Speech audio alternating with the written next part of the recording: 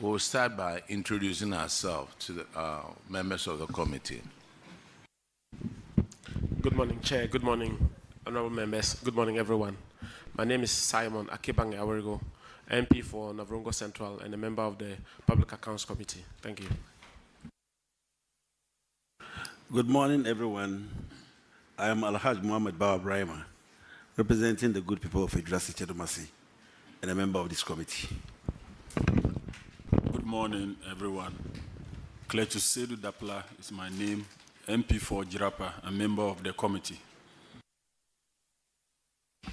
Good morning, everyone. My name is Geoffrey Kinney, MP for Nkwanta Afenyo-Markin region and a member of the committee. Thank you. Good morning, Chair and everyone. I'm Frederick Yao Ahenkwa, Member of Parliament for German North and a member of the committee. Thank you. Good morning, Chairman. Good morning, colleagues. Good morning, everyone. My name is Nana Osei-Mensah, and I represent the good people of New Jabe North in the Eastern region and a member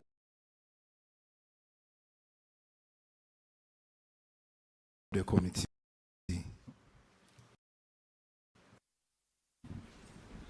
Good morning, everyone. My name is Frank Yabua. I'm the MP for Achuma Mwabieja North in the Ashanti region here, a member of this committee. Thank you.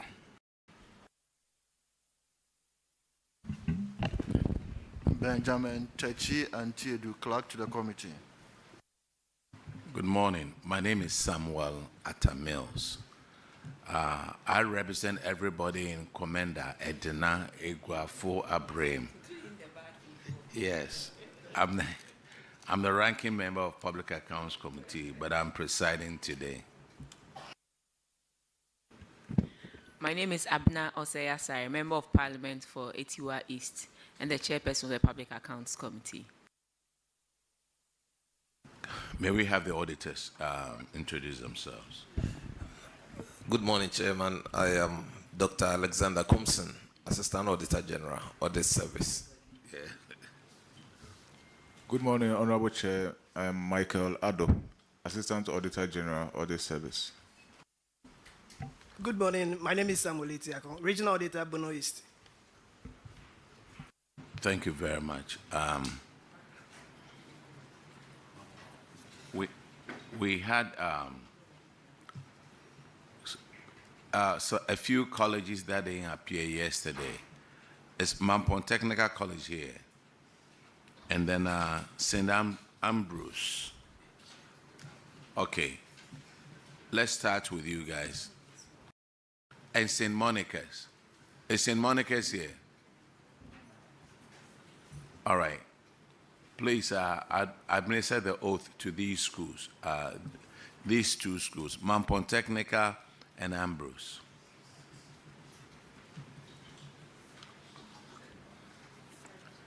When I be Ambrose again.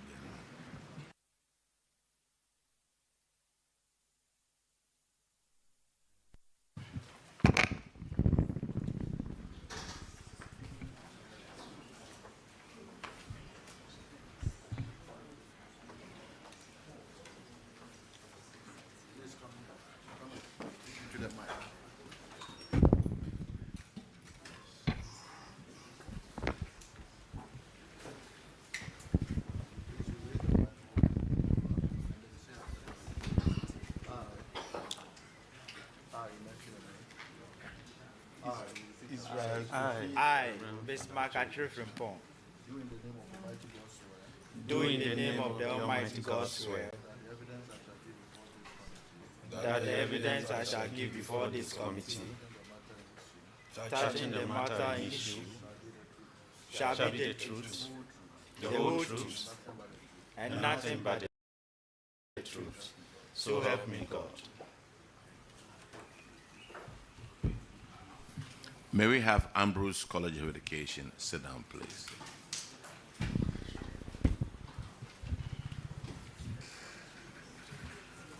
Introduce yourself to the committee. Honorable Chair, please. I'm Reverend Father Dr. George Kwesi Chireme, the principal. I'm Bravo Benjamin, the finance officer. Okay, Honorable Frank Yabua will handle your issue, please. Thank you, Mr. Chair. St. Ambrose, you're welcome to Kumasi. Thank you. We're going to consider your financial performance and position. But let's start with the financial performance. I'm seeing 70% increment in your RGF. What contributed to that? Thank you. The 70% increase was as a result of 138. In 2024, we had an increase in enrollment, that is from 203 to 303. That's the quota that was given. Also, the college embarked on farms. So those farms plus other souvenirs that the college sells contributed to the increase in the IGF for 2024. Okay, that's fine. Your goods and services increased slightly, just 2.3, which is not bad. That's good. You changed a deficit position of 407,000 Ghana cedi to a surplus of 342,000, which is very good. You have to keep it up. It's not bad. Let's look at the financial position. I'm seeing 116% increase in your current assets. What caused that? Thank you. The increase was as a result of increase in inventories. Basically, the feeding in 2024 there was strike, so the foodstuffs and the rest was not used. Okay. So definitely that contributed to the increase in the current asset aspect. Okay, so can you tell us the component of your receivables? Our receivable is basically the school fees. Yes. Okay, all right. Okay, let's look at the current ratio. It moved from 8.2 to 1 to 13.8 to 1, which means that you'll be able to meet your short-term liabilities, financial liabilities. Yes, liabilities. please. So I think you're doing well. It's not bad. Mr. Chair, I think they're doing well. You have very impressive financial, so it's okay. Well done. Thank you. Keep it up. Thank you. Okay, go ahead. Thank you very much. Thank you very much, Chairman. Headmaster, I've seen that your current assets has increased, principal, and your liabilities has reduced significantly. Is it that you are keeping more cash? Like in 2020, the increment was inventory basically. The inventory increased, as I said, because of the strike during the period. So most of the items that we acquired was not used. When it came to internally generated funds, you said something about increase in enrollment and farm. Yes. What do you have at your farm? We have maize. We cultivated maize, and last 2024 we had 77 bags. So we are talking about an increment of 1.6 million. Yes, please. How Not much? only maize. The increment was mostly it was the increase in the enrollment. 100%, 100 students was added. Okay. Because very soon we'll be visiting your farms.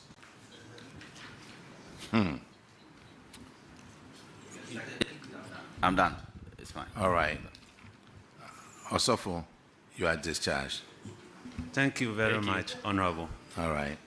Now let's call Mampong Technical College.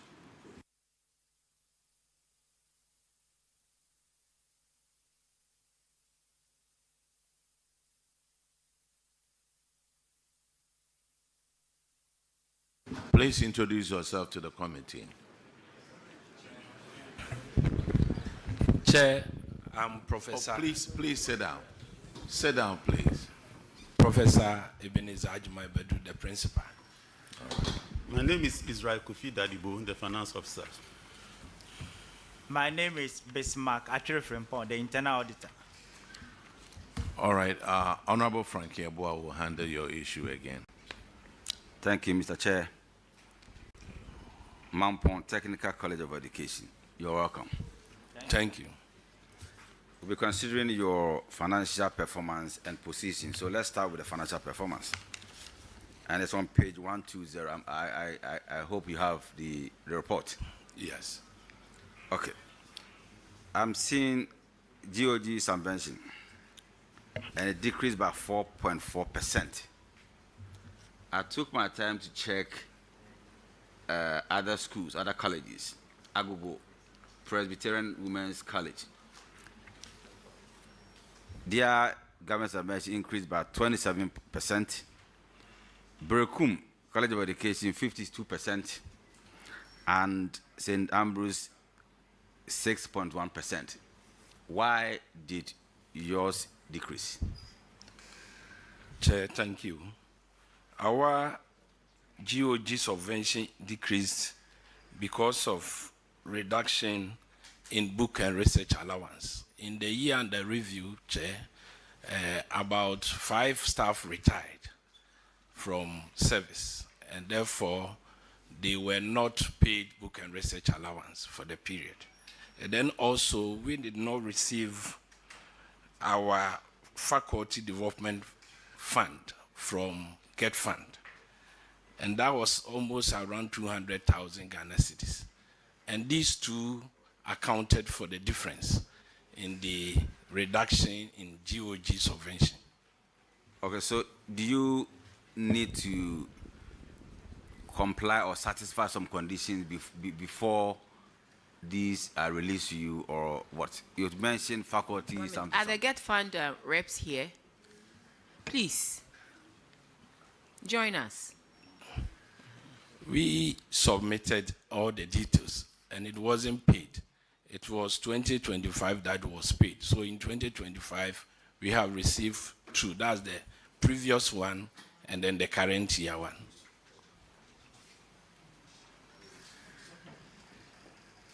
No,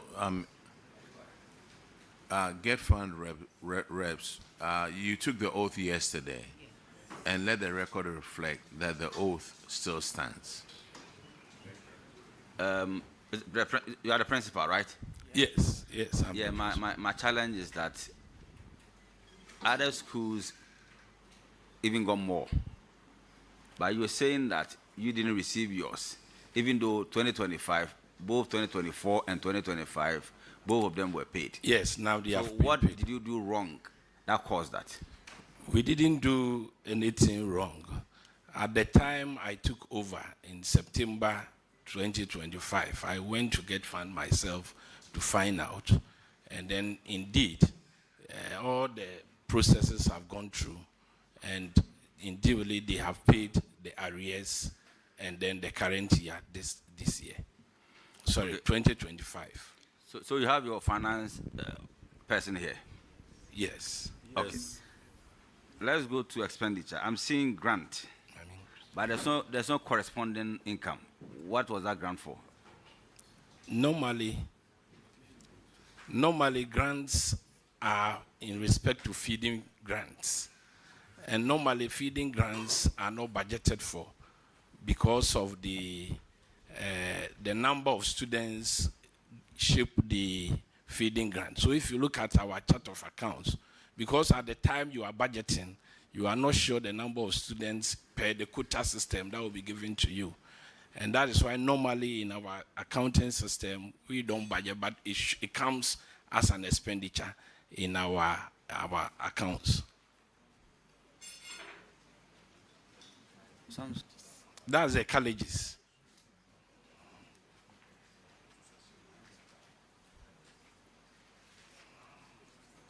Because some of the schools, some of the colleges, you see grant at the top under income, under revenue. And then if you see one under under expenditure, that means that the cost you incurred maybe in getting that grant or something. But if you have grant under expenditure, I don't think the explanation you're giving is a true and fair view of what happened. Now, okay, so auditors, do you agree with his submission? Or maybe you can give us some education on that. Yes, Honorable Chair, it's supposed to show at both ends, at the revenue and then the expenditure side. So I should think that that figure may be included in the subvention. It may not have been separated, but I'm sure when we do a breakdown, we will see that figure over there. But the finance person is here, so why are you not explaining to us? It can be in the IGF, but we have to know whether it's in the IGF or not. You came with them, so why did you come if you cannot answer the questions? Honestly, the records is not part of the government subvention. It's part of the government subvention? Yes, please. No. Part of the government It's not subvention. part. It's Yes. not part. That's what I said. It's not part of the government It subvention. can be. So where did you put it? Or is it that you're embarking on a project and you're expecting some funds from outside? no, because the grants, Chair, that you see there are mainly for the feeding grant for the students. Feeding grant from where?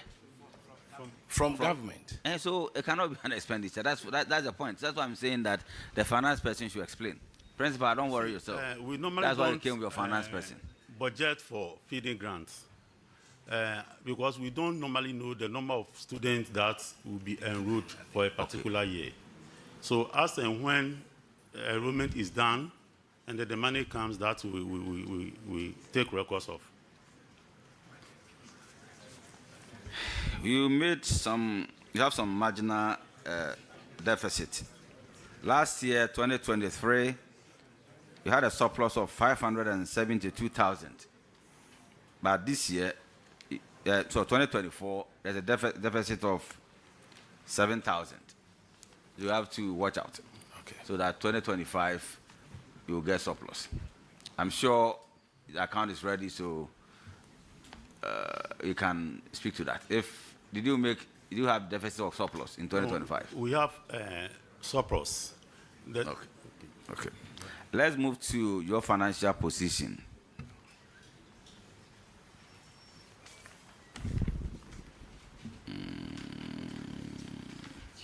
Your current liabilities increased by 35.6%. Can you explain why?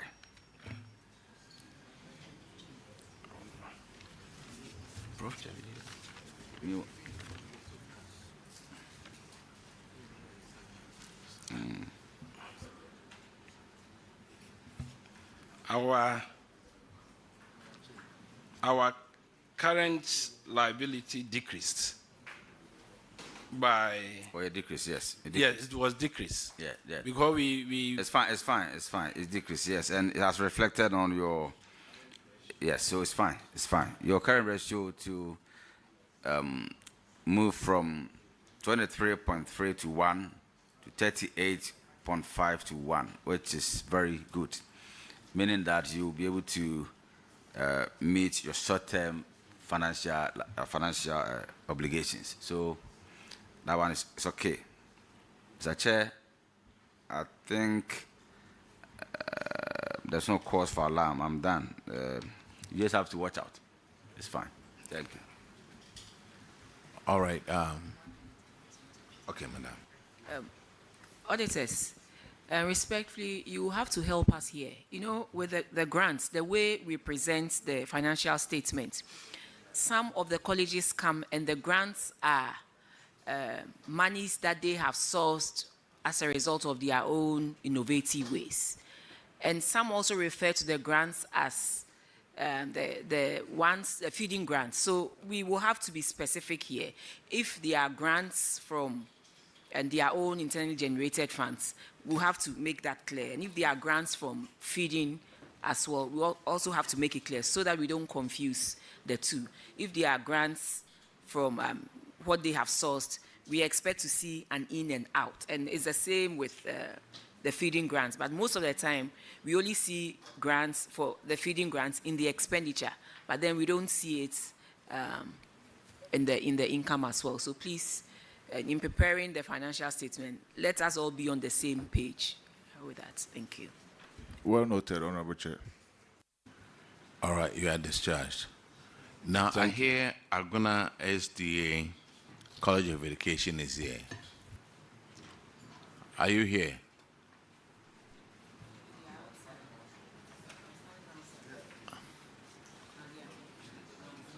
Aguna SDA, okay.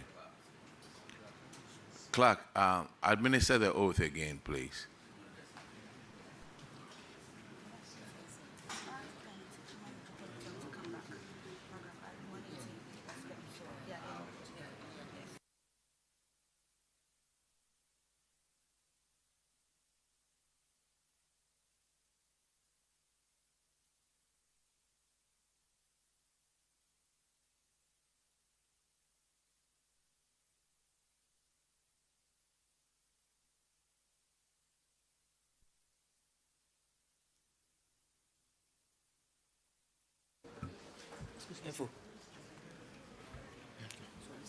Okay.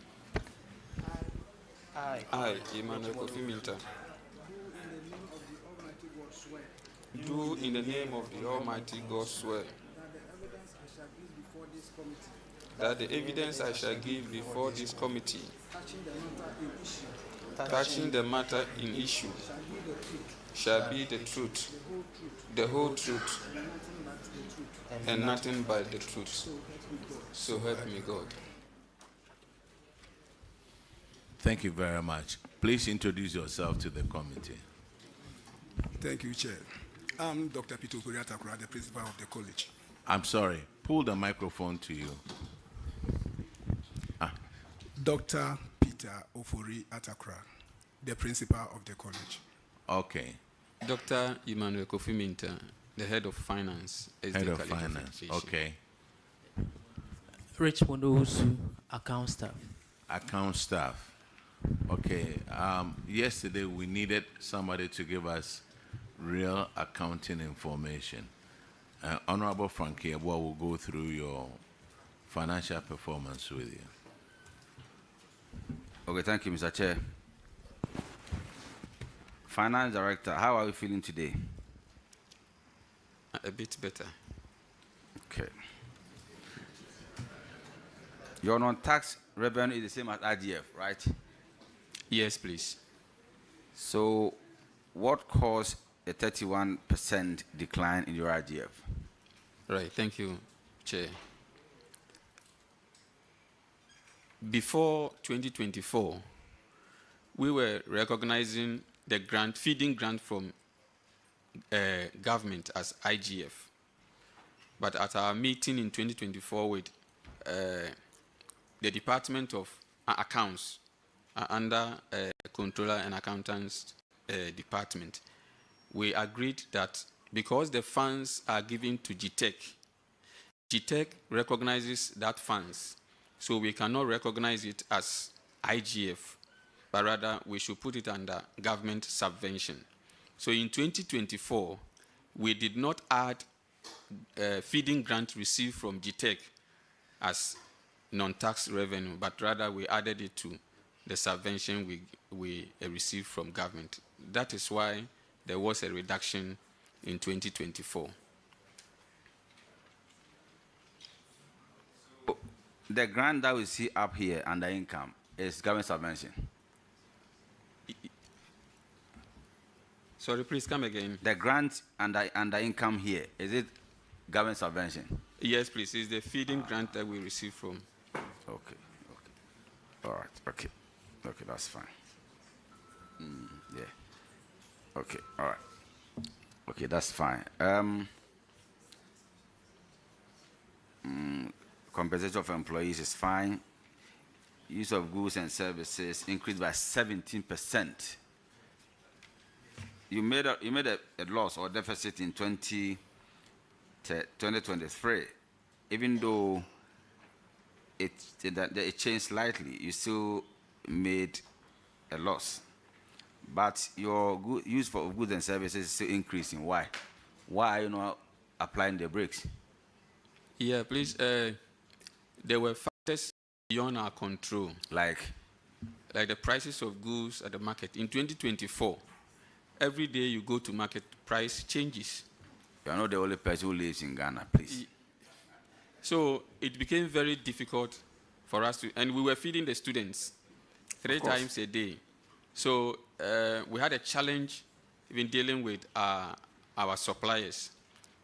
There was also another issue where the feeding grants were not forthcoming at the time that it's supposed to come. So some of the suppliers, we couldn't honor our obligation at the time that we're supposed to. So they came back revising the price. So at each time you see the supplier coming to revise the price, that is their prices. And that caused that huge difference in the total expenditure. Apart from food, what else forms the components of goods and services? General expenses, like payment of electricity, repairs and maintenance, stationery, sanitation, all other expenses, excluding compensation and keepers, or any other expense apart from putting up fixed assets. Committee, representatives from the Auditor General, the regional directors, Director General, members of the media, distinguished ladies and gentlemen, good morning once again. Today is our 3rd day of the 2nd zonal hearing. And the zonal hearings is made up of these 4 reports. The report of the Auditor General on the accounts of district assemblies for the financial year ended 31st December 2024. The report of the Auditor General on the management and utilization of the District Assembly Common Fund and other statutory funds for the year ended 31st December 2024. The report of the Auditor General on the public accounts of Ghana pre-university educational institutions for the year ended 31st December 2024. And finally, the report of the Auditor General on the public accounts of Ghana public universities and colleges of education for the year ended 31st December 2024. These 4 reports are a consolidation of the significant findings and recommendations emanating from the routine audits of these institutions. Our committee will conduct these hearings with transparency, will act in fairness, and also promote accountability, because the Ghanaian people expect Parliament to protect the integrity of the national purse, and will do so with diligence. We ask that when you are called here to come and answer to one infraction or the other, you also do same. This is not a witch hunting committee. We are here to find solutions to the infractions that you have been cited for and see how best we can manage our public financial management. So, ladies and gentlemen, with these remarks, I welcome all of us to the hearing, the 4th day hearing in this, of the 2nd zonal sitting. And we hope that we all discharge our mandate as is expected of us. Thank you very much.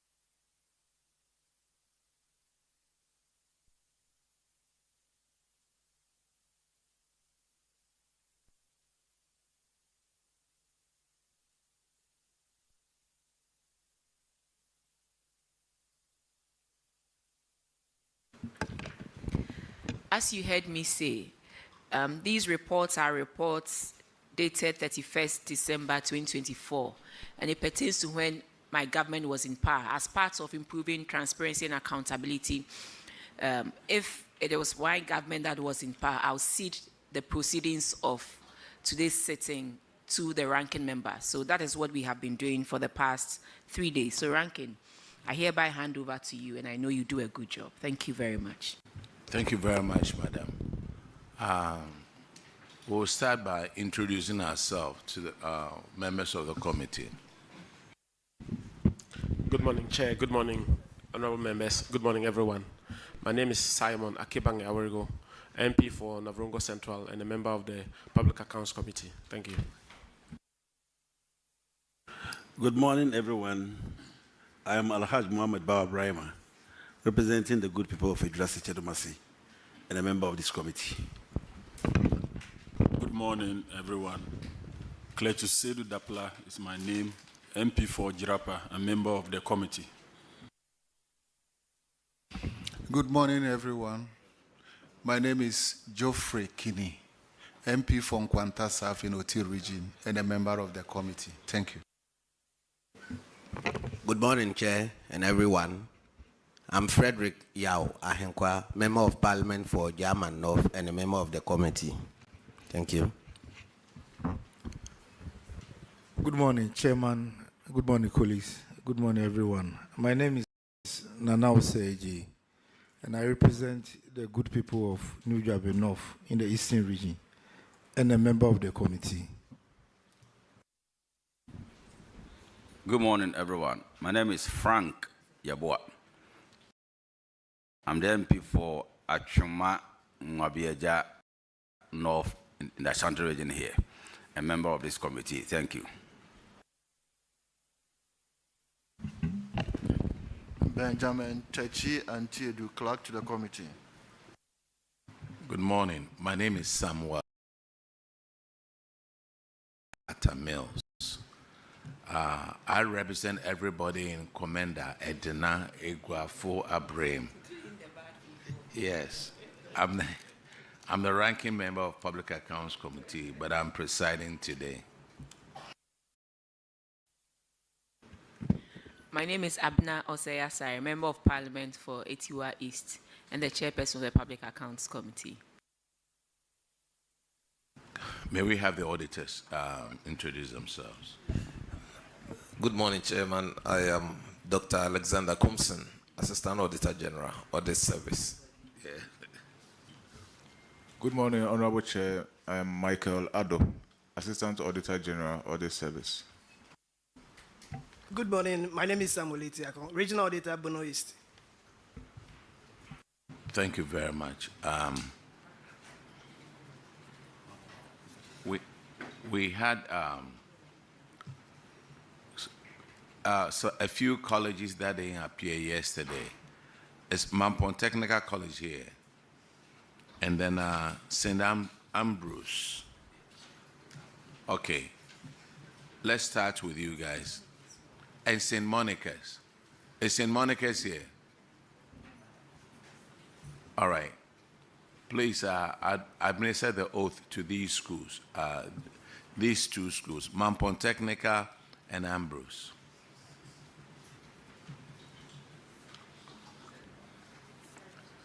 When I be Ambrose again.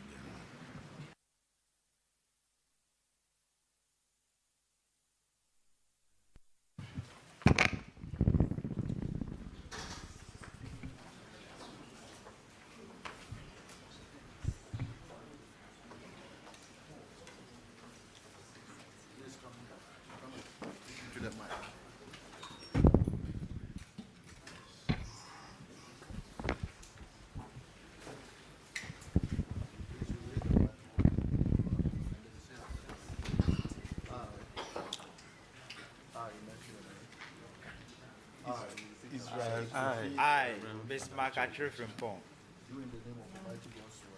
do in the name of the Almighty God swear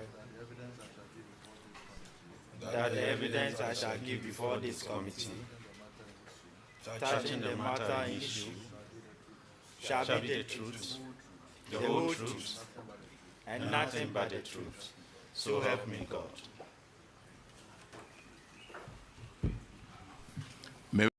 We have Ambrose College of Education. Sit down, please.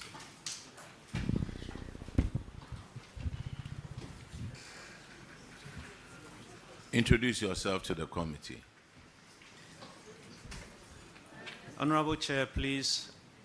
I'm Reverend Father Dr. George Kwesi Chireme, the principal. I'm Blavo Benjamin, the finance officer. Okay, Honorable Frank Yeboah will handle your issue, please. Thank you, Mr. Chair. St. Ambrose, you're welcome to Kumasi. Thank you. We're going to consider your financial performance and position. But let's start with the financial performance.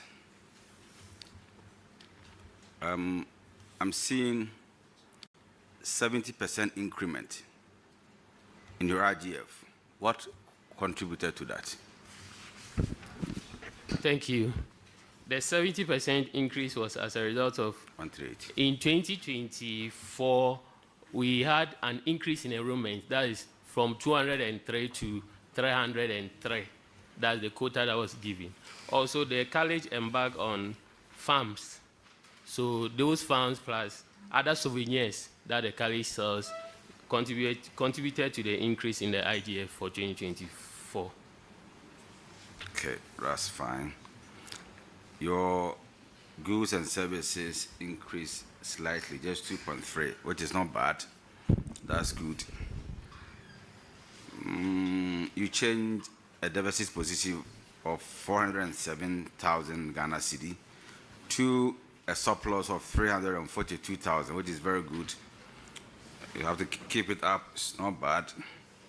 Let's look at the financial position. I'm seeing 116% increase in your current assets. What caused that? Thank you. The increase was as a result of increase in inventories. Basically, the feeding in 2024, there was strike, so the foodstuffs and the rest was not used. Okay. So definitely that contributed to the increase in the current asset aspect. Okay, so can you tell us the component of your receivables? Our receivable is basically the school fees. Yes. Okay, all right. Okay, let's look at the current ratio. It moved from 8.2 to 1 to 13.8 to 1, which means that you'll be able to meet your short-term liabilities, financial liabilities. Yes, liabilities. please. So I think you're doing well. It's not bad. Mr. Chair, I think they're doing well.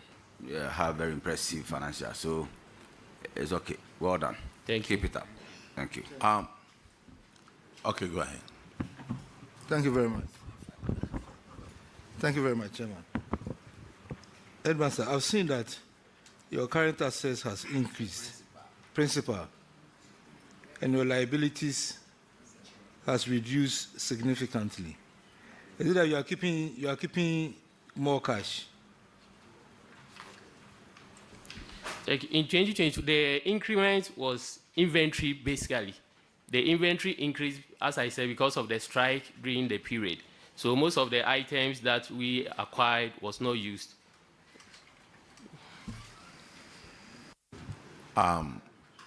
When it came to internally generated funds, you said something about increase in enrollment and farm. Yes. What do you have at your farm? We have maize. We cultivated maize. And last 2024, we had 77 bags. So we are talking about an increment of 1.6 million. Yes, please. How Not much? only maize. The increment was, mostly it was the increase in the enrollment, 100%, 100 students was added. Okay. Because very soon we'll be visiting your farms. I'm done. It's fine. All right. Osofo, you are discharged. Thank you very much, Honorable. All right. Now let's call Mampong Technical College.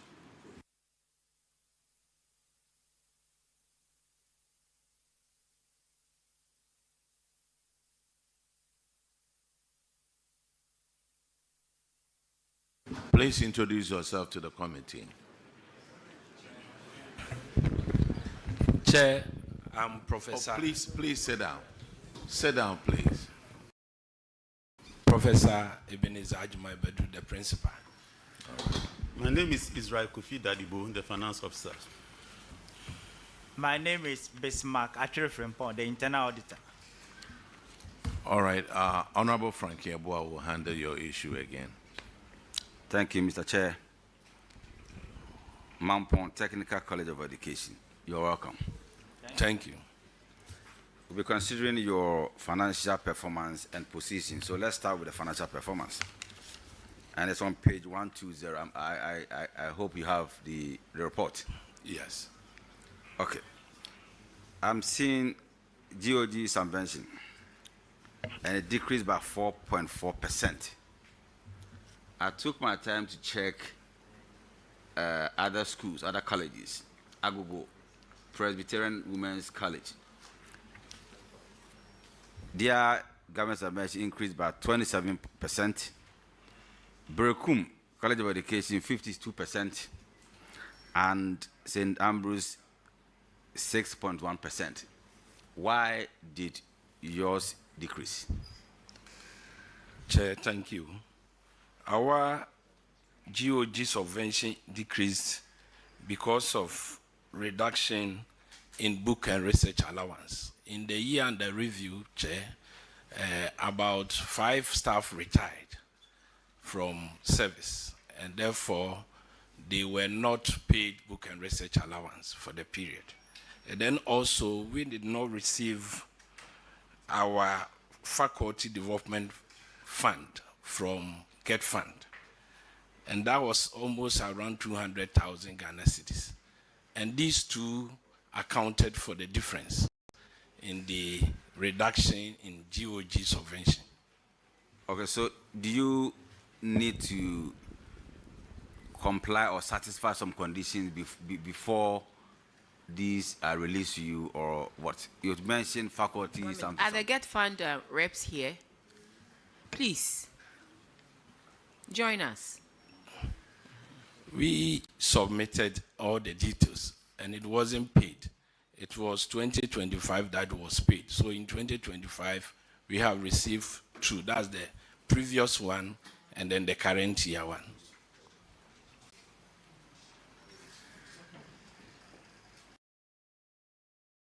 No,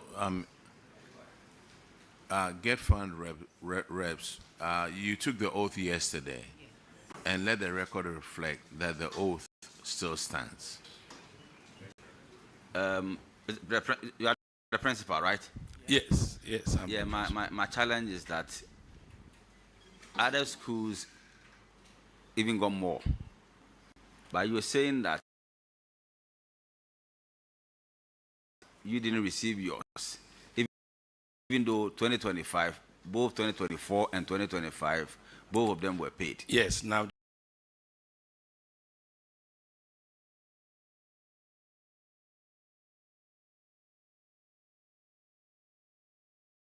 did you do wrong that caused that? we didn't do anything wrong. At the time I took over in September 2025, I went to GET Fund myself to find out, and then indeed all the processes have gone through, and indeed they have paid the arrears and then the current year this year. Sorry, okay. 2025. So you have your finance person here? Yes. Okay. Let's go to expenditure. I'm seeing grant, but there's no corresponding income. What was that grant for? Normally grants are in respect to feeding grants, and normally feeding grants are not budgeted for because of the number of students shape the feeding. Inspire and strengthen our people that they may give time, thought, and sacrifice to speed the day of the coming beauty of Ghana and Africa. Amen.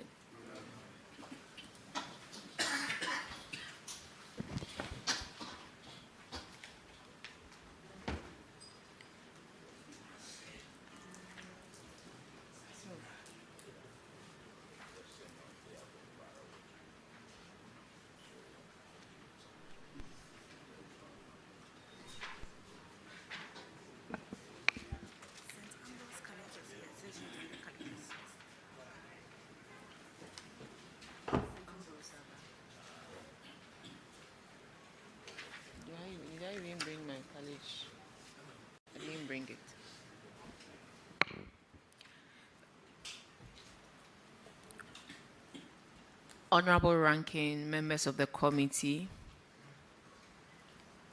representatives from the Auditor General, the regional directors, Director General, members of the media, distinguished ladies and gentlemen, good morning once again. Today is our third day of the second zonal hearing. And the zonal hearings is made up of these 4 reports. The report of the Auditor General on the accounts of districts assemblies for the financial year ended 31st December 2024. The reports of the Auditor General on the management and utilization of the District Assembly Common Fund and other statutory funds for the year ended 31st December 2024. The report of the Auditor General on the public accounts of Ghana pre-university educational institutions for the year ended 31st December 2024. And finally, the report of the Auditor General on the public accounts of Ghana public universities and colleges of education for the year ended 31st December 2024. These 4 reports are a consolidation of the significant findings and recommendations emanating from the routine audits of these institutions. Our committee will conduct these hearings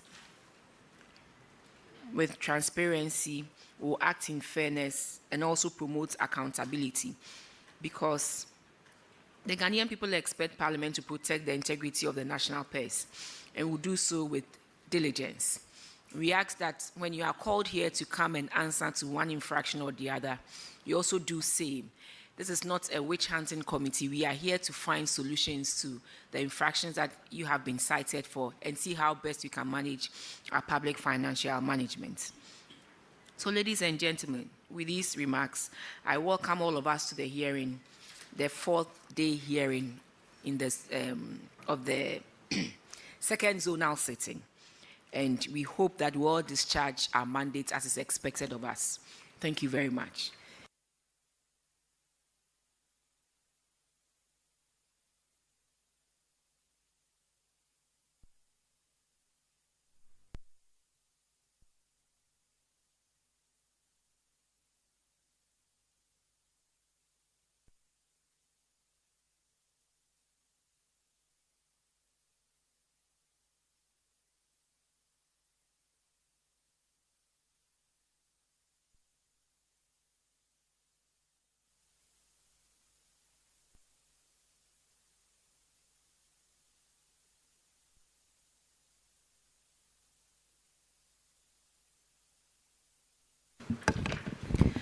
As you heard me say, these reports are reports dated 31st December 2024, and it pertains to when my government was in power. As part of improving transparency and accountability, if it was one government that was in power, I'll cede the proceedings of today's sitting to the ranking member. So that is what we have been doing for the past 3 days. So, ranking, I hereby hand over to you, and I know you do a good job. Thank you very much.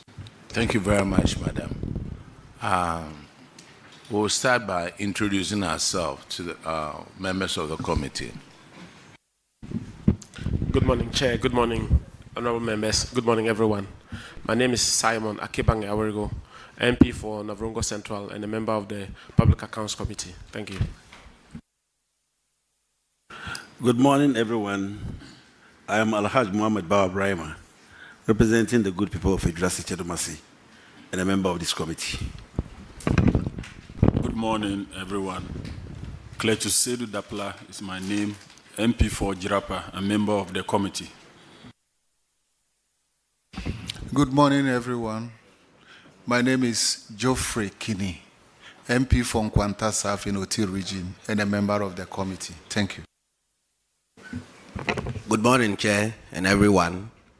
I'm Frederick Yao Ahenkwa, Member of Parliament for German North and a member of the committee. Thank you.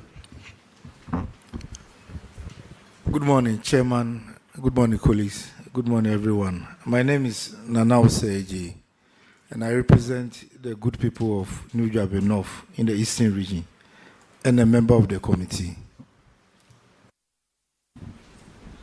Good morning, everyone. My name is Frank Yabua. I'm the MP for Afenyo-Markin Mwabieja North in the Ashanti region here, a member of this committee. Thank you. Benjamin Techi and Tiedu, clerk to the committee. Good morning. My name is Samuel Atta Mills. I represent everybody in Commander Edna Egwafo Abraham.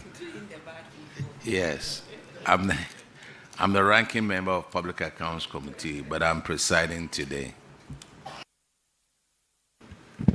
My name is Abna Osei-Mensah, Member of Parliament for Etiwa East and the chairperson of the Public Accounts Committee.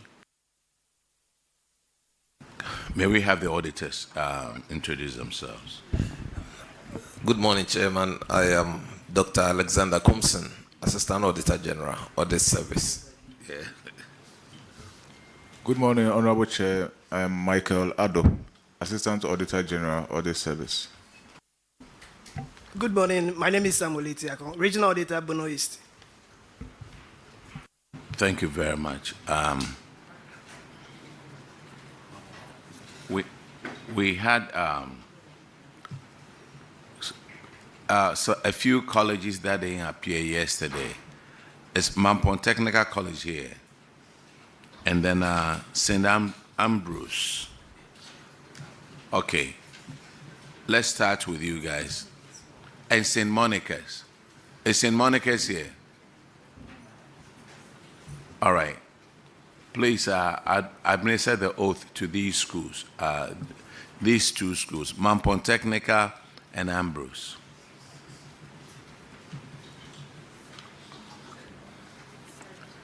When I be Ambrose again.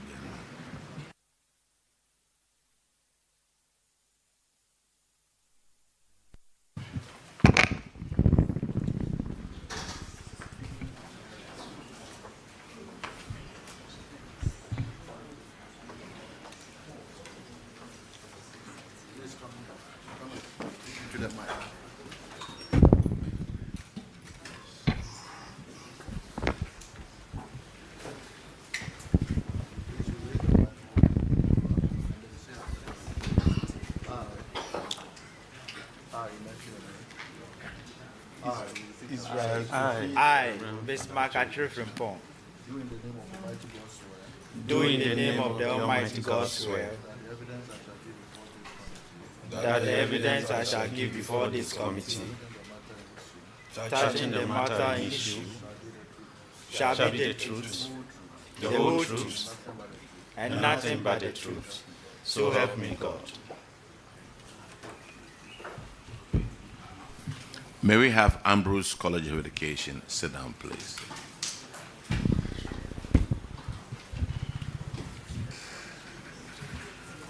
Introduce yourself to the committee.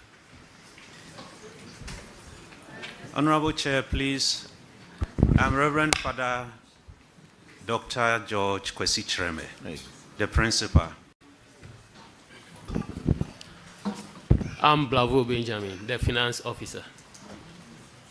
Okay, Honorable Frank Yeboah will handle your issue, please. Thank you, Mr. Chair. St. Ambrose, you're welcome to Kumasi. Thank you. We're going to consider your financial performance and position. But let's start with the financial performance. I'm seeing 70% increment in your RGF. What contributed to that? Thank you. The 70% increase was as a result of, 138. In 2024, we had an increase in enrollment, that is from 203 to 303. That's the quota that was given. Also, the college embarked on farms. So those farms plus other souvenirs that the college sells contributed to the increase in the IGF for 2024. Okay, that's fine. Your goods and services increased slightly, just 2.3, which is not bad. That's good. You changed a deficit position of 407,000 Ghana cedi to a surplus of 342,000, which is very good. You have to keep it up. It's not bad. Let's look at the financial position. I'm seeing 116% increase in your current assets. What caused that? Thank you. The increase was as a result of increase in inventories. Basically, the feeding in 2024 there was strike, so the foodstuffs and the rest was not used. Okay. So definitely that contributed to the increase in the current asset aspect. Okay, so can you tell us the component of your receivables? Our receivable is basically the school fees. Yes. Okay, all right. Okay, let's look at the current ratio. It moved from 8.2 to 1 to 13.8 to 1, which means that you'll be able to meet your short-term liabilities, financial liabilities. Yes, liabilities. please. So I think you're doing well. It's not bad. Mr. Chair, I think they're doing well. You have very impressive financial, so it's okay. Well done. Thank you. Keep it up. Thank you. Okay, go ahead. Thank you very much. Thank you very much, Chairman. Headmaster, I've seen that your current assets has increased, principal, and your liabilities has reduced significantly. Is it that you are keeping more cash? Like in 2022, the increment was inventory basically. The inventory increased, as I said, because of the strike during the period. So most of the items that we acquired was not used. When it came to internally generated funds, you said something about increase in enrollment and farm. Yes. What do you have at your farm? We have maize. We cultivated maize, and last 2024 we had 77 bags. So we are talking about an increment of 1.6 million. Yes, please. Not only maize. The increment was mostly the increase in the enrollment. 100%, 100 students was added. Okay.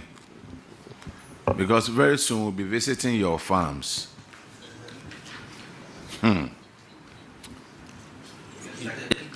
I'm done. It's fine. All right. Osofo, you are discharged. Thank you very much, Honorable. All right. Now let's call Mampong Technical College.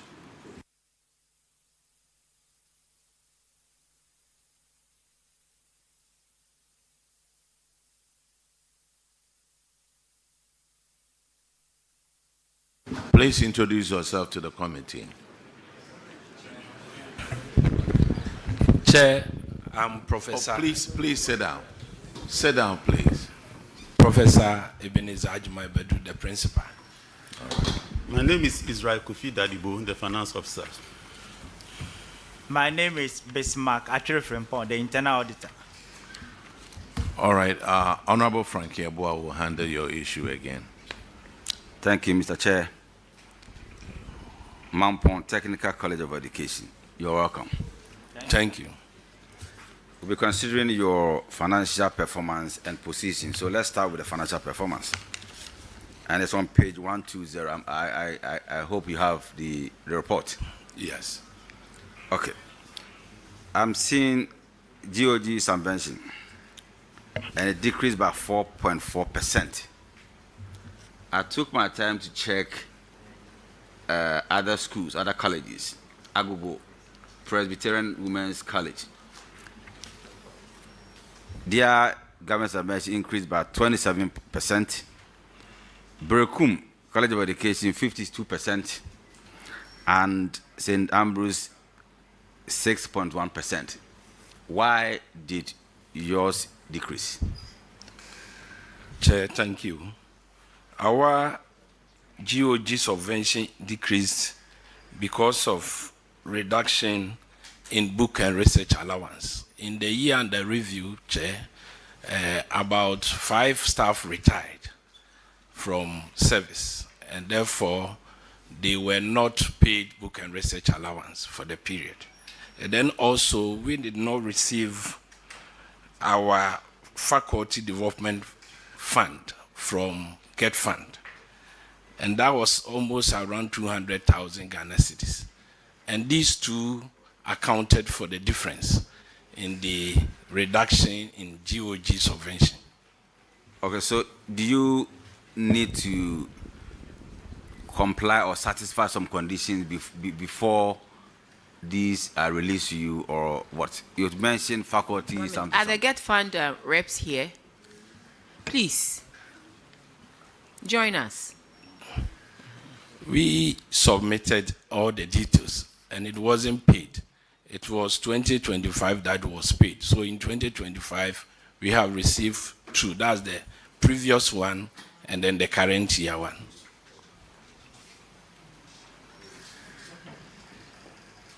No, GET Fund reps, you took the oath yesterday, and let the record reflect that the oath still stands. You are the principal, right? Yes, yes. Yeah, my challenge is that other schools even got more. But you were saying that you didn't receive yours, even though 2025, both 2024 and 2025, both of them were paid. Yes, now they have So been what paid. did you do wrong that caused that? We didn't do anything wrong. At the time I took over in September 2025, I went to GET Fund myself to find out. And then indeed, all the processes have gone through, and indeed they have paid the arrears and then the current year, this year. Sorry, 2025. So you have your finance person here? Yes. Okay. Let's go to expenditure. I'm seeing grant, but there's no corresponding income. What was that grant for? Normally grants are in respect to feeding grants. And normally feeding grants are not budgeted for because of the number of students shape the feeding grant. So if you look at our chart of accounts, because at the time you are budgeting, you are not sure the number of students per the quota system that will be given to you. And that is why normally in our accounting system, we don't budget, but it comes as an expenditure in our accounts. That's the colleges.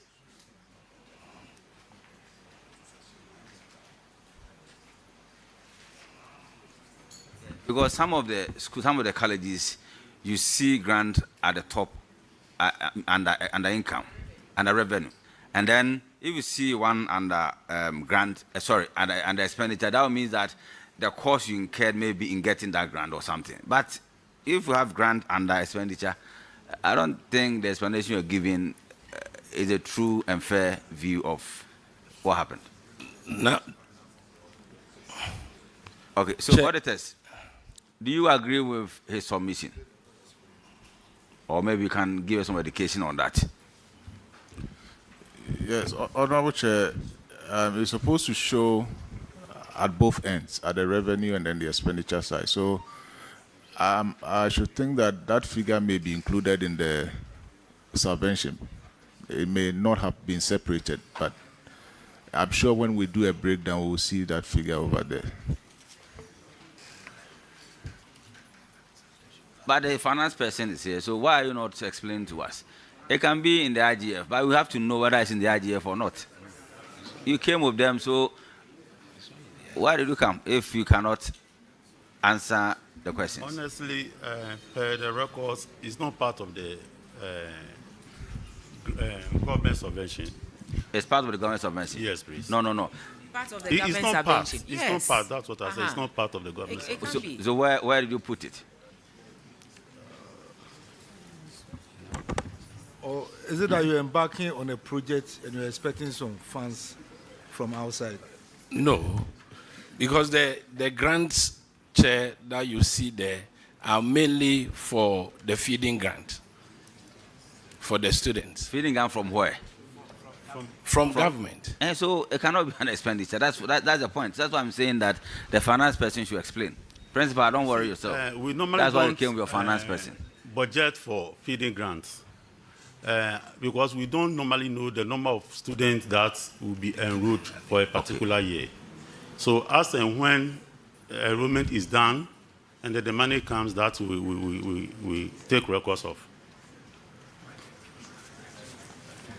You have some marginal deficit.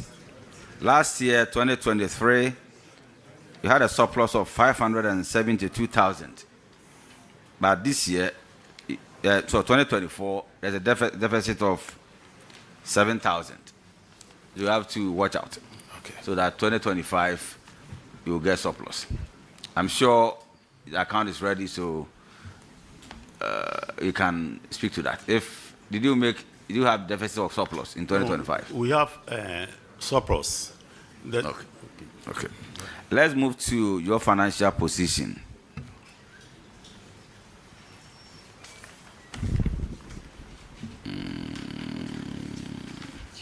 Your current liabilities increased by 35.6%. Can you explain why?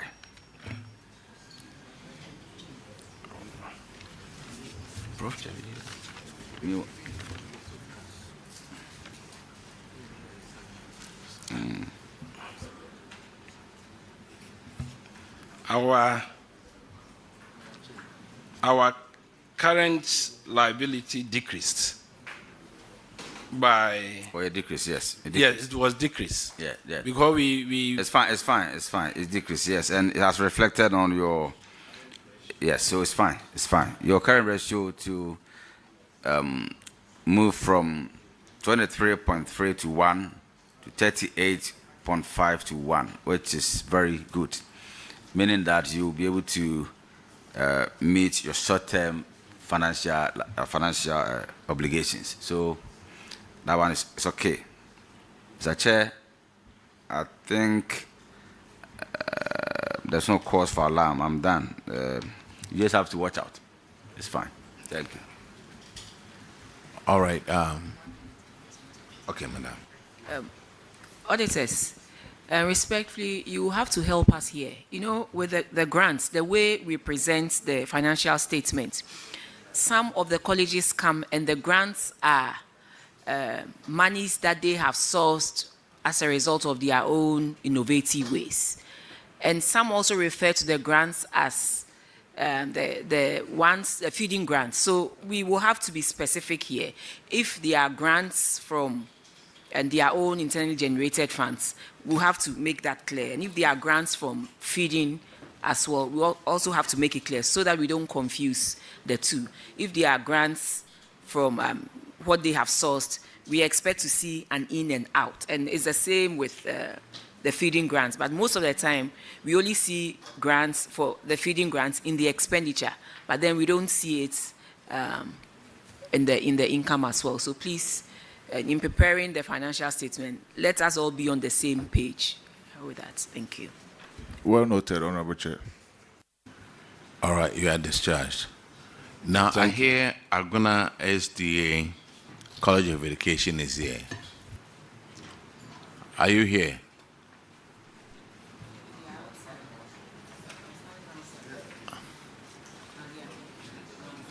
Aguna SDA, okay. Clerk, administer the oath again, please.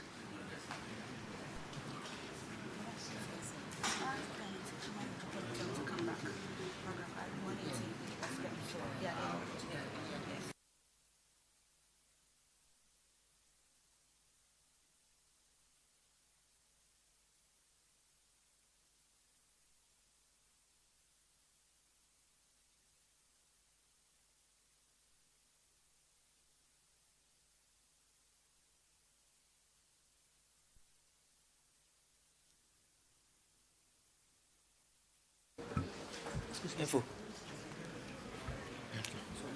Okay. I, Emmanuel Kofi Milton. do in the name of the Almighty God swear that the evidence I shall give before this committee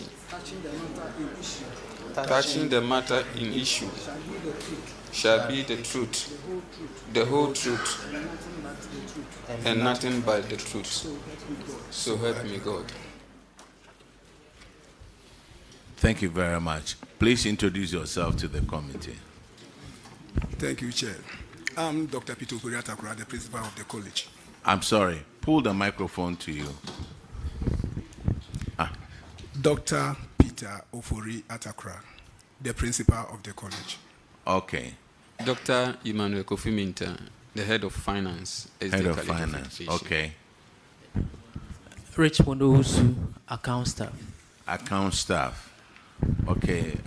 Yesterday we needed somebody to give us real accounting information. Honorable Frankie Abusua will go through your financial performance with you. Okay, thank you, Mr. Chair. Finance Director, how are you feeling today? A bit better. Okay. Your non-tax revenue is the same as IGF, right? Yes, please.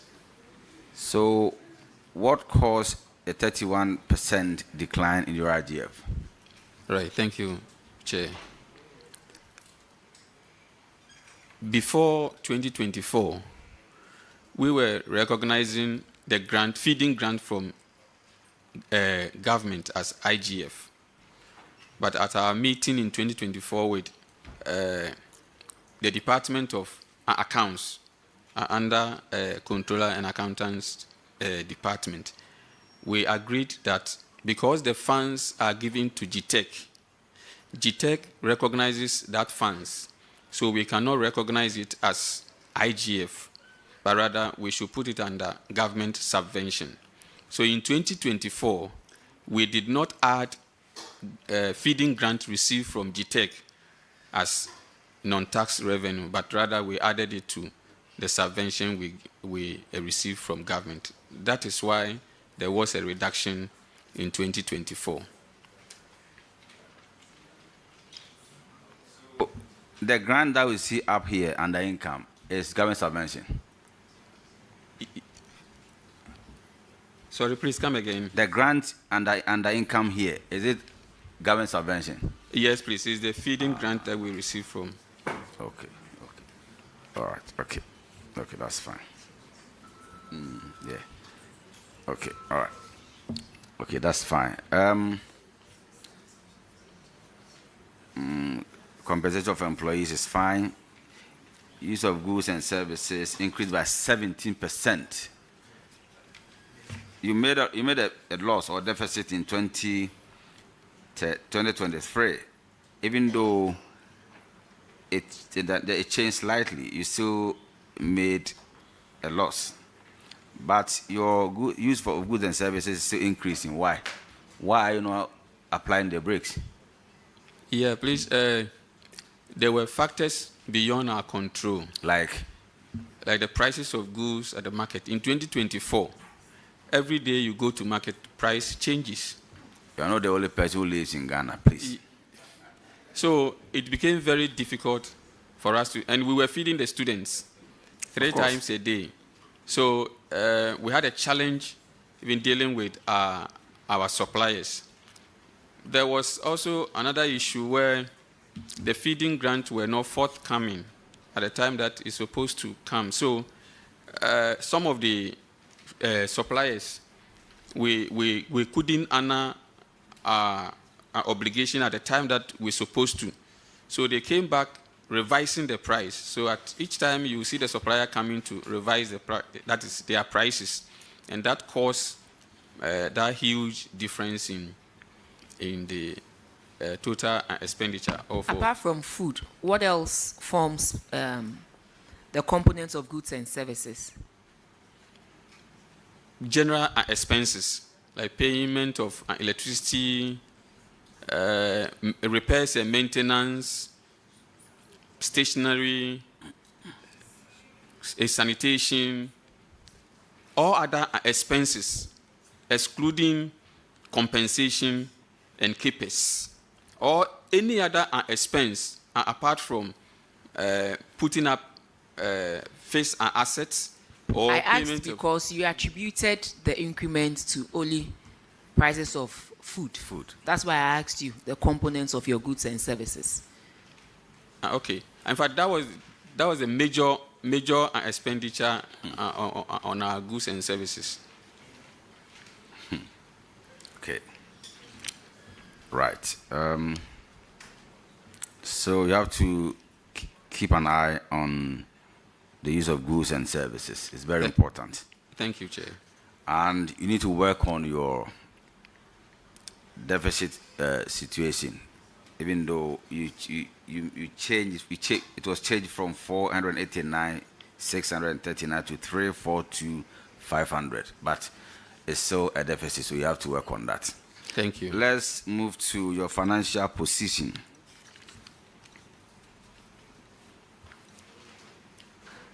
Do you have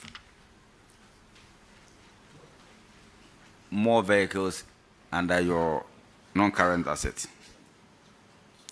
No, please. We don't have more cars. I think we have only 2. Only 2. Yes, please. Okay, so apart from depreciation charge, what caused the decrease in the non-current asset? Please, it is the depreciation charge that caused the... Apart from that one, do you have any other reason? No, please. There's no other reason.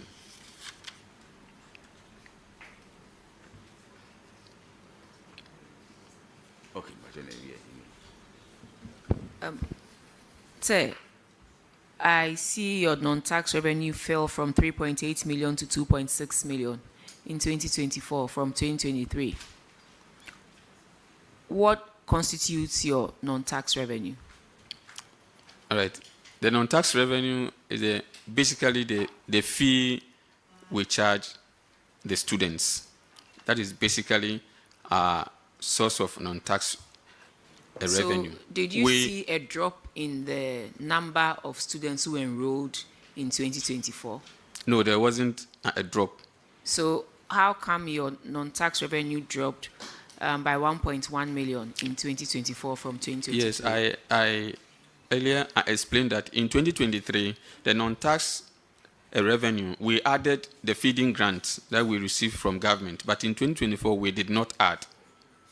So in 2024, we had a feeding grant of about 1.9 million. So if that had been added to that of 2024, our 2024 non-tax revenue would be higher than that of 2023.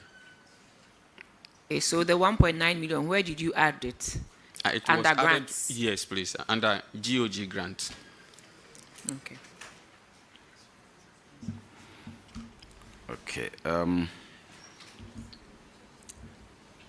Your current asset also increased by 56%. Let's see what you did there as well, because help us so that the people, your colleagues also learn. There was an increase of 56% in your current asset. Yes, our current asset increased in that we also had our inventory increased. The reason was that that year, strike action or what? No, yes, we were supposed to celebrate our 10th anniversary, so we procured anniversary cloth with the hope that our students will be in and we will sell the cloth to them. Unfortunately, the academic year didn't start in 2024, but it was pushed to 2025 because of the strike. So we needed to account for those cloths as inventory, and that eventually added or increased our current assets. So have you managed to sell all the cloth? Yes, please. So it didn't cause any financial loss to the state? No, not at all, sir. Okay.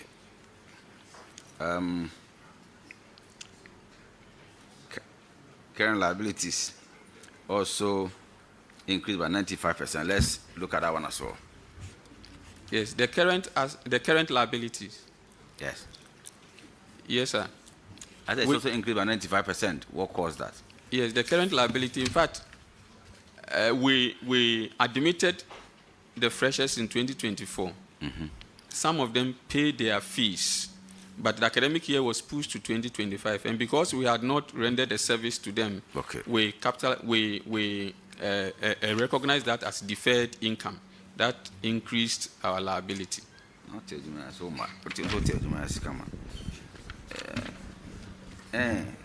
that embarrass your colleague. You come, you didn't want to come, and you sent.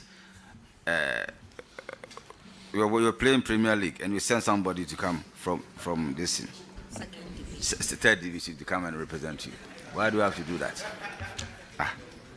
My last one.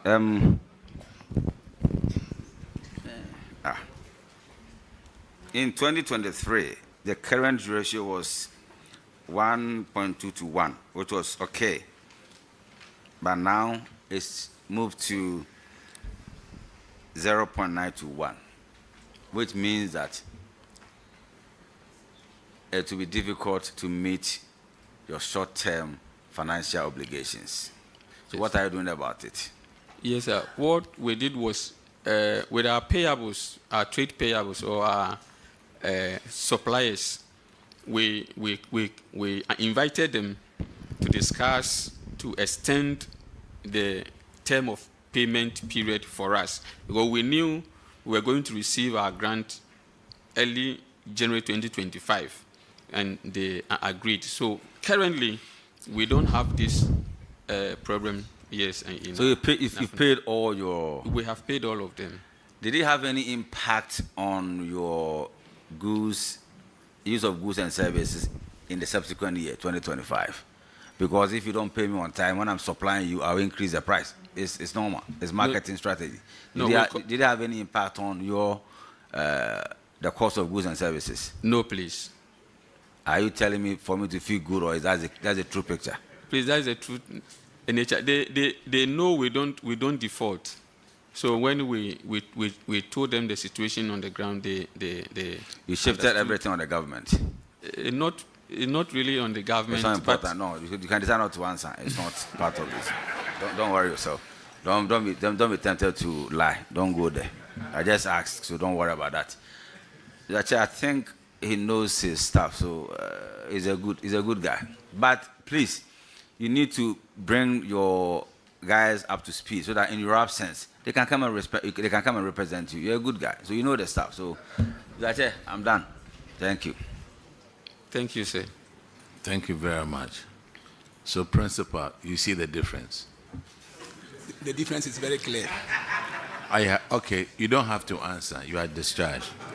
Thank you very much. Now, let's call these following schools. Bodi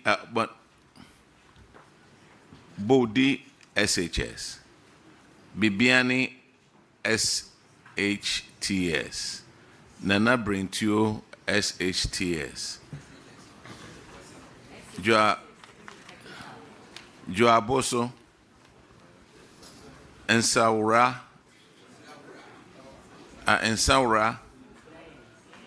Asawenso, and Akontombra. Please, all of you come and take the oath, please.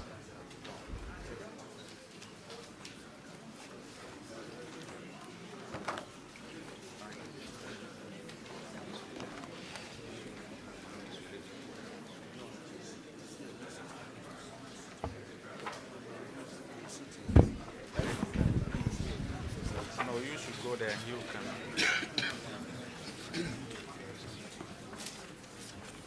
Come here.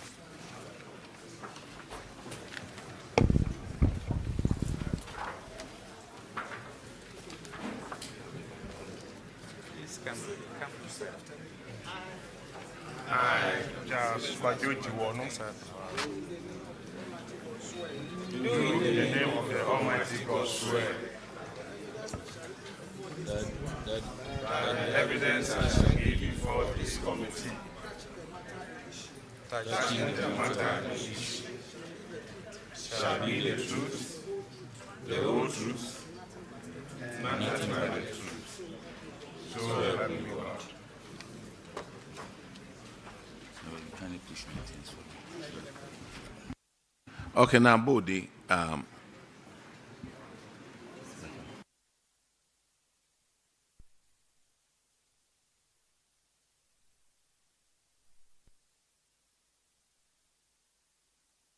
please introduce yourself to the committee. I am Charles Kwajojiwono, Headmaster, Bodhi SHS. Nana Nkwa Owusu Prince, Finance Officer. Dr. Isaac Munawaro, Deputy Director General, Quality and Access, GES. Mensa Jerry, internal of the GES. Dr. Imoro Musa, Director Finance, GES.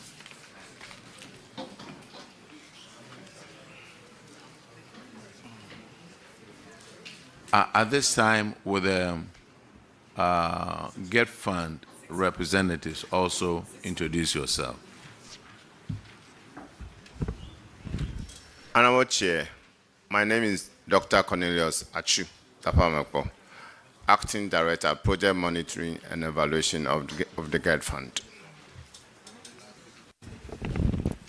Honorable Chair, I'm Victor Tihe, Deputy Director in charge of Project Monitoring and Evaluation.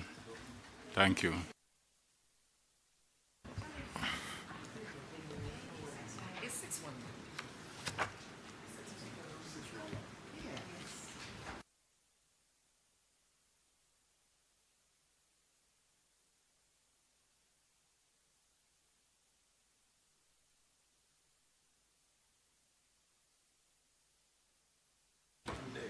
Okay, you are there.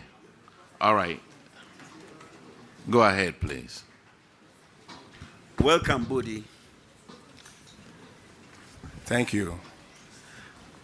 Your infraction on paragraph 611 is a failure to secure land title documents for the school.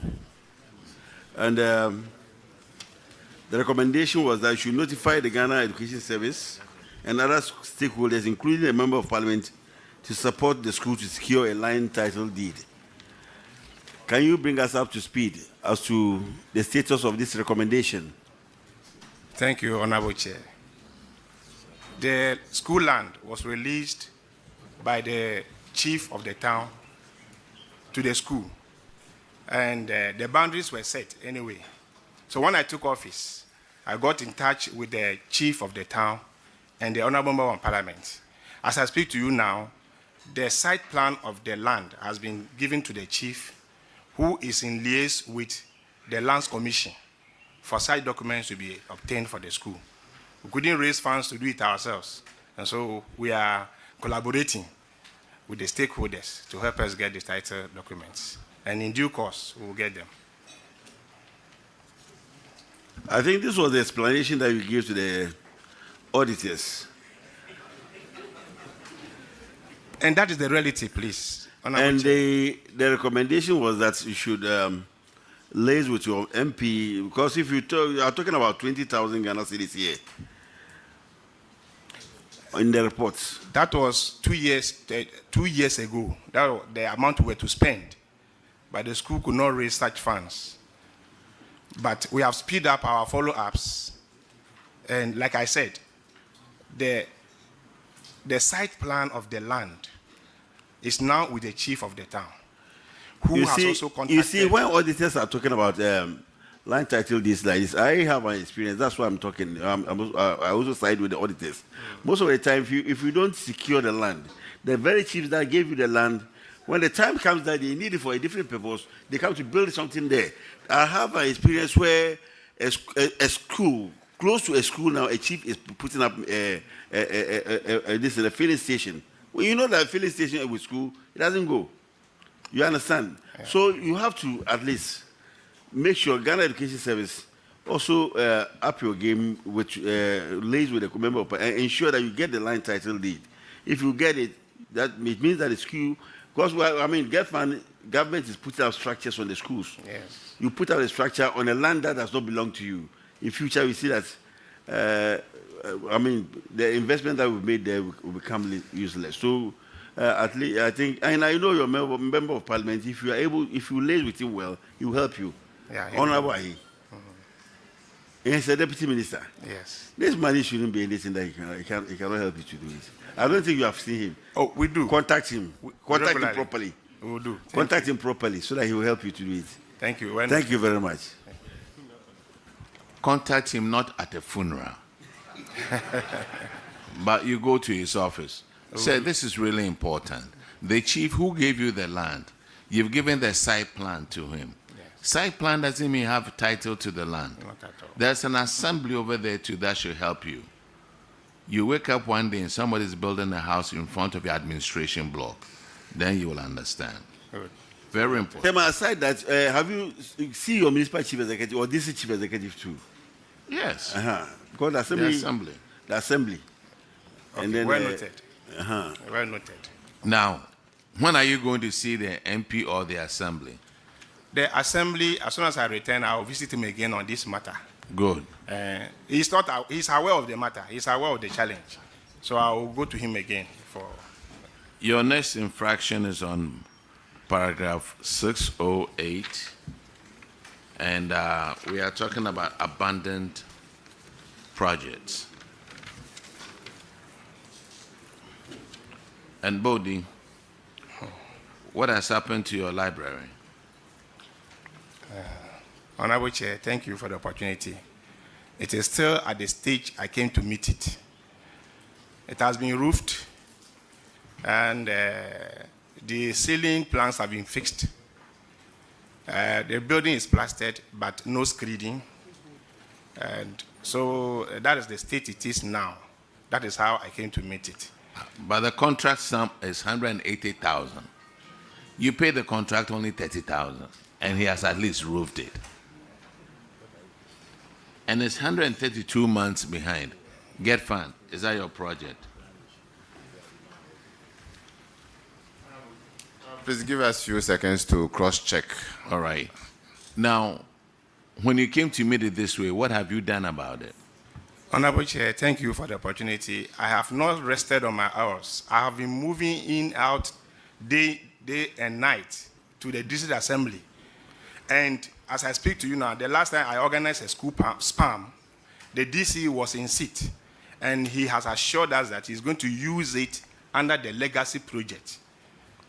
But this is the source of funding was District Assembly Common Fund. Okay, so that is it. I don't know how come he told me he will capture it under the legacy project. But your Director General is sitting right here. Have you written to him? I think I have written, but I don't have a copy of the letter here. Oh, I have been writing letters, Honorable Chair. As for my letters, a lot. So I will cross-check, but I think I have done that. But I don't remember when I did. Sir, you knew you were coming here and would ask you about this building.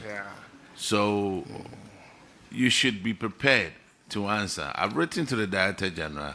I've written to Get Fund or whoever it is. But if you can't remember.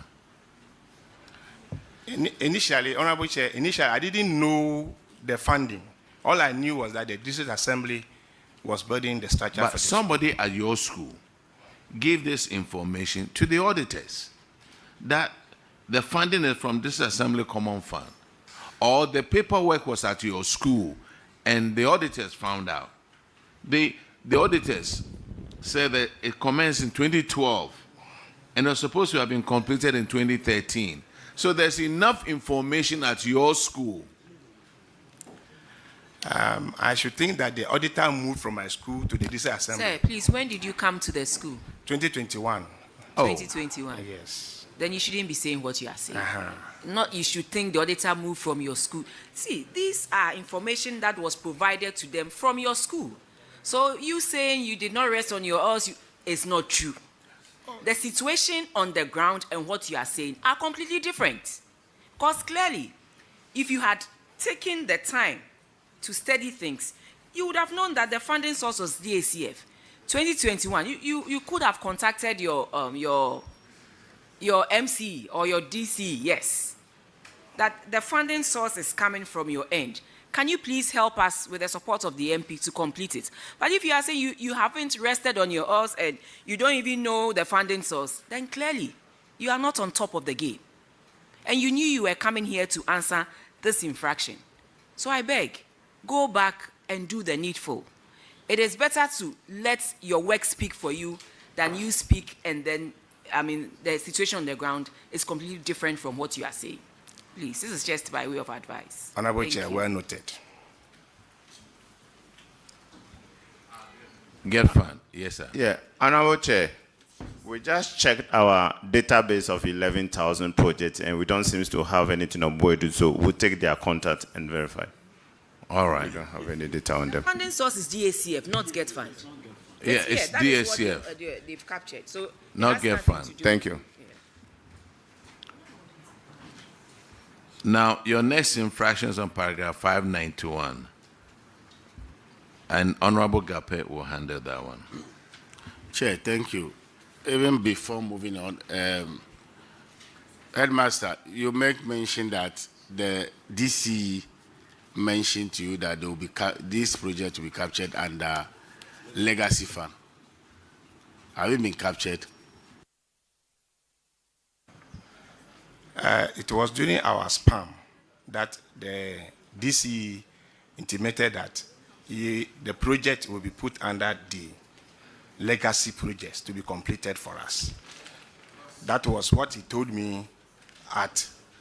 So have you done any follow-up? Have you followed up to know whether you have been captured? Please, I have done that. And he told me he will begin the project in this coming June. Yeah, because the legacy project is the same common fund. It's a district assembly common fund. It's only percentage that be captured for legacy projects like abandoned projects that they need to complete because they are all government projects. It's you and I, our money being used for that. So at the end of the day, we can't abandon it and then leave it as such. So follow up and do the needful. Thank you. But why your school owe Electricity Company of Ghana 57,763.63? Why? Honorable Chair, we have not received the payment from the government to effect that payment. That is why it is outstanding. Haven't received any payment from government? No, please. So any follow-up with regards to that? Have you done any follow-up? Thank you. We received a correspondence from Ghana Education Service on 13th June 2024 requesting that we submit bills that the school owes. And we did that. On the template that was provided, we are still in waiting to receive funds to pay. GES headquarters, why are you not releasing funds for them to pay Electricity Company of Ghana? Thank you, Chair. If we recall, you see that some of the regions that appeared yesterday, many of them cleared their bills.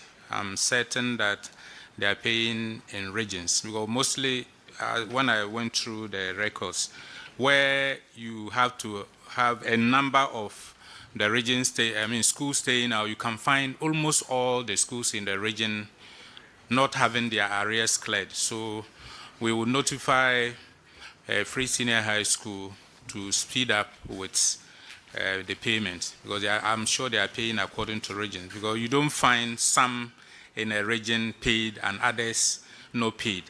Since I paid attention to this, so I'll let Free Senior High School to speed up with the payment. Thank you.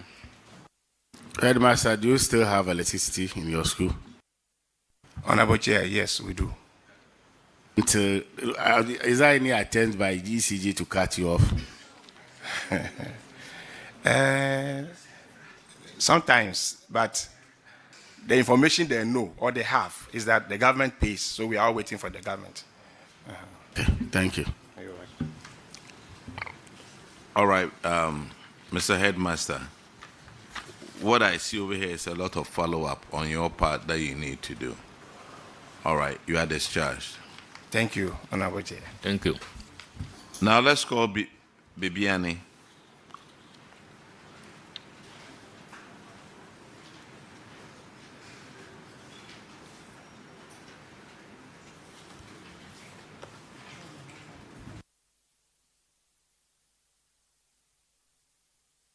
Please introduce yourself to the committee.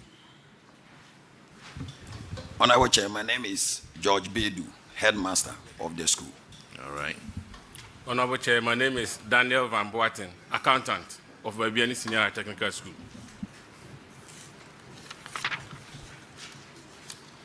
Yes, sir. Yes, go ahead, Honorable. Thank you, Chair. Babiani Senior High School, your infraction is a payment of an annual salary. And the auditors noted that one Saji Dennis Kofi, a principal superintendent, vacated post in October 2023, but was paid an annual salary of 19,155.62 Ghana cedis for the period up to February 2024. And the recommendation was that management should recover this said amount and pay into the Auditor General's recovery account. Can you tell us, have you collected this money? Honorable Chair, thank you. Please, we've recovered every amount involved and paid same to Auditor General's account. Auditors, can you confirm? Honorable Chair, we are yet to be updated with that. Did you inform your district auditor? Yes, please. And did you provide the receipts? Yes, please. It's even here. We paid to Auditor General account. Recovery account. The amount was 19,155.32. But we even paid 19,160 extra for 38 pesos. But the extra forces cannot even pay for the interest of that amount, because the amount was unearned. And if government was going to use that money to work, it would have earned more than that. The 4 cities that you are talking about. Don't let us charge you for interest, for keeping the money. Honorable Chair, please. Yes, we informed the district auditor. Officially, we will wrote to them, and the letter is. You have the receipts here. Yes, please. Honorable Chair. When did you pay this amount? We paid it on 14th July 2025. And all this time, you haven't informed the auditors? Honorable Chair, we have informed them. Okay. All right. Make sure that the evidence you have, you give it to the auditors. Bibiani, you are discharged. Let's go on and bring to SHS.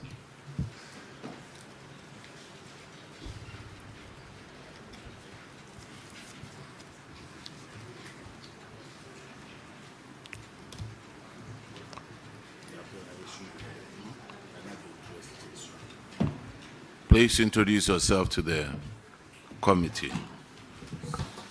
Thank you, Honorable Chair. My name is Sylvester Solomon Bakwin, Headmaster, and I'm bring to SHS. Honorable Chair, I'm Safo Boatini. Please use the microphone, because the whole country wants to hear your voice. Honorable Chair, please, I'm Safo Boatini Evans, and I'm bring to SHS, accountant. Your infractions on paragraph 604, and Honorable Cletus will handle that. Thank you, Chairman. Headmaster, you failed to retrieve textbooks from 70 students. And the auditors asked that you should retrieve the books from the students. Are you able to retrieve the books? Thank you, Honorable Chair. We've been able to retrieve 36 out of the 72 students. By the end of the period, as we speak now, we have also retrieved 15 from January up to now. So we are in the process to get all of them. What's the procedure in clearing a student? How do you clear a student when he finishes school? When students are about to finish school, we give them a clearance form for them to go around and clear themselves. But at the end of their exams, some students, in one way or the other, do not return their textbooks, though they've not been cleared on, for instance, the textbooks. So what we do is that we compile their names and send it to WAEC to block all their results before the textbooks are returned. So those who have not returned their textbooks now do not have their results. It is blocked at the WAEC center. Also know that now because WAEC put results online, they will not even need the results. So you have to put in serious internal controls to check this, because most students now don't care about coming back to school to collect their results, because results is usually, they can download it online and apply to schools. So you need to put in concrete measures to ensure that textbooks given to students are properly accounted for, so that other students can get the benefit to use them. So the explanation, I think, falls short. You need to retrieve all the books according to the Auditor General's recommendation. So we will not want you to appear here next time to tell us that the books have not been retrieved. And you know, if you've not been, according to the recommendation, if you have not been able to retrieve the books, then you will have to buy the textbooks yourself. So next year, if you appear before us, either you tell us that you've bought the books yourself or the books have been retrieved from the said students. But lastly, try to put in better measures in retrieving these books before the students leave the school. If not, when they leave, they will have nothing. You can't use even resource to gag them or to get them to return the books. Thank you. Thank you, Honorable Chair. All right. Then I bring to you. That is all you had. You are discharged. Oh, hold on. Which one? Oh, 596, paragraph 596. Honorable Simon, sorry about that. That's fine. Thank you. You spent 38,700 to pay for the transportation of food to your school. Free SHS Secretariat was supposed to reimburse you. Has that been done? Have you got the money? Thank you, Honorable Chair. Part of the money has been paid. So we have reminded them, and they have acknowledged that. How much have been paid? They have paid 6,501 Ghana cedis, remaining about 31,000. Wow, that's serious. That's way not enough, isn't it? Yes, so please. Have you reported that to the Director General of GS to help you? Yes, please. And what did they say? They have also written to Free SHS and has reminded them to pay the extra. I have their document here. Chair, do we have people, representatives from Free SHS here? No, but we have representatives from GES over here. That's under you, right? Over to you. Yes. Director General. Chair, I think the honorable member's question is needed. Luckily, many of the bills from electricity are being paid. But going forward, if I come along with either one of my sisters or a brother from pre-senior high school, I get fund, it helps because the secretariat is under the ministry. But we play a coordinating role on any matter that affects Ghana Education Service. We run, with their letters to remind or during meetings. But in due course, if one of them is also here, then I think the explanation and heat can be well spread. Thank you. That's very true. Deputy Director General, you know how schools are struggling and how headmasters and headmistresses are struggling to keep our schools going. And I can't blame you for it, but they are under you. So let's make sure whatever we owe the schools, they are reimbursed so that they can keep running our schools well. The kids can have enough food to eat so they can learn for us. Let's have some time limit for the reimbursement of this money. It can't just keep open like this, give them some time frame. So I'll defer to Chair to give some time for free HS to refund the money to. Are you a teacher? I was a teacher. Ah, okay. Once a teacher, always a teacher. But you see, you can't put timeline on what the government has to do. So the GES boss is here. I hope. Look, I was also a teacher. Okay. Teacher from Kwamwe training. You are discharged, sir. Thank you, Thank you, Honorable Chair. Let's call Joaboso.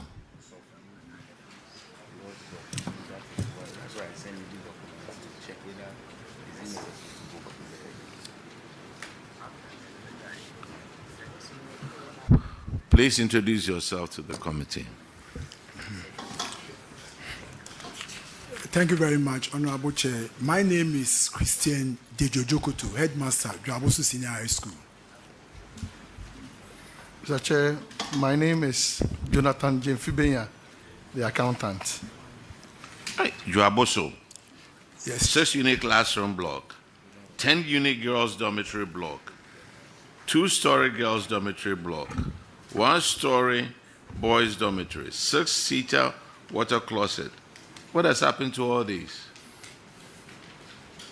Yes, thank you very much, Mr. Chairman. In fact, we've written a series of letters through the district region to get fund, reminding them. In fact, apart from that, we also received a letter from Get Fund. They gave us a template to indicate the level that the project has reached and everything. We forwarded with pictures. We are still not getting feedback, and we send reminder letters to them as well. Thankfully, just last month, a team from AESL, they sent us a letter that they wanted to have a site meeting. So they invited the contractor, and he also wrote through his lawyers that he's dealing with the bank, so he's just pleading that we should postpone it, but with time, the issue will be resolved. So we are just pressing on, hoping that the issue will be resolved so that we can transition from the double track to the single track. So that's our plea. Get Fund is here. I'm sure the person who signed the letters is the one who's going to talk. Yes, I have all the records are here. It's okay. Get Fund, comment on this. Yeah. Thank you, Honorable Chair. In our data, we have 4 projects under our sponsorship. That is the single-story dormitory block, the 6-seater toilet, the 6-unit classroom block that has been converted into a story building, and the 2-story girls' dormitory block. The first 3, luckily, has been programmed for phase 1. Okay. So as soon as we get approval, they should be completed. Thank you. Get Fund, you missed one. The 1-story boys dormitory block. Is it not captured in your? That will be the single-story dormitory block. We have 4 projects in our data. But here they have 1, 2, 3, 4, 5. Honorable Chair, we get back to them. Maybe our field officers couldn't capture that, so we'll get back to them to get to the root of the matter. Okay, so please do. Thank you. Because some of the projects are as far back as 2011. It's true. Thank you. Thank you. Joaboso, you are discharged. Now we go to... Most grateful, Chairman. And Saura. Oh, in Saura.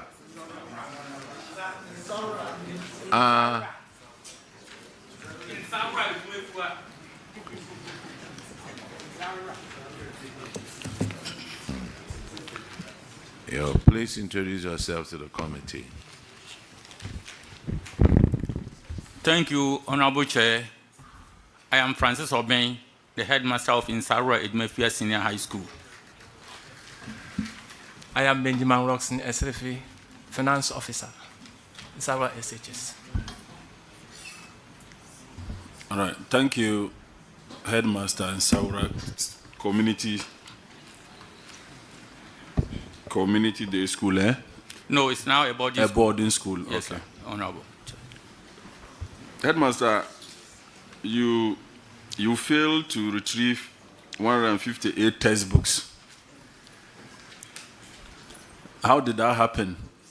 And are you able to account for the books now? Are you able to retrieve them now? Thank you, Honorable Chair. In fact, the books were not able to retrieve them because the students, during their clearance, some of them could not submit a descent, retrieve the books, or could not bring the books to the stores. And so what the measures we have put in place is that we've realized that even the results, they don't come to the school to assess the results. So the measures we've put in place is that when they are coming for their testimonial and certificate, use that as an opportunity to retrieve the books. So far, we've been able to retrieve 20 of the books. Those who have come for their certificate and testimonial, we've been able to retrieve 20 of them. Out of 158, you haven't done much. So, Director General Deputy is here. I think you need to come out with this method of retrieving books from students or clearing students is more like it's marathon. You need to come to the drawing table and find another way of retrieving the textbooks before the students leave school. There are many students who complete school, they will never come for their testimonial. They will never come for their certificate. But they will carry textbooks away. So if you are waiting for them to come for testimonials and certificates for you to retrieve the books, then you wait forever. And that means that would have been a loss to the state. So we need to find a different way of clearing students with regards to this textbook situation. Well, Chair, I will agree with you. 4 people will be involved here. I would inform my immediate supervisor, Director General, link up with the Free Senior High School Coordinator 3, so that we'll meet MOE, our boss, Minister for Education, to reflect on administrative guideline on handling school property. Then it will, the heads are active enough to be able to take action. But if you tie somebody's hand at his back, fighting becomes difficult. Thank you. Chairman, lastly, like I said, 158, you only retrieve 20. That's insignificant. So you need to find a better way. Thank you. Thank you, Honorable Chair. All right, let's go to the next infractions on paragraph 591. Honorable Gape will take care of that one. Thank you, Headmaster. You are welcome. Chair. Yeah, your school owe Electricity Company of Ghana an amount of 19,310 Ghana cedis. Why are you not paying Electricity Company of Ghana? Thank you, Honorable Chair. The situation is that it is the GES that pays the electricity bills on behalf of the schools. And when the bills were made available to the schools, we wrote through the district director and the regional director to the Director General requesting for payment of the bills. So, yes, GES, what is the status of this?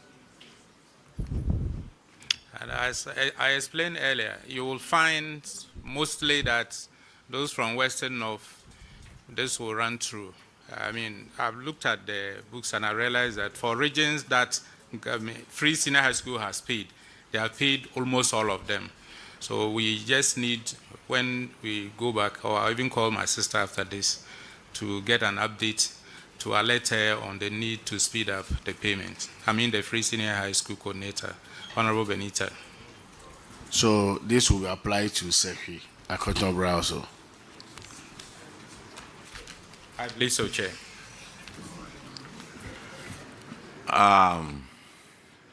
In Saria, you are discharged. Now let's go. Thank you, Honorable Chair. Let's go as Awinso.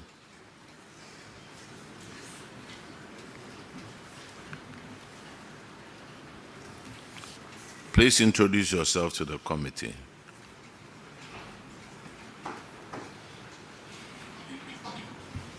Honorable Chairman, I'm Richard Annan, the headmaster of Afenyo Senior High School. I am David Opon, the accountant at Afenyo Senior High School.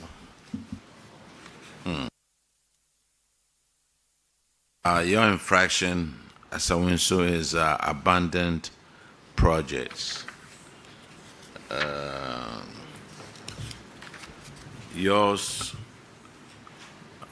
hey, you have a lot of buildings though.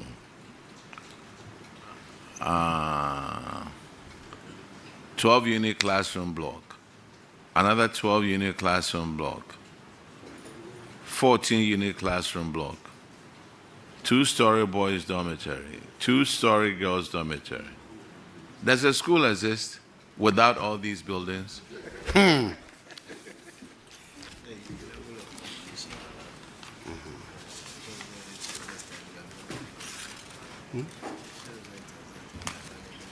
The school exists, but we are managing the situation. It's a hell.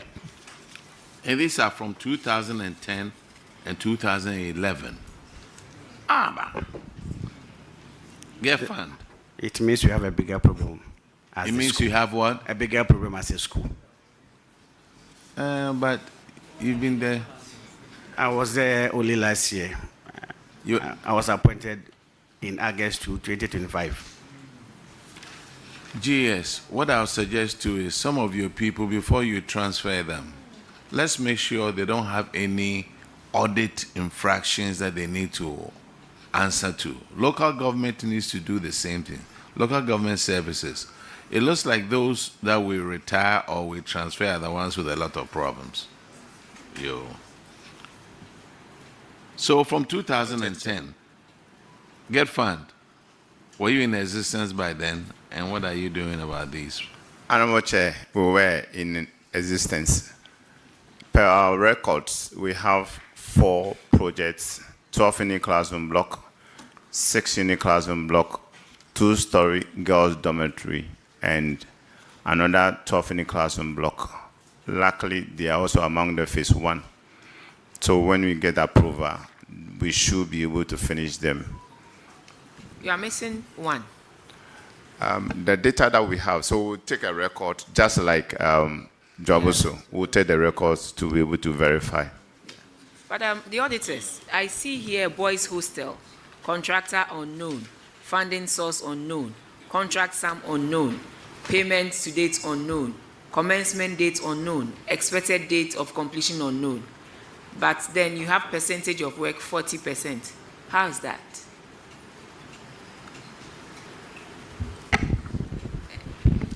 Honorable Chair, so because the team is not here, but my understanding is that they would have inspected the project, they will see the project on site, but then there will not be any documents on the projects.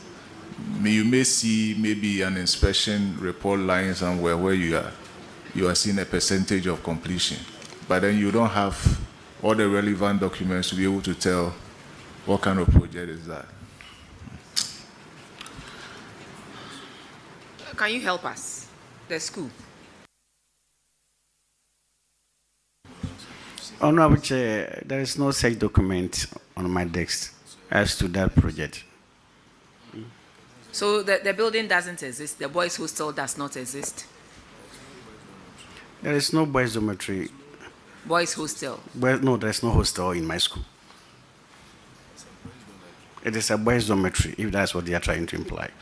No, the boys' dormitory is already captured, but there's boys' hostel. Please, there is no boys' hostel. Thank you very much. So what it says, maybe you have to liaise with your people from Western North to clarify this for us. Thank you.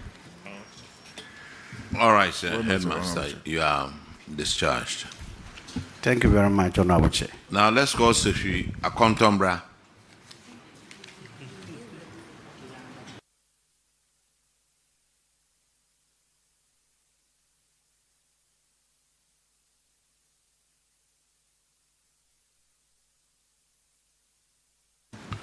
Please introduce yourself to the committee. My name is Martin Yao Tete, Assistant Headmaster Administration. And mine is Anthony Owusu Banahene. Use a microphone, please. My name is Anthony Owusu Banahene, accountant. Good. We know your issue. Honorable Gape asked the question, and GES has answered for you. But at least you needed to come and introduce yourself and also be on TV. Isn't that so?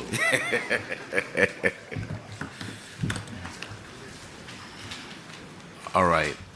So GES is the same thing about electricity. Yes, please, Chair. Okay. All right. Sefi Akontomba, you are discharged. Thank you very much. Now let's call more schools.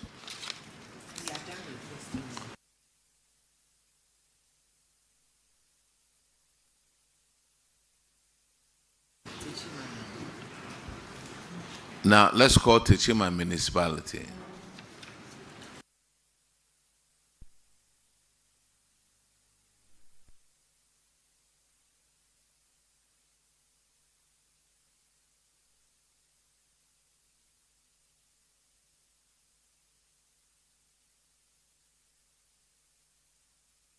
Is Techima municipal here? Yeah, please come and let's administer the oath.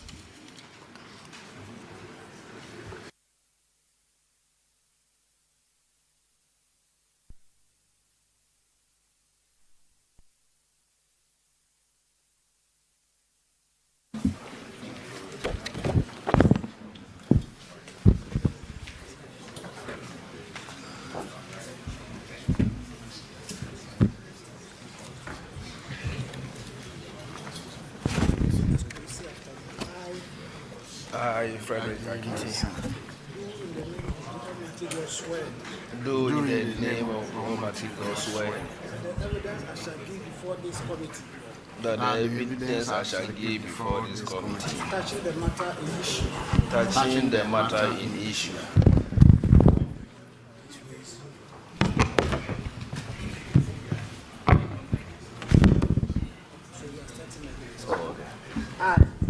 I, Frederick Akiti, do in the name of the Almighty God swear. Do in the name of the Almighty God swear That the evidence I shall give before this committee. That the evidence I shall give before this committee Touching the matter in issue. touching the matter in issue Shall be the truth. shall be the truth, The whole truth. the whole truth, And nothing but the truth. and nothing but the truth. So help me God. So help me God. Please introduce yourself to the committee.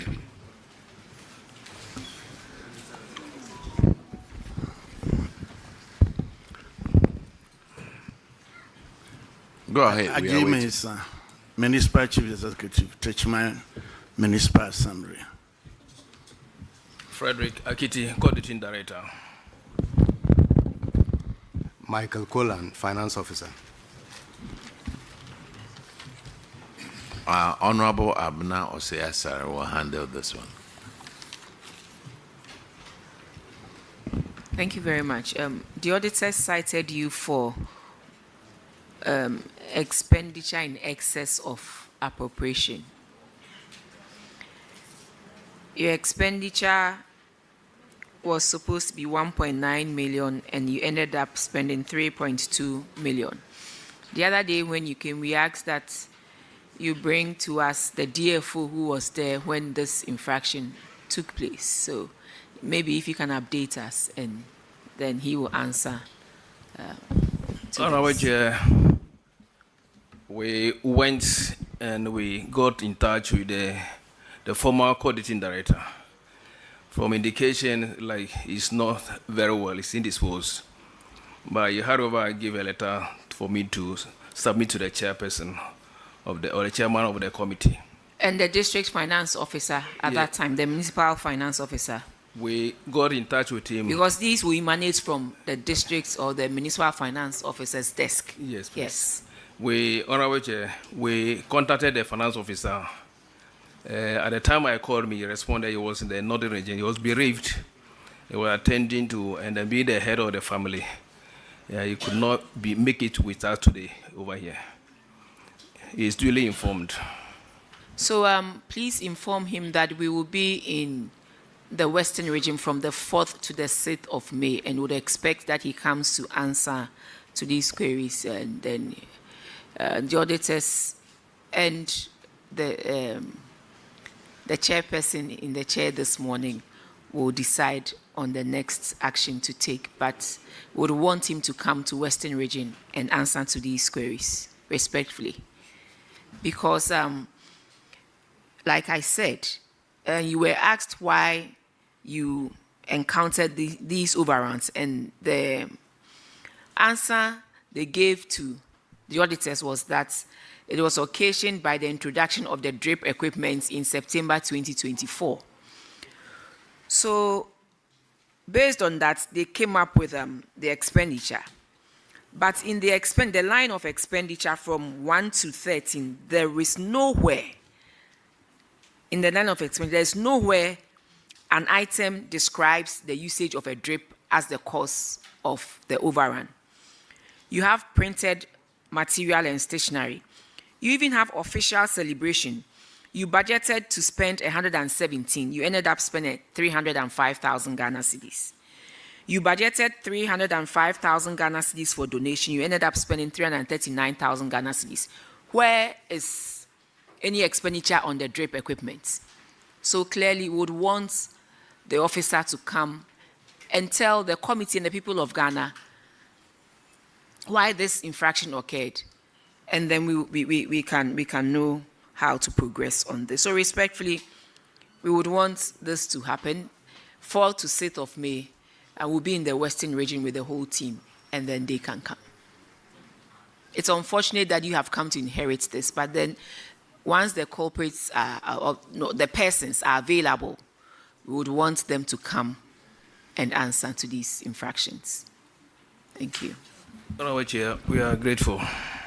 Yes, to Chief Executive and the team, I just want to use the opportunity to remind you that you tell the guy, the former employee, to come to the Takrari, because this committee have the powers of High Court and we can subpoena him if he refuses. So that's a note of caution to him. He should do the needful. We are grateful. We will carry the message exactly as it is to him, and I hope he will appear where is he before now, you. please? He is now with the Ministry of Energy in Accra. He's at the Ministry of Energy, and what's his name, please?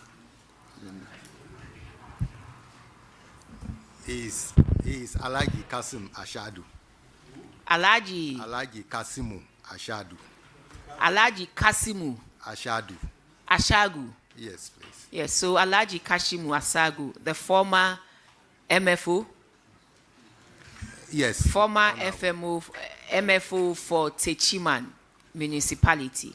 Yes. We hope to see you in the Western region during our zonal sittings to come and answer to these infractions that you've been cited for when you were the MFO for Techiman Municipality. Thank you very much.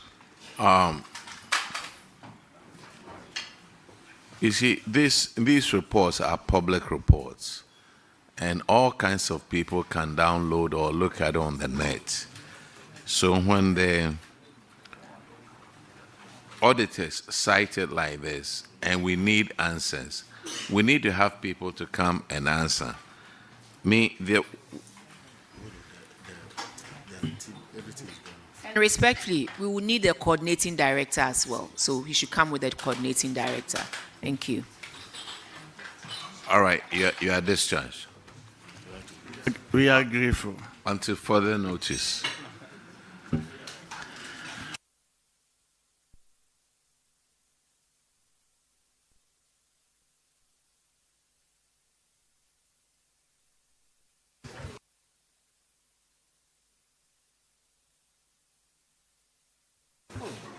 All right, let me call these schools, if they are here, to come and take the oath.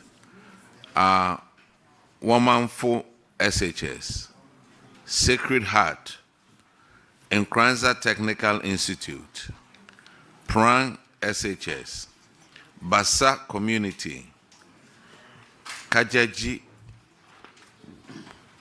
Kwapro Efa SHS, Krobo SHS, Osei-Bonso SHS, Ekumfi Ameyao SHTS, Jima SHS, St. Francis Seminary, Atebubu, a new Kunkrumpe.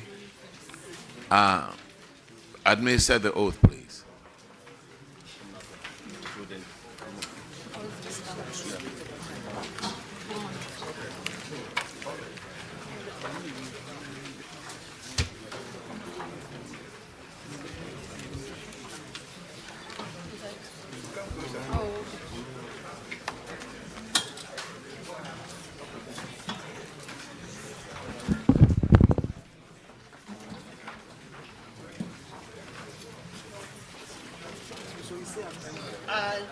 I, Osei-Mensah, do in the name of the Almighty God swear. That the evidence I shall give before this committee. Touching the matter in issue. Shall be the truth. The whole truth. And nothing but the truth. So help me God.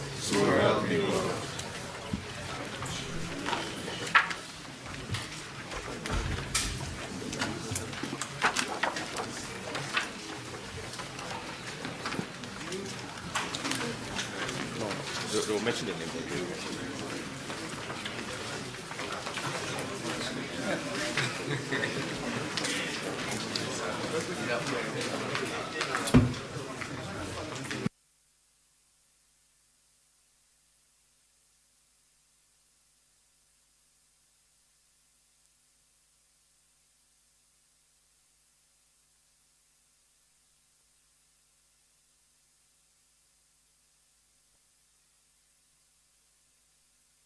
Womanfo SHS.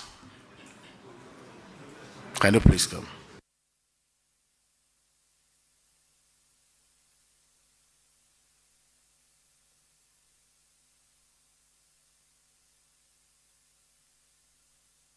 Can you please introduce yourself?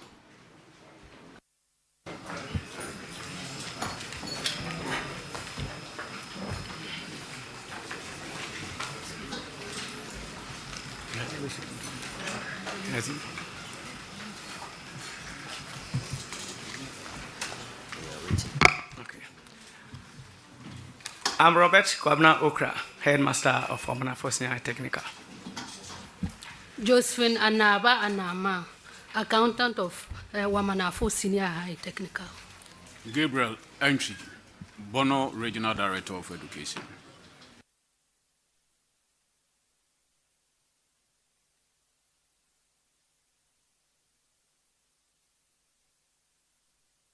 All right, Honorable Cletus, that is the infractions on paragraph 147.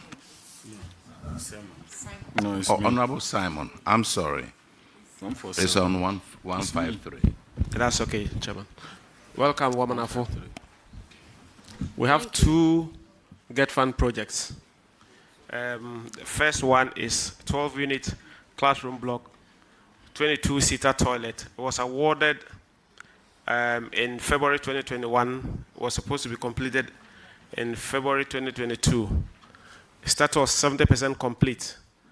It's been delayed for the past 34 months. That's nearly 3 years. The second one is 2-unit story dormitory, awarded April 2021. Supposed to be completed April 2022. 60% complete, delayed 32 months. Both Get Fund projects. What are the status of these two projects? Honorable Chair, the status is still the same. Have you got in touch with Get Fund? Get Fund is seated right here. Get Fund. Honorable Chair, yes, please. Get Fund. What's your response, please? Honorable Chair, thank you. We have in our data 3 projects, a dormitory, 2 dormitories, and a 12-seater classroom block. They are also among the things that we have scheduled for approval for them to be completed. We have 3. If there's any other project, they should get us updated so that we can send a team to do our necessary updates and pick them up. But let me also put it on record that some of the projects that we have in the various schools are not funded projects. Some of them come from other funding sources. Some of them are even coming from the PTA themselves, which some of them are lobbying for us to pick it on. But because of our load, we are not picking them on. But when the officers go to site, some of them mistakenly mention them as fund projects. We know this exists, but we have 3 projects in our records as projects under our sponsorship. Thank you. That's fine, but GetFund, I know we all know the deficit of infrastructure in our schools, and they need to complete them on time. And so we'll be counting on you to complete them so that Wanamanafo can benefit from it. Thank you. Well acknowledged. Thank you. All right, you are discharged. Now let's call Sacred Heart. Thank you, Honorable.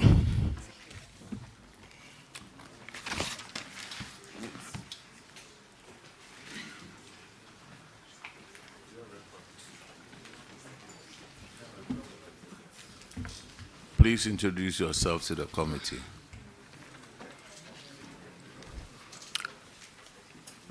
Honorable Chair, thank you very much. I'm Sister Benedicta Uzokwe, the headmistress of the school. Honorable Chair, I'm Gladys, former accountant, Sacred Heart.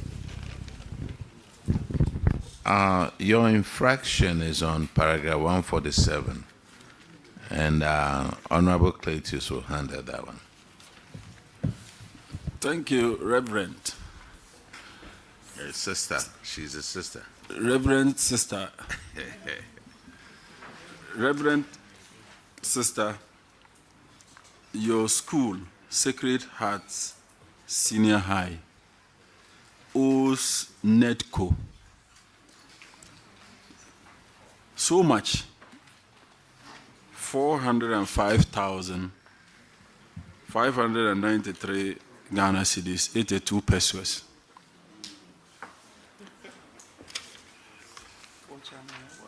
Yes, I want to let you know I'm the board chairman for NETCO. We need money to keep NETCO running. So GS, we need our money. That's all I can say. Just give us the money. Thankfully, the one who is sitting here is a sister, so she has prayed. So she will give you her response.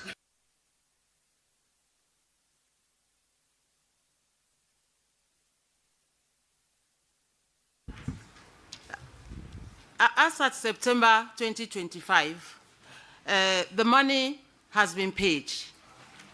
Yes, per the records we have from NETCO. I wrote to them for a statement of the account to let us know what the government has paid on our behalf. And as at September 2025, the money had been paid, and so I think that the whole money has been paid as at September 2025. The auditors just clear us, let's know. Honorable Chair, her assertion is accurate. Madam, you are discharged. Thank you very much. Let's call on Kranza Technical.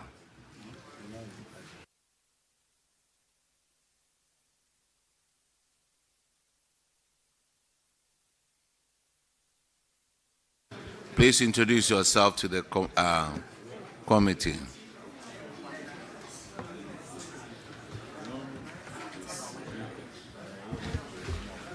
Honorable Chair, my name is Charles Enin, Principal in Kwanzaa Technical Institute.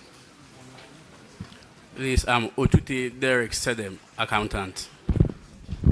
Please, I'm Bismarck Apiakubi, the regional director.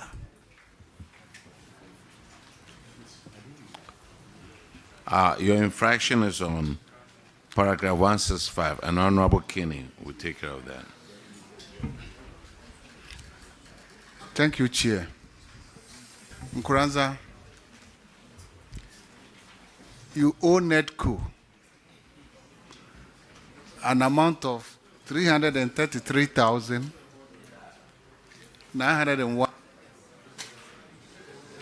Honorable Member, you need to disclose that you are a board member of NEDCO.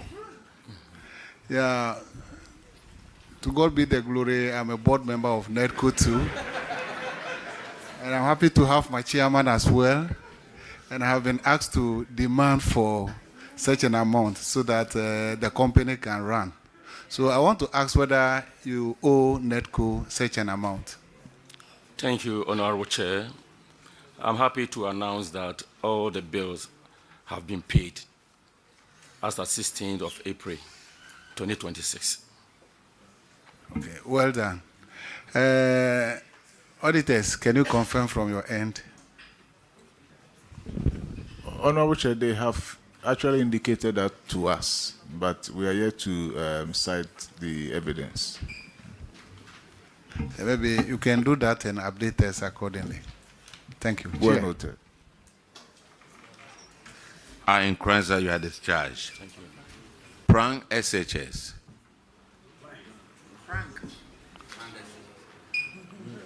Prank.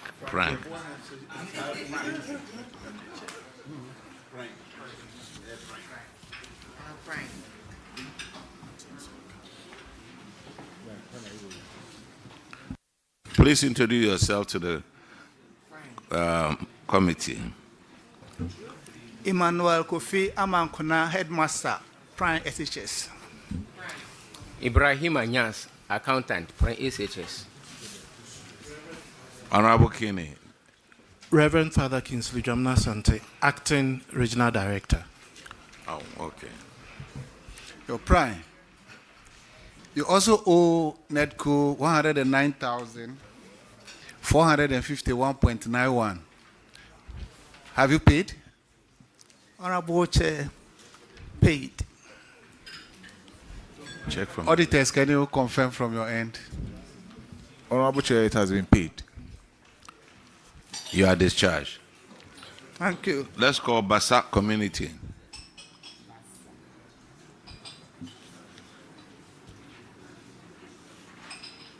Introduce yourself to the committee, please.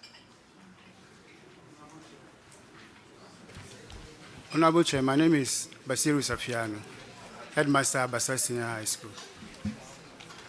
Honorable Chair, I am Yao Oponiako, Accountant, Basa Community, Senior High. Hey, Honorable Kinney.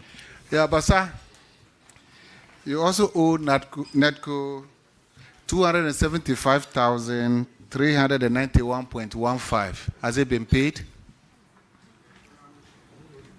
I'm happy to announce that the payment... Please, get closer to the microphone.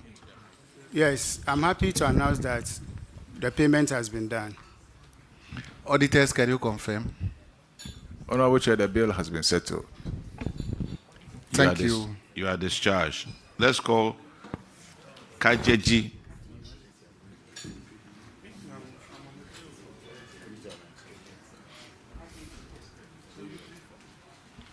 Please introduce yourself to the committee. Honorable Chair.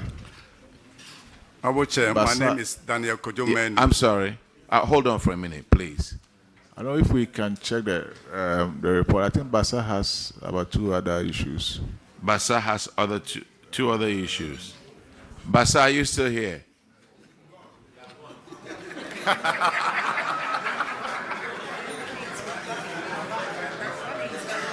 No worry.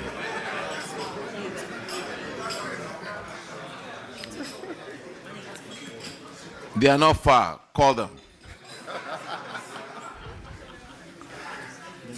If you could please excuse me, let Basa come and sit down, please.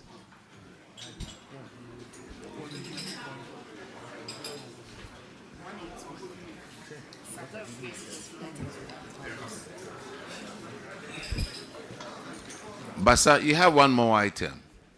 Yes, please. And you knew you had that one more item. That's why we could not go. That's why you didn't go. Yes. So you knew I missed it.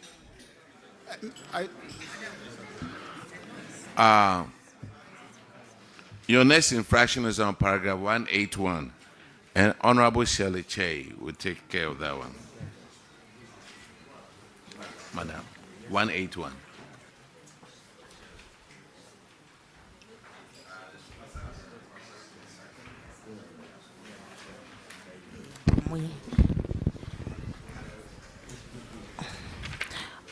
Thank you, Honorable Chair. This is to do with supply of free SHS food items without values. Yes, Honorable Chair, we responded to this item by contacting the buffer Speak stock. through the microphone. We want to hear you, please. Yes, please. Honorable Chair, I said we contacted the buffer stock when we have the audit reports, and we informed them about the receipts. Normally, when the buffer stock brought the items, it came with way bill. So we informed the buffer stock that when they are bringing the items, it will come with the pricing of the items. But it has not been coming, so we contacted the Charles. Charles spoke on our behalf, and they wrote a letter to the buffer stock so that when they are coming to bring the items, they will add the price values. So Charles stood on our behalf and then talked to buffer stock on that issue, Honorable Chair. So, in effect, you are saying you've not contacted them for the values, like the auditors recommended? We contacted buffer stock, but they have not been responding. So we talked to Charles, and Charles wrote a letter on our behalf to them. When did you first contact them? Do you have evidence of your correspondence with buffer stock? No, we spoke with them verbally. But Excuse me? It's Charles who wrote the letter to them. Yes, Hold please. on. You did what? You spoke to them verbally? Yeah, I called. We called them to let them know that this is. How do you communicate officially verbally? I mean, how do you document such conversations to make your case? Honorable Chair, please, that's why we contacted Charles to do that as a body so that they can hear whatever. Okay, Charles, do you have a response from buffer stock?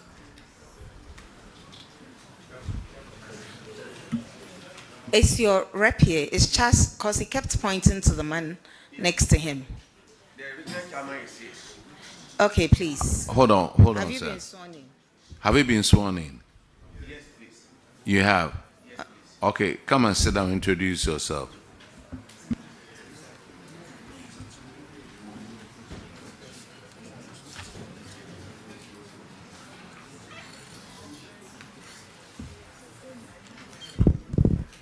Thank you, Introduce sir. yourself, sir. Thank you, Honorable Chair. I'm Vadi Ayima, Headmaster of Gwakuefa Senior High and Chairman for Bunu East Charles. We realized that the issue cut across the schools. So we wrote through our regional FCHS coordinator to the national coordinator to contact buffer stock so that they can get at the values for the food item. Instead of bringing way bills, they should rather give us invoices with the prices of the items. Yeah. So we have copies of the letters around. We wrote to them in December 2025. December 2025? Yes, please. This audit was in 2024. Well, yeah. You should have written earlier than December. Yeah. Until date, you haven't received a response from buffer stock. Yes, please. So what have you done to intensify efforts in getting a response? Because we need to clear this. We are putting pressure on our regional coordinator to do the follow-up for us because we need it. We need to get the values. Auditors, what do you recommend? Any advice for them on how they can get buffer stock to respond? I don't know.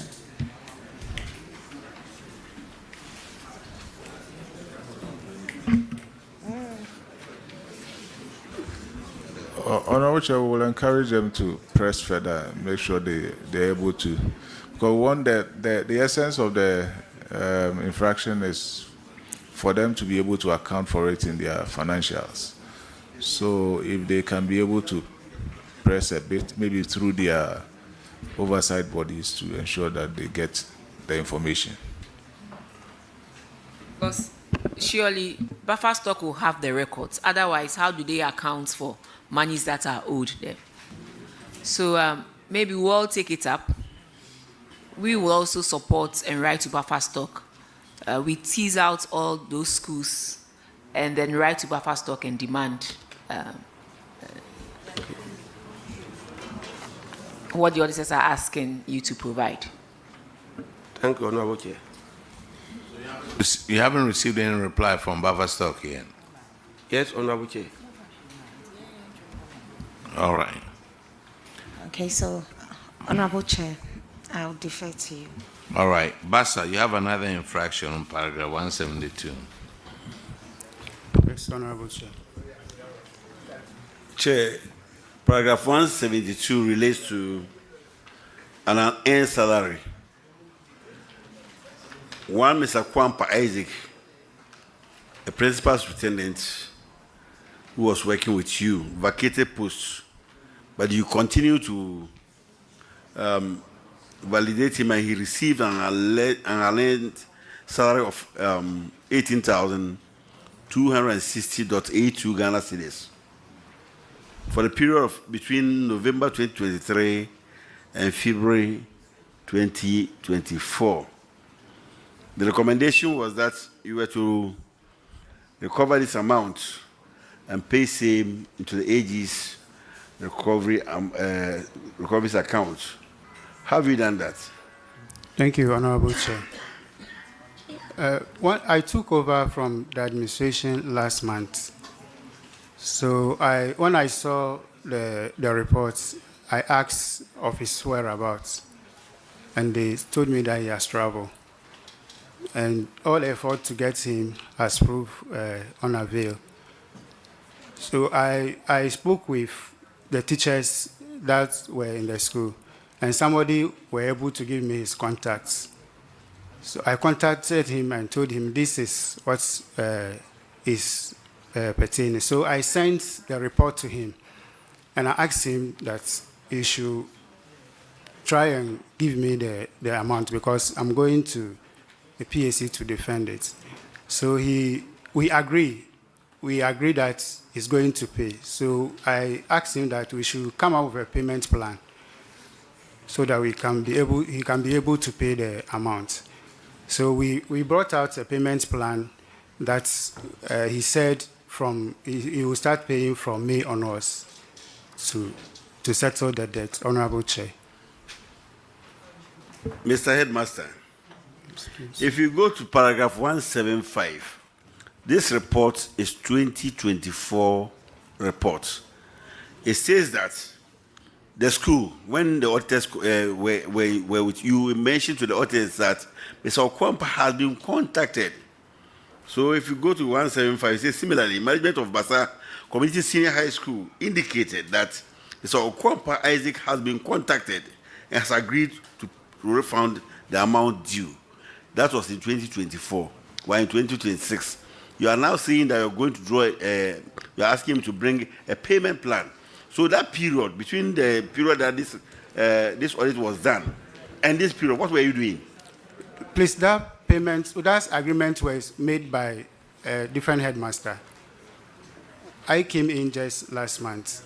So I decided to, when I saw it, I called him. The payment, the agreement they had, they were not getting him. Earlier, they were not getting him. No. Per the report, they had him. They had been contacted and agreed to pay. Do you have the report? Look at paragraph 175. Yes, please.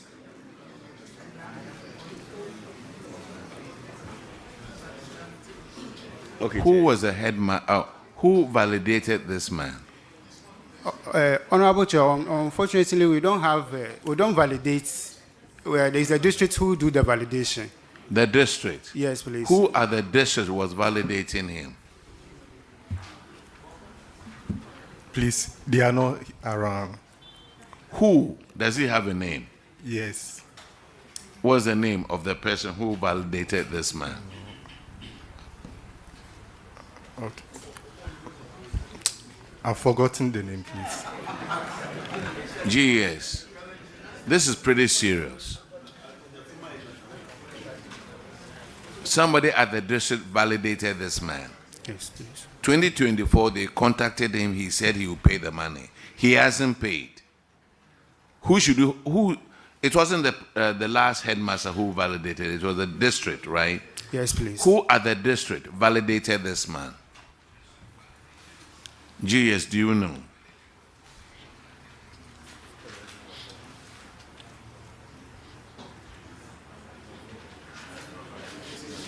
And is that person that you've forgotten his name, is it still at the district? Yes, please. Is there, Honorable Chair? A man or a woman? A man. I'm going to make a ruling on it. The person at the district who validated this man should pay this amount of money within 30 days. It's 18,260. That person should pay this amount of money within 30 days. And then that man could go after this Kwampon Isaac or whatever his name, Kwampon Isaac. We shouldn't saddle him with it. He came in about 2 months ago. He should pay. You can't validate somebody and then run away, go sit somewhere. And he's still at the office. This person will probably go to Accra for an interview for promotion. GS, let them pay. Now let's move on. Chair, the acting regional director will, carry the information accordingly. All right, sir. Let them pay within 30 days. Yes, Chair. Yo. 1 year and some kwanwa. Okay, Basa. You are discharged. Thank you, sir.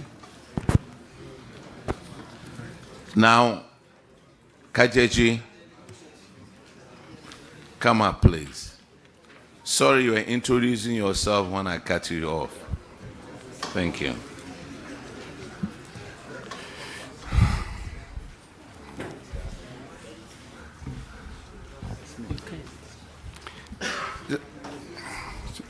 Please continue introducing yourself. Thank you, Chairman. My name is Daniel Kojumenu, headmaster of KJG Senior High School. I am Anthony Jesse, accountant of KJG ACHS. Okay, the first infraction is on paragraph 165. Honorable Kinney, collect your money. So, KJG Senior High, is it true that you owe NETCO close to 61,000 Ghana cedis? Thank you, Mr. Chair. At the moment, we don't owe NETCO. All the monies for 2024 have been paid, even up to part of 2025. Thank you. Okay. So, auditors, can you confirm from your end? Honorable Chair, we can confirm that the bill has been settled. Good. The next infraction is on paragraph 181, and Honorable Shirley Che will take her. Thank you, Honorable Chair. It's the same issue with what we had earlier about buffer stock receipts. Have you been able to obtain the receipts or invoices from buffer stock about the items they prove? Chairman, unfortunately, no. Our Bono East Charles, as my colleague earlier on said, has written to buffer stock to provide us with the values of the goods that have been supplied so that we can also make full disclosure. Since we did not contract for the food item, we didn't sign any contracts. When did you write to them, please? Or you also wrote to them Yes. through Charles? Through Charles, please. Really? Yes. Saying, okay, all right, then I think we have our response for that. Honorable Chair. But did you inform the auditors about this? Yes, please. Auditors, did they inform you, please? Yes, Honorable Chair, they did. Okay. Honorable Chair. Same The next issue. infraction is on paragraph 176. Honorable Frankie Abusua, please. Thank you, Mr. Chair. KJG Senior High School, nice name. KJG? KJG. Yes. Nice one. You're welcome. Thank you. Okay, so you spent 31,750 on transport when you receive food stuff from buffer stock in Accra. And as you know, this one was an unplanned expenditure. Yes. So obviously it will have effect on your planned activities, affecting academic work at the school. So why did you do that? Well, we had no choice but to go for the food items from the distribution center, because as at the time, the food were always sent to the distribution centers for the schools to go and pick. And so if we, as a headmaster, if I don't feed the students, then I have a problem. And I could be made to step aside. And so in order not to be asked to step aside, I have to find all means to go for the food items to be able to feed the students. And so that was what I did. Okay, thank you very much. So it wasn't like it came from Accra? No, please. Where? The food was kept at the distribution center at Where? Atebubu. So KJG and Atebubu, why did you spend 31,700? Is it not too high? It isn't just done at a go. Okay. Yeah, so for many it's months, fine. for the whole year. It's fine. It's a general problem. So education, what are we doing to help this situation? Because it runs through. Buffer store will send the food items to a particular place, and then the school will have to go there and collect them, paying for transport. And you know, this is an unplanned expenditure, and obviously, since it's an unplanned expenditure, it will affect their planned activities, or to obviously affect academic work. So can you come in to help the schools so that they will know, if they know that they are supposed to pay? I'm sure when they're doing their budget, it will have expression in there. So let's know the way forward, please. Respectful. Chair, thank you. I think that has not been continuing. Currently, the suppliers are asked to send the food items to the schools. So it was something they experienced in the past. But I think we've seen that whatever benefits store issues was given, it has become clear that it brings a lot of problems, because something that somebody, if you have a supply, it must include sending the item to the end point. The other way of doing it is to definitely make allocation. So if you are living at a region, the supplier or contractor is supposed to provide means of transport at that destination.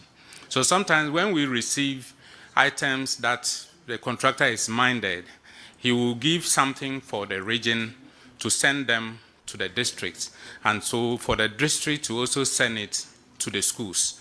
If you don't do that, you are going to incur costs that is not immediately planned. So we've taken note of that. What we're struggling to do, is to push resources to be able to pay the liabilities that will cover these things. So we will support them to push around. Thank you, Chair. Oh, I was becoming happy. I thought you said it's been taken care of, or we are now.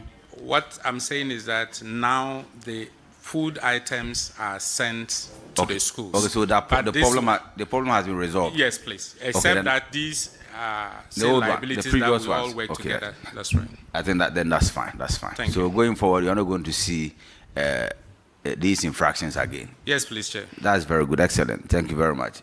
Mr. Chair, I'm done. Thank you very much. Thank you very much. You are discharged. And let's go to Guakro Efa.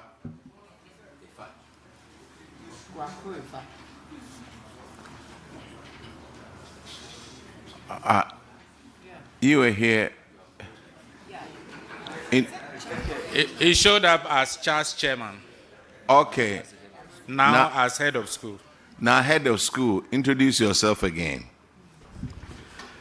My name is Vadi Ayima, headmaster Guakwe Efa Senior High.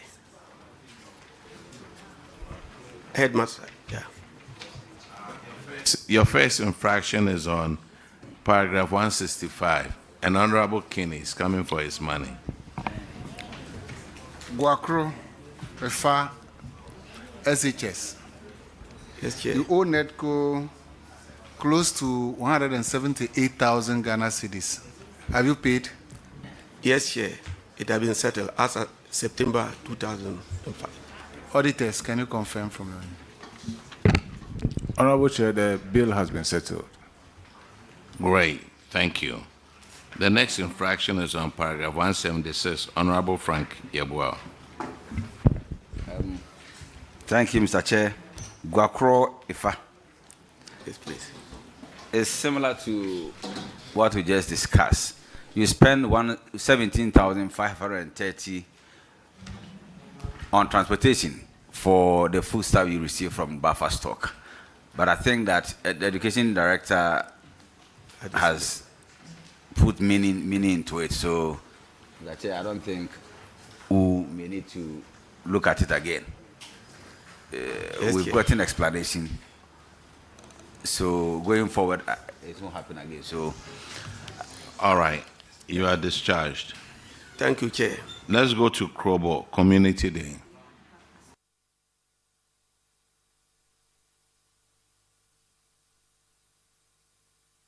Please introduce yourself to the community, to the Honorable committee. Chair, I'm John Bismarck-Tavia, Headmaster Krobo, Community Day Senior High.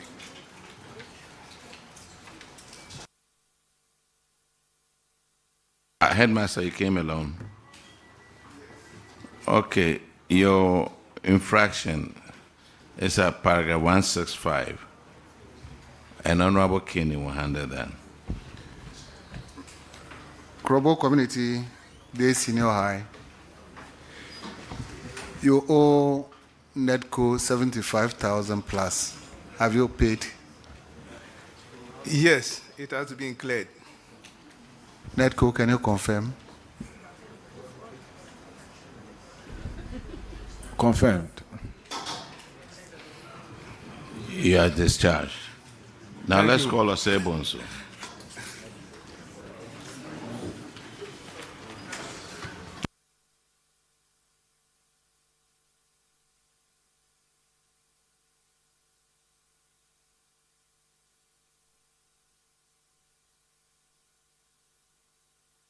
Please introduce yourself to the community, to the committee. Thank you very much, Chairman. My name is Joseph Louis Obabon-Panwin, Headmaster, Osei-Mensah Senior High School. My name is Rita Pia, Accountant, Osei-Mensah Senior High. Osei-Mensah, your issues on paragraph 165, and Honorable Kenny will handle that. Mr. Headmaster, you owe NEDCO close to 231,000 Ghana cedis. Has it been cleared too? Yes, Honorable Chairman, this has been done. Auditors, confirm from your end. Honorable Chair, the amount has been settled. Osei-Mensah, you also have another infraction on paragraphs 170, and Honorable Bauer will handle that one. Thank you, Chair. That infraction is also an end salary. You validated for the payment of responsibility allowance for 3 staff. Tachi Emmanuel Ntesumbong Manayim, Kofi Frederick Dianu. These are the rest of them. All of them totaling 14,373.84 Ghana cedis. And the recommendation was that you should recover this money by the end of April 2025 and pay same into the other general's recovery account. Have you done that? Yes, Honorable Chair, this has been done. The amount has been retrieved and paid accordingly. Auditors, can you confirm? Honorable Chair, as at yesterday, they were able to clear the amount. It has been recovered. Only yesterday? The last payment was made yesterday. Anyway, the good thing is that they've paid, but it means that they are 1 year late. Because they were supposed to pay it by the end of April 2025. Did you pay it with interest? Yeah, I think that, Honorable, I think long live Public Accounts Committee on this one.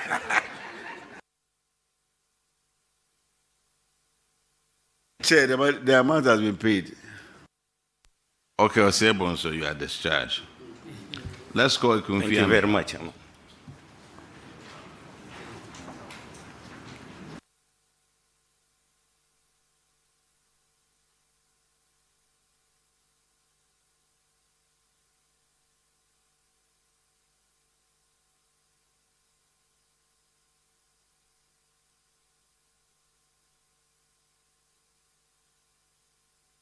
Please introduce yourself to the committee. Christopher Kofiadu, Headmaster, Konfiamia Senior High Technical School. Emilia Ajamani, the accountant at Konfiamia Senior High School. All right, your infraction starts at paragraph 165, and Honorable Kinney will take care of that one. Konfiamia, you owe NEDCO 488,000 plus. Has it been paid? Yes, Honorable, it has been paid as of September 2025. Auditors, confirm quickly. Honorable Chair, the amount has been paid. Good. The next infraction is on paragraph 181, and Honorable Shirley Che will take care of that one. Konfiamia, you also do not have invoices for your supply from buffer stock. Have you written to buffer stock to obtain the invoices? Thank you, Honorable. The issue was reported to the regional CHAS chairman, and he wrote a letter on behalf of the regional CHAS dated the 17th of December 2025 to the buffer stock. We are yet to receive the invoices. Thank you. Okay, thank you, Honorable. The next infraction is on paragraph 176. Honorable Frank Yabua will handle that one. Akunfi Ameyao Senior High. The same issue. You spent 15,535 on transport. When you transported the food stuff you received from buffer stock to your school. But the education director has come to your aid, so we don't have much to say, except to say that we are waiting to see what happens in 2025 audit. So that's it. That Chair, it's the same problem, so I think we don't need to waste our time on that. Thank you. Konfiamia, you are discharged. Thank you. Now let's call Jama. The money has been paid as at last September 2025. Auditors, can you confirm? Honorable Chair, we can confirm that. 6,400 you spent on transportation when you receive goods from buffer stock. Receive goods from buffer stock. But your regional director has put some to that. So I think that we don't need to waste our time on that. It's been explained. Thank you, Chair. So that's fine. So, Chair, I'm done. All right, Jema, you are discharged. Thank you, Chair.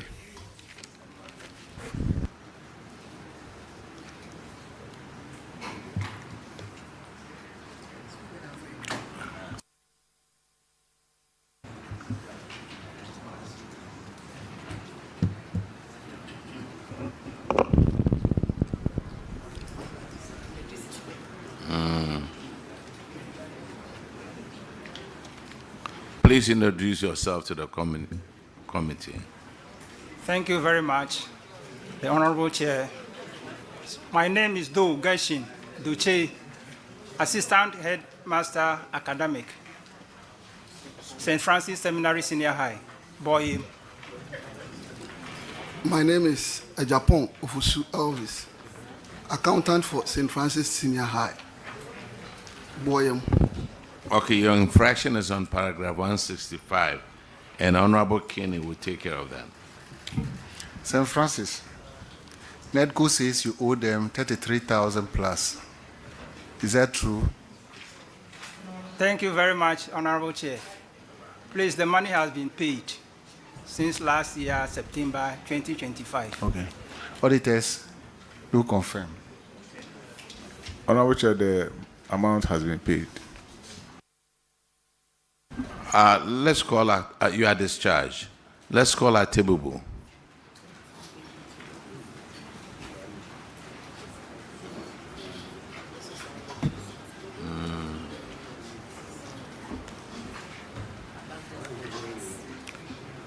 Please introduce yourself to the community, committee. James Atekati, Atebu Senior High School Headmaster.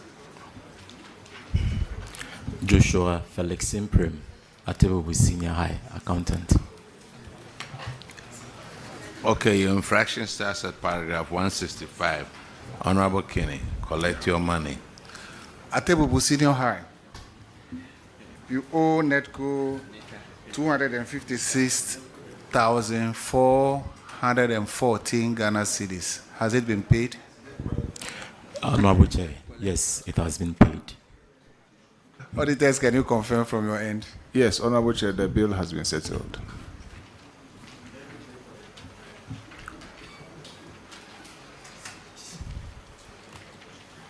The next one for Atebubu is 181, Honorable Shirley Che. Atebubu, welcome. Thank you. You have a similar issue with buffer stock. Have you obtained invoices from them? Not yet, Chair. Sorry? Not yet, Chair. Okay, what effort have you made? We've written to Charles on it, and they wrote on behalf of the whole school. Okay. All right, thank you. All right, let's go to paragraph 184, and Honorable Eneseni will handle that one. Thank you, Chair. Atebubu Senior High, this infraction has to do with abandoned projects. The auditors disclosed that 6 projects that were awarded by Get Fund and the STEM project to various contractors were at various levels of completions, but has been abandoned for a very long time. Can you give me the status update for all these 6 projects? Thank you, Chair. Currently, the 2 6 units has been completed. Okay. Let's move on to the 2 6-seater toilets. Honorable Chair, it's still currently at the stage they met it. This project commenced in June 2019. Yes, please. What steps have you taken? Because if it's still at the same stage, then it means nothing has been done. What have you done so far? We've written to Get Fund on it. Get Fund, can you provide some clarity here? Thank you, Honorable Chair. In our records, we have 4 projects, 2 number 6-seater toilets, a 3-story girls' dormitory block, and a 12-unit classroom block. The first 2 sanitary facilities, we've given approval to MOE to complete them because it's also a die-in. I was there. I think they are on their procurement processes to advance so that they can be able to get the contractor back. The last 2, that's the dormitory and that of the classroom block, is in the next phase. That one is awarded at the Regional Coordinating Council. So when we go back, we'll send our report to BOSS so that those phase of project can also go for approval so that we can get them out of our system. Thank you. Thank you. Atibubu, so you confirm the same status as provided for the other 3 projects? Yes, please. Okay. Can you provide status update on the final one, which source of funding is from GOG? I think the STEM project. The multi-purpose STEM project. This project commenced in 2020. Yes, please. This project were made to understand the then MCE was in charge of it. So we wrote to the Municipal Assembly. Honorable Chair, the project that he indicated has been completed. He has informed us about it, but we have not inspected it yet. When were you informed about this?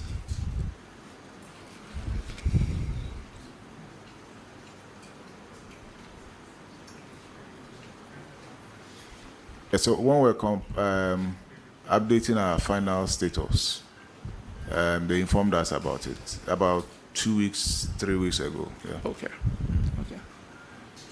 And what about the others? Yes. Yeah, we have also been briefed on that. Okay. Yeah. Okay. So, Atibubu, the expectation is that you would follow up with the Assembly on the multi-purpose STEM project since they have given commitment to complete, and I think this also falls under legacy projects under DACF. So they should be able to make some commitments to be able to complete, because this project commenced like 6 years ago. So they should have some monies. And please keep updating the auditors on progress on these projects. Yeah, thank you. Thank you. Okay, Atibubu, you are discharged. Thank you, Chair. Now let's call new Kokrompe SHS.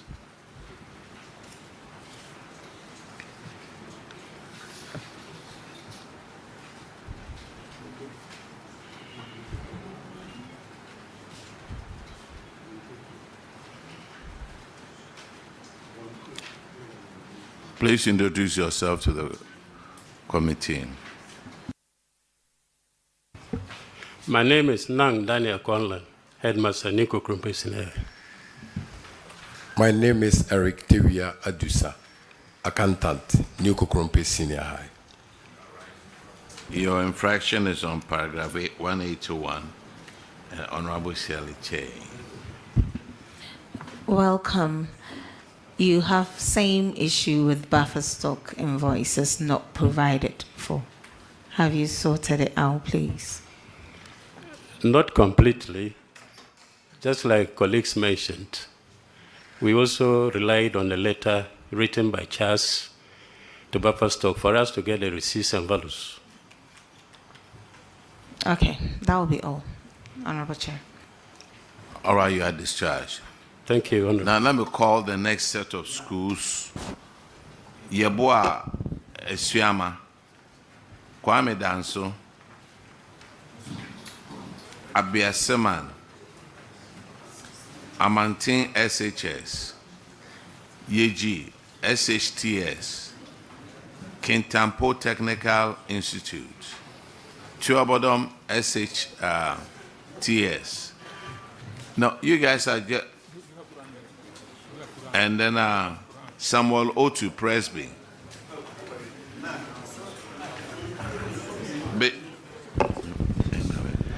Bechem School for the Deaf. Atrensua Presbyterian SHS. Ola Girls. Whidium Senior. Dema. Dema. Then Akokere College of Education. Please, I hope you are listening to me. Akokere College of Education. St.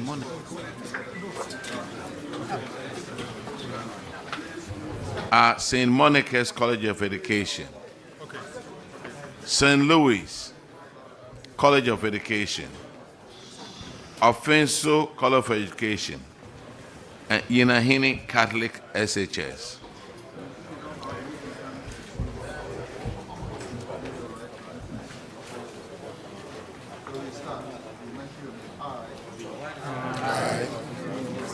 Apia Maxwell.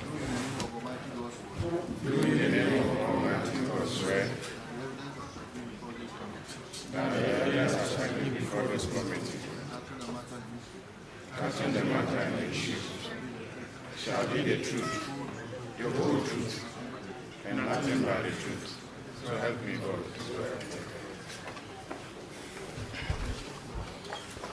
Okay, now Yeboah Esiama. My name is Kofo Abdallah Khalid, headmaster of Abusua Senior High School. Edu Apia Maxwell, accountant of Abusua Senior High.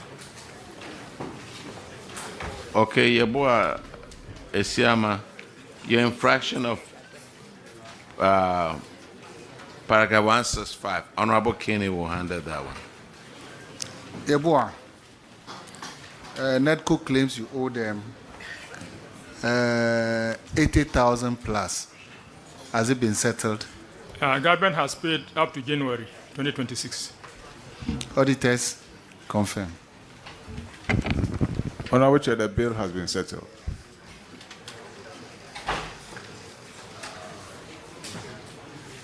Yeboah Esiama, I think that is all you have. Thank you, Mr. Chairman. You are discharged. Thank you. Kwame Danso.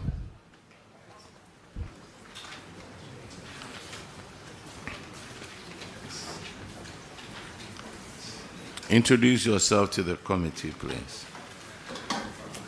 Opoku Jesse, headmaster, Kwandansu Senior High Technical School. James Bikalato, accountant, Kwame Danso Senior High School. All right. Kwame Danso, your infraction is on paragraph 165. Honorable Kenny will handle that one. Kwame Dansu, I want to believe that you've also paid 107,000 plus to NEDCO. Is that true? Yes, please. Auditors, can you confirm from your end? Honorable Chair, that has been cleared. The next infraction is on paragraph 181. Honorable Shirley Che will handle that one. Kwame Danso, welcome. Thank you, Honorable. You have same issue with buffer stock, lack of invoices to support the supply they made to you. Have you been able to resolve it with buffer stock? Yes, Madam Chair. Same have been paid, have been written to the appropriate authorities, and we are yet to get the receipts. Is it through CHAS? It's through CHAS. Thank you. Yes. All right, you are discharged. Thank you. Abiasaman, SHS.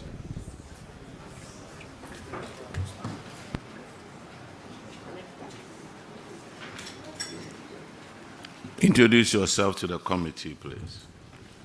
Honorable Chair, I'm Samuel Donaldson Poha, the headmaster for Abusua Senior High School.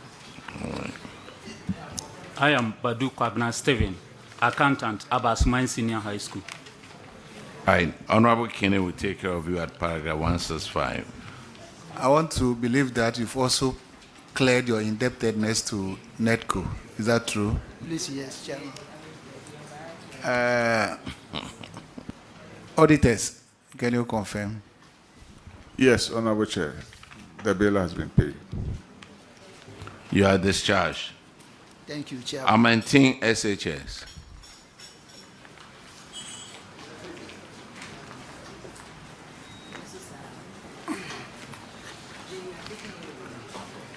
Introduce yourself to the committee, please. Honorable Chair, my name is Godfrey Jie. I'm an TSHS headmaster. Honorable Chair, Samuel Kode Yeboah, Amantin, accountant. Okay, I maintain Honorable Kinney will handle your case. Is it true that you've paid 298,000 to NEDCO too? Yes, please. It has been done. Auditors, can you help us? Yes, Honorable Chair, it has been paid. Honorable Shelley Che will handle your other infraction at paragraph 181. Thank you, Honorable Chair. You have the same issue, buffer stock. Yes, please. Have you written to them? Yes, please. Through Bone East Chas. Through Chas? Yes, please. Okay, that's fine. Nice. I maintain, right? This. I maintain you are discharged. Thank you, Honorable Chair. Now let's call Yeji. Yeji SHTS.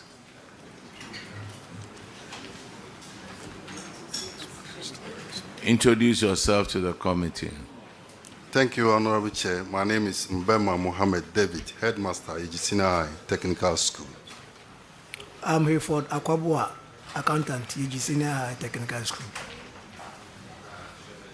Shirley Che will handle, Honorable will handle your issue. Lack of invoices for goods supplied by buffer stock yet again. What's the update on it? Thank you, Honorable Chair. We have also written through Charles to buffer stock, and we are still waiting for the response. Okay, thank you. You are discharged. We are grateful. Kintampo Technical Institute.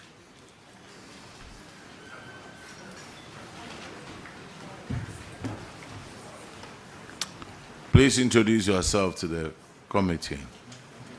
Thank you, Honorable Chair. My name is Patricia Abruya, the Headmistress of Kintampo Technical Institute. All right. Honorable Chair, I'm Ban Isaac, Accountant, Kintampo Technical Institute. All right. Honorable Chair, I am Bismarck Apiakubi, the Regional Director, Ghana TV Service, Bono East. Regional Director. Thank you. Kintampo, Honorable Kinney will handle your case, please. Please turn the mic off. Kitampo, NEDCO says you owe them 447,000 plus. Have you paid? Honorable Chair, respectfully, the said amount was an oversight. It wasn't a utility, electricity bill from NEDCO, but rather a utility bill, water bill, Kintampo water supply. The said amount is 19,113 Ghana cedi.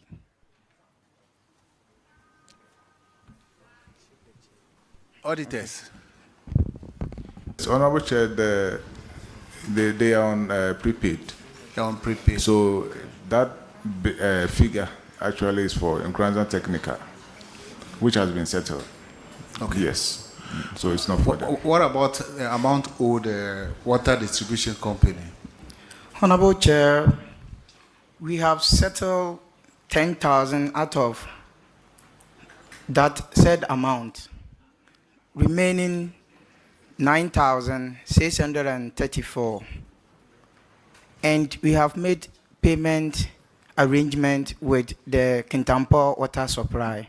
Right from here, we will settle that balance. This is an amount you've been owing since 2024. You couldn't pay. You are telling us that right after here, you will now pay. On what basis are you going to pay now? Honorable Chair, this amount was accrued from 2010 to 2022, and the school was under Community Development School. So TVET took over 2022, in which this amount has been accrued. Then we, the TVET service, try to pay said amount. And the school was supervised by Municipal Assembly. So they are supposed to clear this debt. Are you sure, apart from this debt, you don't owe them anything? Yes, please, Mr. Chair. Owe them anything? Only the balance, remaining balance. Chair. Of 9,000. 9,634. So have you discussed this with the Assembly? Since you said it was the Assembly that was supposed to clear the debt, have you discussed this with the Assembly? Honorable Chair, we had a meeting with them. They show commitment to pay, but they didn't pay it. So now the school is now paying? Yeah, the school is now paying. And when are you hoping to finish clearing the 9,000 balance? Right away, Honorable Chair. Okay, so 30 days, you show evidence today. Thank you, Honorable Chair. Thank you. All right, you are discharged. Thank you. Now let's go to your bottom.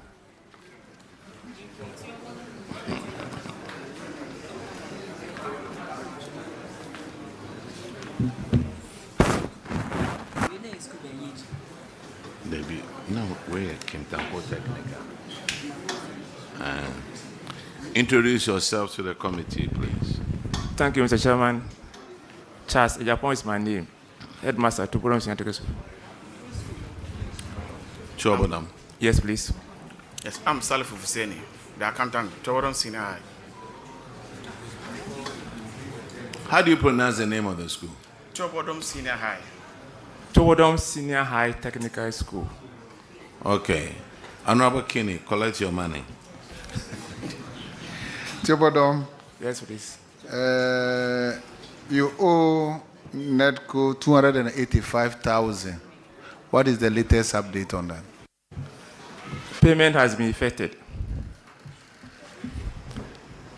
Auditors, can you confirm from your end?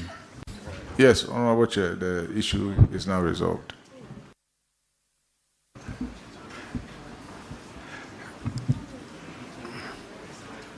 Mr. Chair, Mr.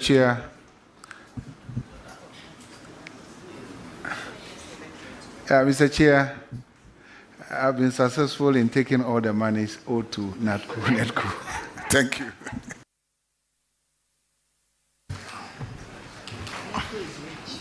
All right, you are discharged. Thank you, sir. Now let's call Samuel Otu Presby.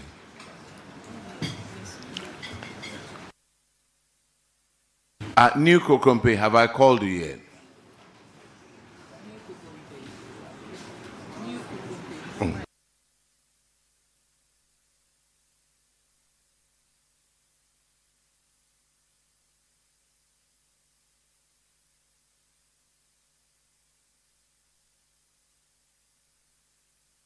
Which school is this? Honorable Samuel Otu, Presbyterian Senior High School. Samuel Otu. Please introduce yourself to the community. Evans Asari is my name, head of school, Samuel Otu, Presbyterian Senior High School. My name is Kumar Peter, the accountant, Samuel Otu, Presbyterian Senior High School. My name is Abraham Fletcher, Regional Director of Education, Ahafo Region. All right, your infraction is on paragraph 31, and Honorable Ahinkwa will take care of that. Thank you, Chairman. Samuel Otu, per the report we have, you are indebted to NEDCO to a tune of 160,000 Ghana cedis. I hope there are a lot of second cycle institutions at the Ahafo region. Yes, please. Why is that payments were made for other schools, but your school was not catered for? What did you not do right? Thank you, Honorable That Chair. led to the delay in payment. Thank you, Honorable Chair. As at the time of auditing, payment had not been effected. But as I speak with you, the Ghana Education Service has settled the debt. Since 2025, the debt is settled. Yeah, what I'm saying is that there are so many secondary schools there, and I think you were audited at the same time, isn't it? Yes, please. So why is it that other schools were not captured for not being indebted to NEDCO, but your institution? It means you didn't do something right. Because if you look at the guidelines guiding disbursement from free SHS, it is stating that you, the schools, have to furnish the secretariat with the bills so that based on that they will pay. It could happen that you didn't send the bill early. Thank you, Mr. Chair. Mr. Chairman, before the audit, the free SH coordinators came to the school. He picked all our bills. We submitted everything to him. So we did that. We were hoping they would pay before the audit, but they didn't. Auditors, what do you have to say? Yeah, it has been paid now. I know it As has of been September paid. You know, 25, this is yeah. something we just want to improve upon the system. So the fact that it has been paid is not what we are after. We don't want this thing to reoccur again. So what I'm saying is that there are a lot of schools in the Ahafo region. Why is it that others have not been cited, but some of these schools have been? It means from their part, there was something they did not do right. And this is what we want to uncover so that next time it will not repeat again. So what I'm asking is that at your outfit, what do you think you did not do right that the payment were not effected early? Chair, I think that we can, honorable, respectfully, we can save a lot of energy on this. The schools, remember that we are using postpaid over 95%, and so the bills are sent. And I explained earlier that where these bills are paid, since I started joining you, you see them, they are paid across those regions. If they are not paid, you see that they are not paid in those regions yet. It means that Free Senior High School is working on the payments. Thank you, Chair. All right, the next infraction is on paragraph 37. And Honorable Abena Osei-Mensah will handle that one. Thank you very much. It has to do with misapplication of funds, sir. And government sent monies to Samuel Otu Presbyterian Senior High School to be used to purchase perishable foods. You ended up using it for general operations as well. And then, why did you do that? Thank you, Honorable Chair. The reasons are that... but do you know in the first place, it's an infraction? Whether you have 1,000 reasons or not, yes. Monies meant for specific use cannot be varied. You are aware of that? Yes, Honorable. Okay, so give me your explanation.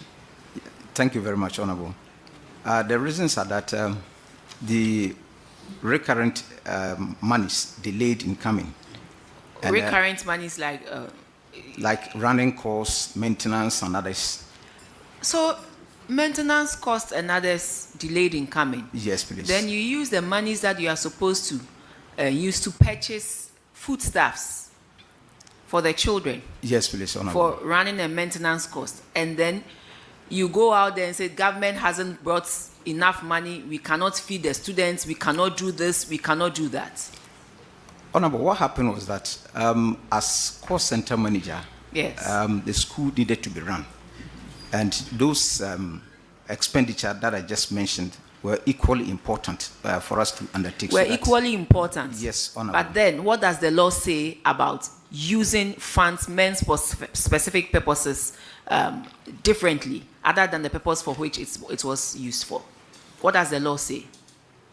Honorable, I can't quote the law verbatim, but I know it is wrong. That shouldn't have been done.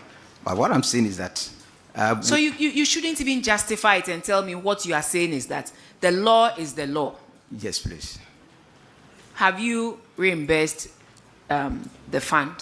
So as soon as perishables, recurrent money is paid, then we reimburse. So as we speak, have you took out 274,522 Ghana cedis. Have you paid it back into the perishable foods account? Or not fully. Why? This report is for 2024, and as we speak, we are in 2026. And I'm asking you, you're saying you haven't done that. So when are you hoping to do that? As and when releases come, then we'll channel from part 2025, what has come in for recurrent expenditure? I don't have the figures here. If you don't have the figures, let your accountant speak to it, please. Thank you, Mr. Chair. The recurrent expenditure that you normally pay, in fact, all that it is in arrears, and even when it comes. How much has come in since January 2025 is the question I asked, please. January 2025, we have 120,000. The whole of January to 2025, December, December. 120,000 Ghana cedis came in. 120,000 Ghana cedis came in Yes, for recurrent expenditure. So that if you know that this is the amount you will be receiving, or you have an idea of the amount you'll be receiving, why do you go ahead and take 274,000 Ghana cedis from an account and spend on recurrent expenditure, knowing very well that it's only 120,000 that will come in for you? Madam Chair, the recurrent expenditure, we don't normally get how much they are going to pay to us. So that is why you have to be cautious when you are spending in the name of recurrent expenditure when it's not your money. Madam Chair, or on borrowings. You want to borrow to spend, and you know you have an idea of how much will come in, because you can't tell me you don't have any idea at all. Every year some money is coming, so you have an idea of how much will come in. So that if you are taking money from somewhere else to pay for recurrent expenditure, you need to do it such that the monies that you'll be expecting will be enough to enable you reimburse the fund you are taking that money out for. So how much have you paid out of the 274,000 Ghana cedis you took from perishable foods? Finance Director, can you please share with me, or that information is with the principal, no, the headmaster? Madam Chair, please, the one we took from the accounts, since the whole of 2025, that was the only amount we received. But we could not disburse it. We were hoping when we get another source. And that's the so how much have you paid out of the 274,000 Ghana cedis you took, please? Madam Chair, as we speak now, we have not paid that amount because... Oh, that is not fair. Madam Chair, the reason... You took money meant for perishable food items for the students of Samuel Otu Presbyterian Senior High School. Auditors identified it in 2024. We are in 2026, and you still haven't received, you still haven't reimbursed the account. How much money has come in this year for perishable foods? Madam Chair, as we speak now, we only received 63,000 last week. For the whole so that if you had the 274,000, don't you think you would have received 270? You have 274 plus 60,000, and that will help in the feeding of the students. Madam Chair, the problem is when we pay that 60,000 towards the feeding, meaning the whole of 2026, the school is not going to be run because we are relying on it for our stationaries, our fuel and everything. Food money is meant for food for the students. You are going to use it to buy stationery. No, I mean the one that we are going to use to reimburse the perishable amount. So how are you going to reimburse the 274,000 Ghana cedis into that account? How are you going to do it? Yeah, Madam Chair, we wrote to. How are you going to do it? Help me here. Madam Chair, please, we wrote to the Director General through the Regional Director for them to reimburse us with the recurrent expenditure so that we can... How much recurrent expenditure are you due to be reimbursed with?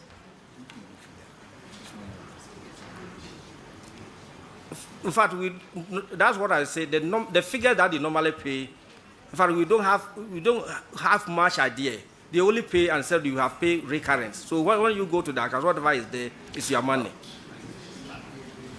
How much comes to GES? How much do you pay to the various schools every year for recurrent expenditure? Chair, I was head of school when Free Senior High School was introduced. Sir, please turn off your mic. And it considered 3,003 cedis for a student. And in the list for fees, whatever that was allocated for recurrent, government will explain to the heads how much is it that will come to the schools. What will be for perishable, government will let you know. When there is a review, for instance, to increase perishable for a reason, headmasters through the Functional Executive Conference of Heads of Assisted Senior High Schools, CHAS, would be first duly informed, and then we issue a communique. I think that they will need to relax. My briefing before coming here, government has paid both perishable and recurrent up to February 2026. And so it's possible that they may not be up to speed and will need to take their time and get back. But it is important we do help them with some kind of training, except that maybe they are under packed tension. But if it is... Yes, but it is not packed tension. You took monies out of a certain account, 274 meant for the feeding of the students of Samuel Otu Presbyterian Senior High School. And the auditors drew your attention to it at the end of the audit. This audit happened first quarter 2025. And we are in 2006. I'm asking you, have you been able to reimburse that account that you took money from? You said no. How are you going to reimburse that account? And you're telling me stories that you don't even know how much you expect from government. But here you are, Deputy DG, explaining to us that every school is giving an idea of how much they are going to receive from government. So clearly... Please, Chair, a head of school with the support of the accountant should be able to calculate, even if 10 cities has fallen short between a quarter. Because if there are reasons why government is not able to pay on time, but they will normally specify it is from October to November, or in this particular case, spanning from October through to February this year, has all been paid, and they will tell you this is for SHS2 and SHS3. So government may still be working to pay for first year, so you know that. So you calculate your your second years, then your third years, and you know what you how should much have. Yes, you should so come to that's, you. with respect, So I would just think that you have been they need ahead to of take their time. the institution before, so he's explaining to us. Say, you knew you were coming here to answer this infraction. One, you are not prepared. Two, you are not even telling us how you are going to reimburse the monies, the accounts of the monies you took from.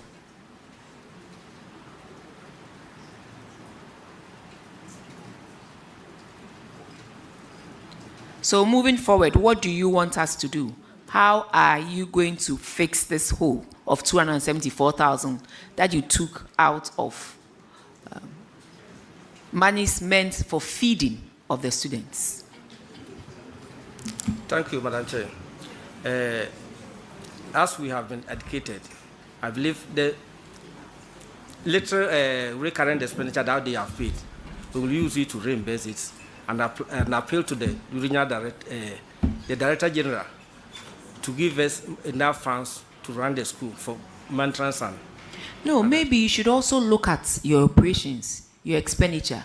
Maybe there are certain things that you can cut off, certain things that you can reduce to help you live within your means and not go and take funds meant for feeding students to run operations of the school. You are not the only school. There are so many schools in the Bono East region, but these are the schools that were cited for that. You understand? There are only 5 schools out of how many schools are in Bono? We're told there are 12 senior high schools. Sorry, I have 4. 12 senior high schools and 2 technical schools. As in all, there are about 18. And it's just 5 of you who were cited for this. So clearly, you are doing something wrong. And you need to check this. Next year, God willing, when we meet you, we don't want to have this infraction standing in your name. Monies meant to feed students are not to be used to run the operations of the school. Respectfully. Well noted, Honorable.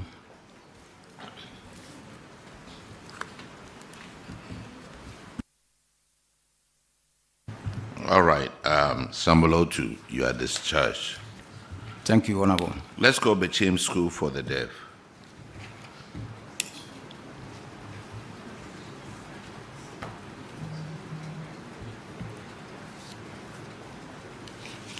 Introduce yourself to the committee, please. Honorable Chair, my name is Armstrong Adu Buache, Principal Bechem School for the Deaf. Juliet Eriadamwa, Accountant, Bechem School for the Deaf.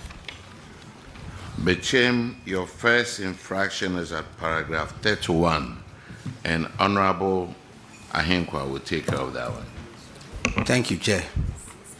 Mr. Armstrong, your outfit, according to the report, you are indebted to Netco Company. Have you paid? Yes, please. Auditors. It has been paid. Okay. Okay, the next infraction is on paragraph 37, and Honorable Abnasar will handle that one. Bechem School for the Deaf, you also misapplied funds, money meant for the feeding of your students. You used it for other things. Honorable Chair, Yours is 159,000 Ghana cedis. Yes, Honorable Chair. Can you explain to us if you have reimbursed the accounts? Okay. And why you decided to take 159,000 Ghana cedis off? Thank you, Honorable Chair. So let me start from the latter. Money to run the school. Yes, Honorable Chair. So, apart from the feeding grant that we receive from government, we are not with the Free SHS Secretariat. Special schools, we depend on grants. Apart from the feeding grant, we have administrative grant that through GES we're supposed to get for every term, which does not come regularly. And we have expenses that we incur during each term. For example,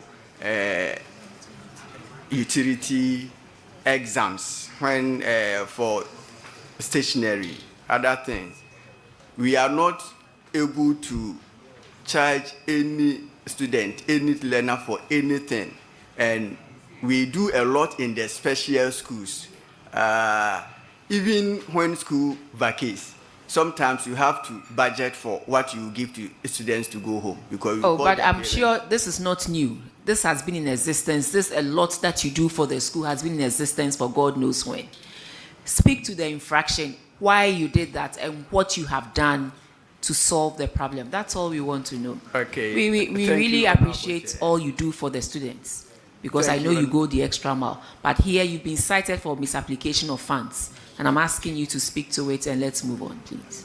Thank you, Honorable Chair. So we use that for stationery and other administrative costs. And so when it comes to the feeding of the students, how do you manage? Because if you use money meant for feeding to buy stationery and run the schools, how do you give them food to eat? Buy the goods from there and not take money meant for feeding to be used for those things. You understand where I'm coming from? Yes or no? What I'm saying is that you're saying you are on good terms with the suppliers of foodstuffs. And I'm saying, why don't you build that same relationship with your other suppliers so that money meant for feeding, you leave it intact. And so that, one, you are not cited for any infractions. And then two, the students get enough food to eat.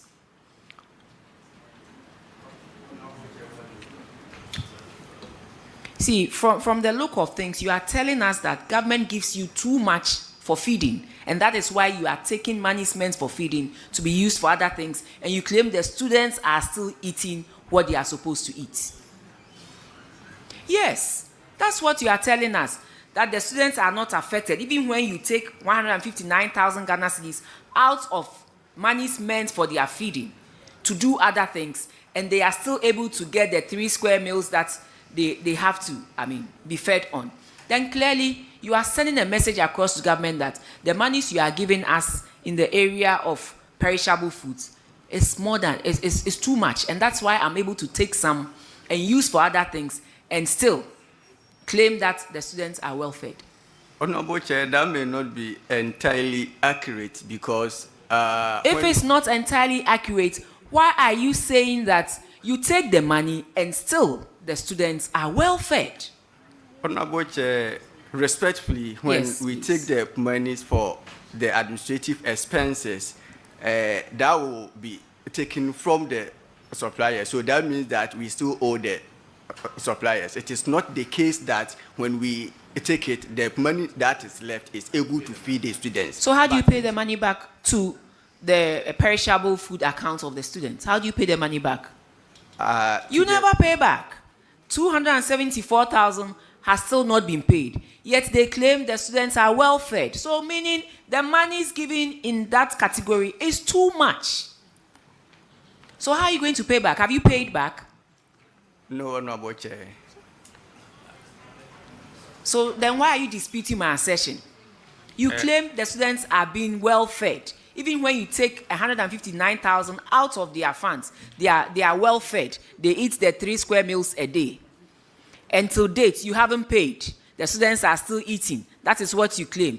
Then clearly, the monies are too much. So government should reduce money in that area. Chair, respectfully, I think he took guidance from your wise counsel that if you have good rapport with suppliers of food and perishables. I understand that. So I asked him, won't that affect the students? He said the students get their 3 square meals a day and they are being well fed. And to date, you owe suppliers of food 159,000 and they are not complaining for over a year and some months. Well, I think what he tried to explain, if I heard him, is that the food and perishable things are owed, but not that they manage with the account. So we take guidance from... They are owed, they owe food suppliers 1 year, 3 months. They haven't paid. They are in good relationship with them, so they haven't paid. And yet the students are eating 3 square meals a day.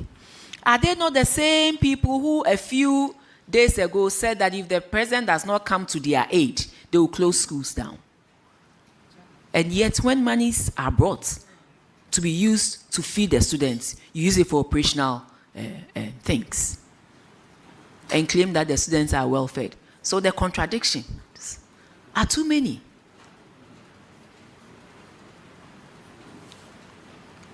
Next year, God willing, we don't want to see this 159,000 for perishable foods still outstanding. You have to reimburse the perishable foods accounts with this money. Otherwise, you are telling government that the monies that they send to you in this category is too much. So you take some and use it for other things that you find equally important. So government should reduce it and rather increase the operations and other things that you find equally important. Well noted. Thank you. Honorable Chair. Bechem. You have another infraction on paragraph 54, and that's Honorable Simon will take care of that one.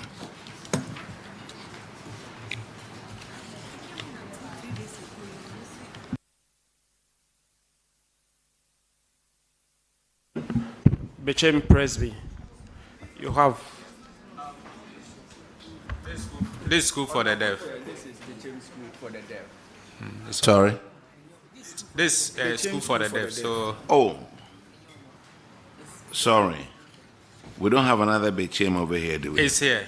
The senior high school is here. Another Bechem is Yes. here. Okay, you are off the seat. You are discharged. Now, Bechem, come.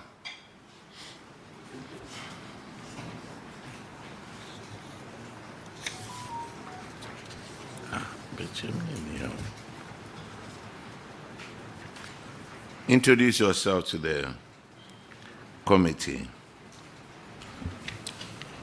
Thank you, Chairperson. Please, I'm Nancy Arthur, Headmistress, Presbyterian Senior High School, Bichim. All right. you.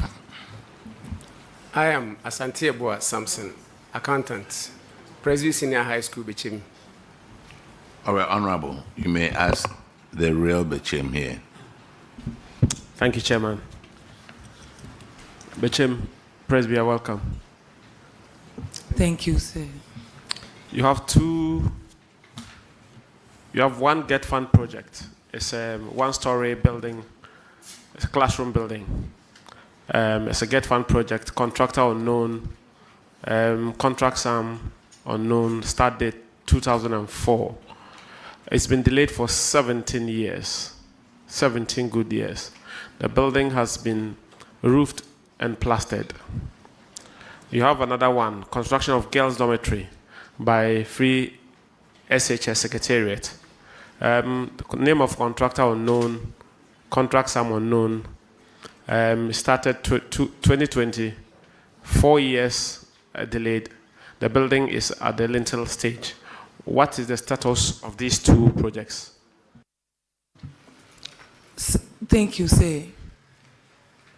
I know 2 girls' dormitory projects that are halted, as well as a 12-unit classroom block, which is about 80% complete.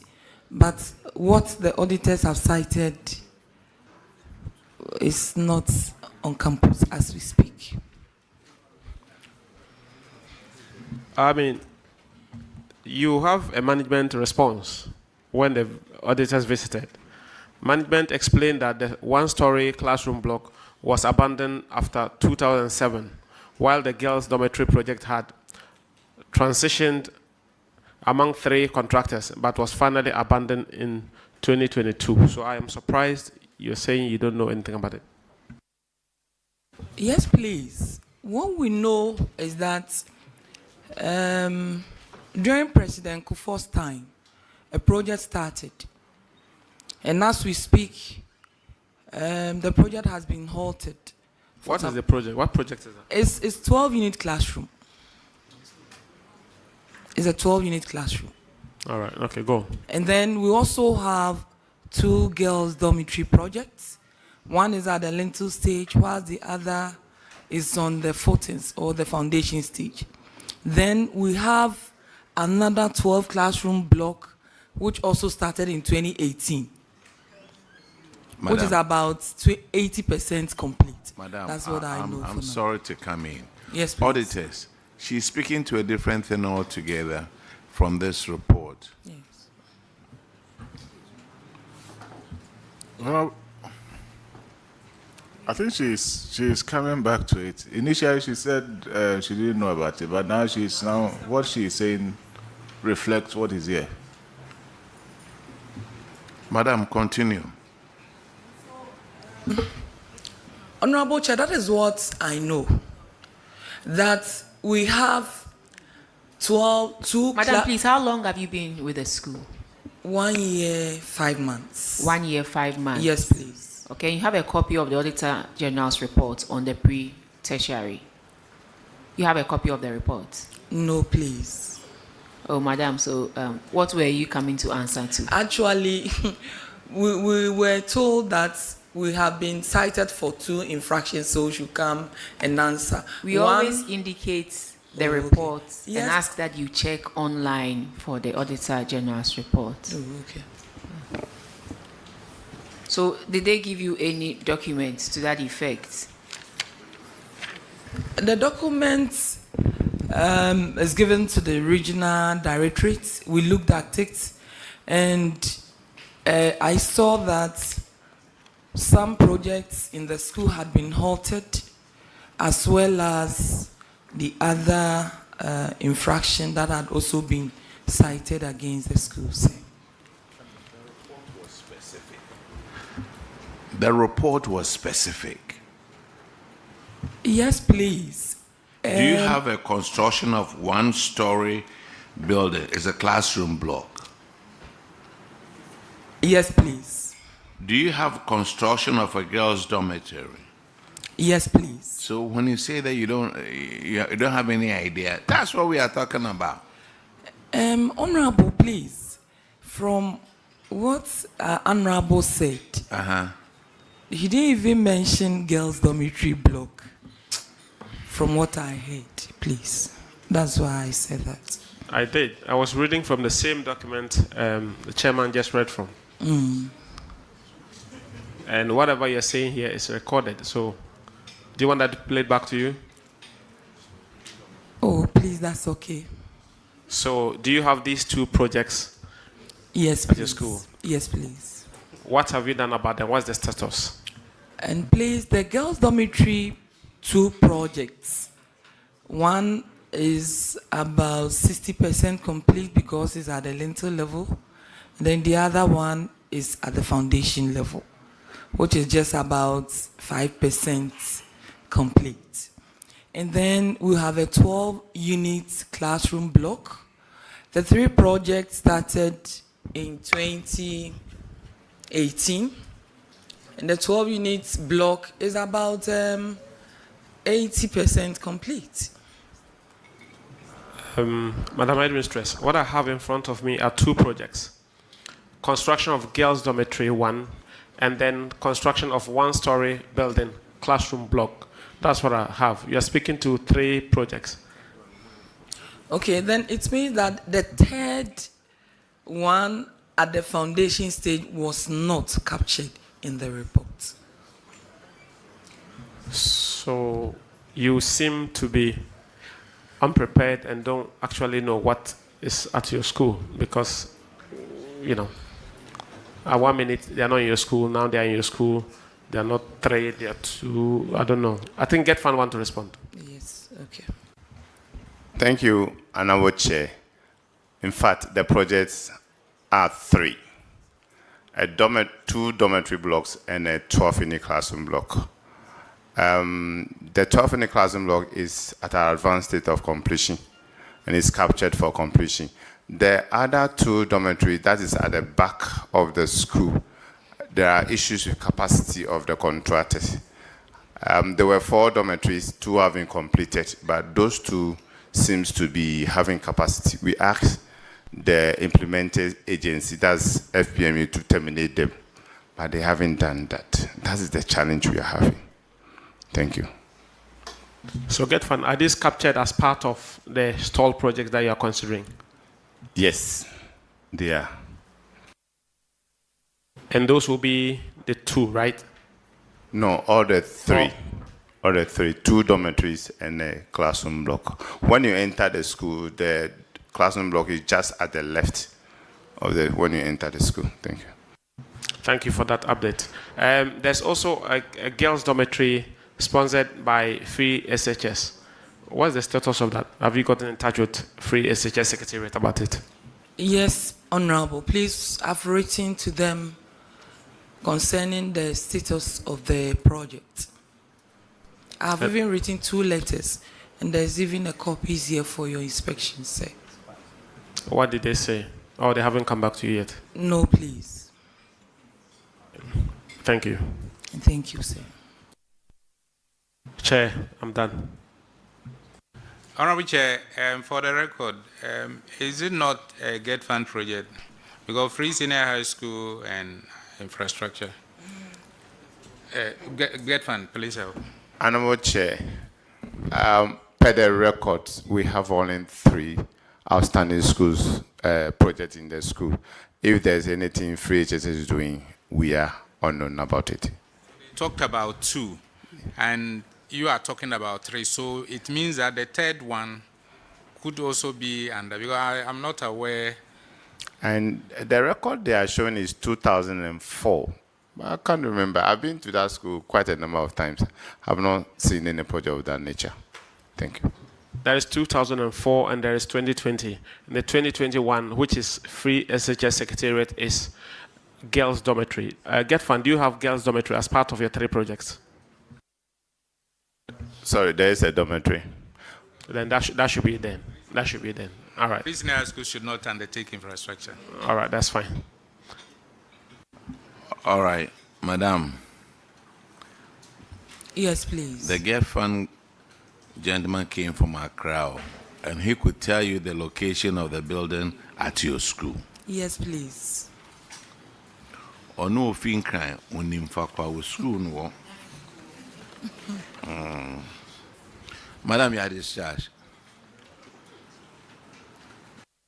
Now let's call Achirin Suya. Thank you, sir. I think there's another issue. Madam is my tutor back at the secondary school. And I think I had a question for her. Yes. I don't have a problem. I think I have. So, Which school is that? Sunyan Secondary School. Eh? She taught me at Sunyan Secondary School. Oh, but this one was Bechem, right?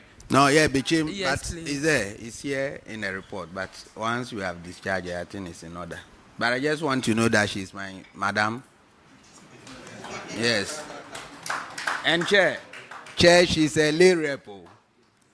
She's a lay rep for Bono Hafu Presbytery.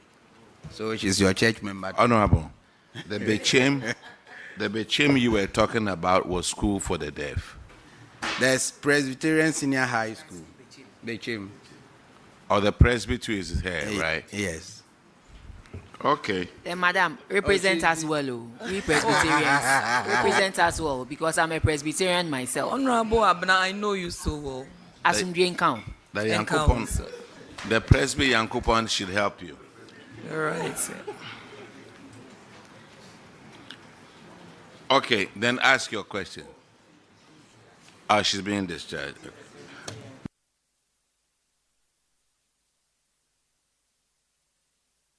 Which school is this? Actually, yes. Please, Honorable Chair, my name is John Yeboah, headmaster. My name is John Yeboah. Headmaster at Chilenswe Senior High School. That was Yari. Honorable, now to see a dear Yedi.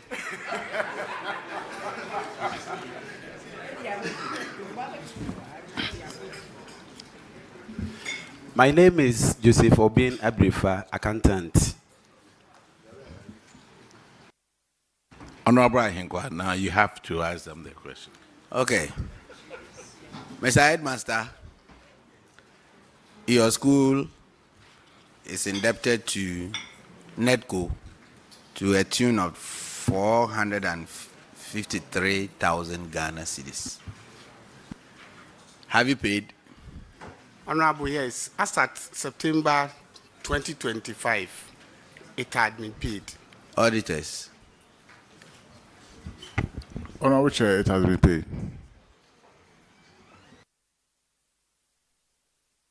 They've paid, right?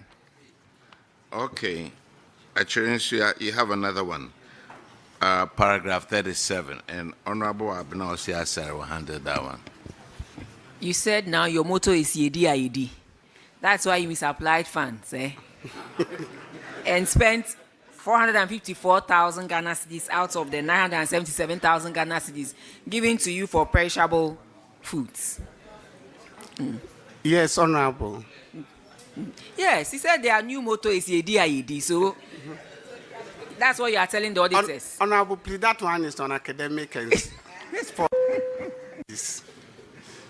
But why? Why are you doing this?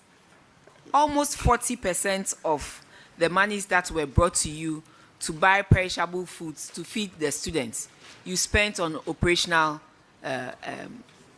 costs.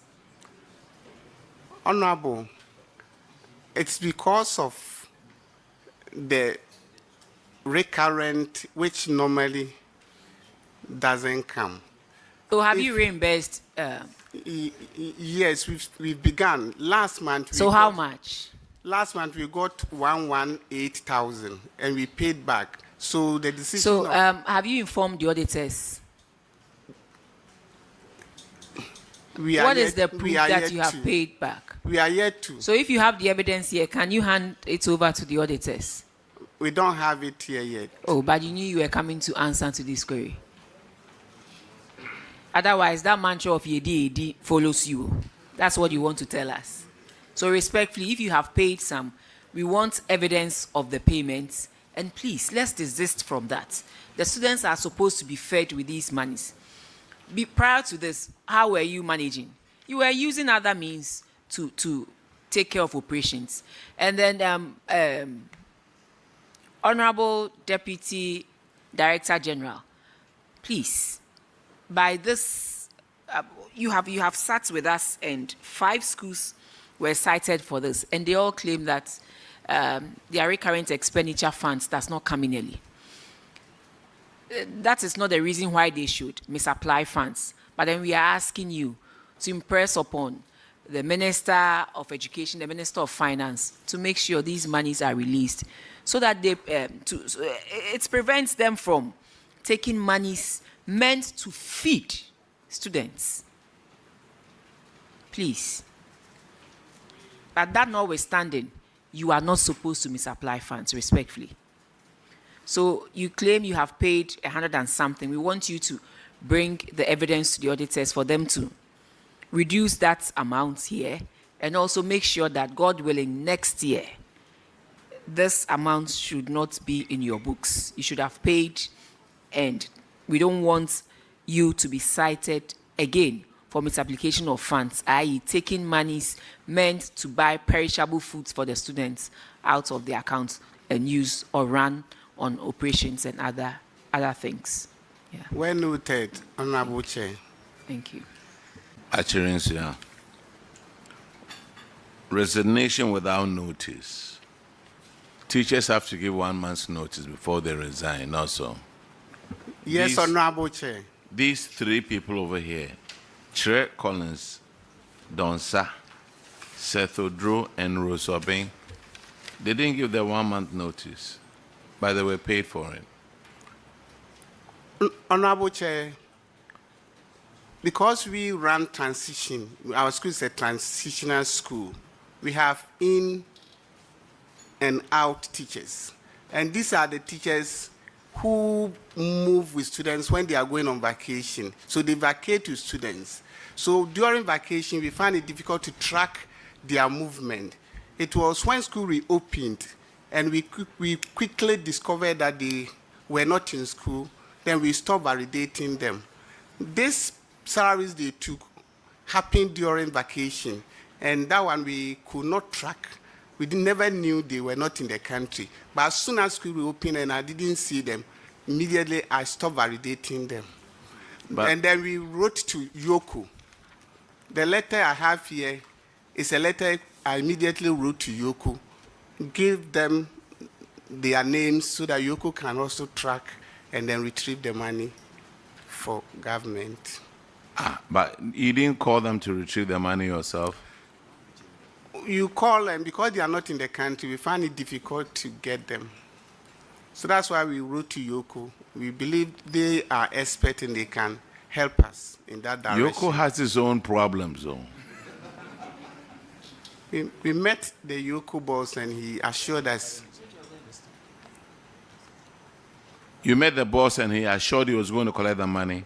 Our district Yoko boss. Has he collected the money for you? Honorable Chair, we are yet to hear from him. Where did these people run to?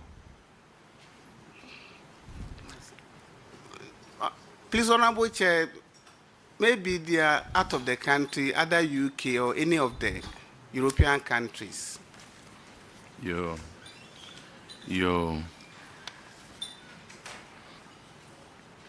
they didn't even say goodbye to you, the head? Not at all, Honorable Chair.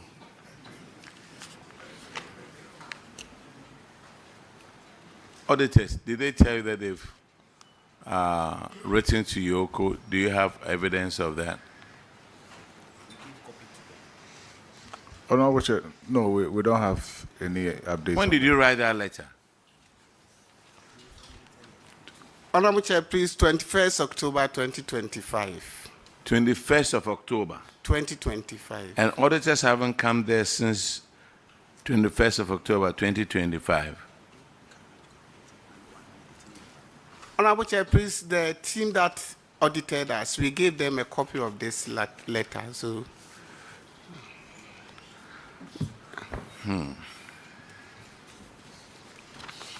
Give this letter to the auditors here, and we'll do a follow-up. Thank you, Honorable At Chair. some point, we may ask you to pay, but right now, you are discharged because yari.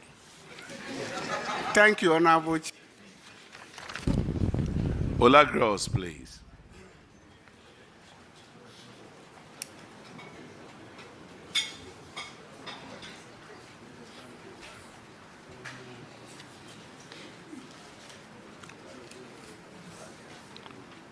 Please introduce yourself to the committee.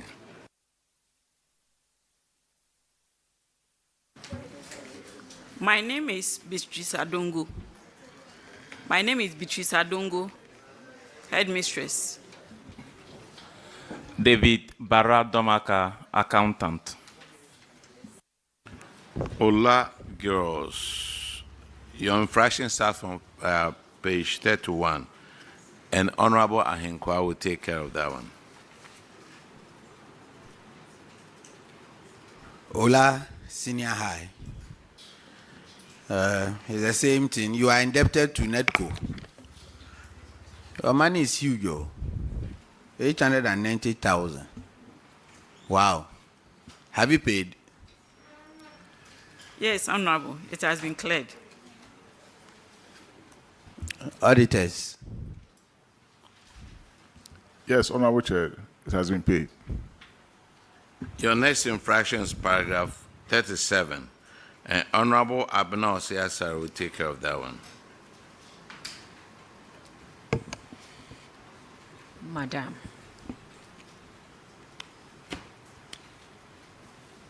Why?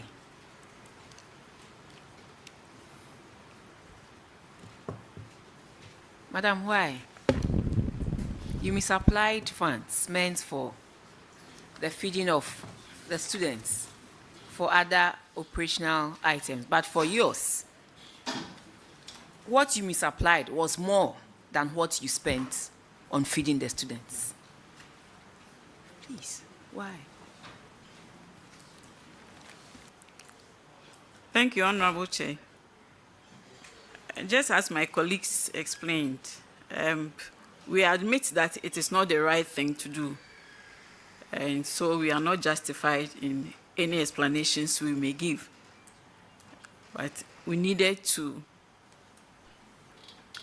have the school run. Yes, but you needed to have the school running. But the monies you spent on other things, you are given a total of 682,000 Ghana cedis.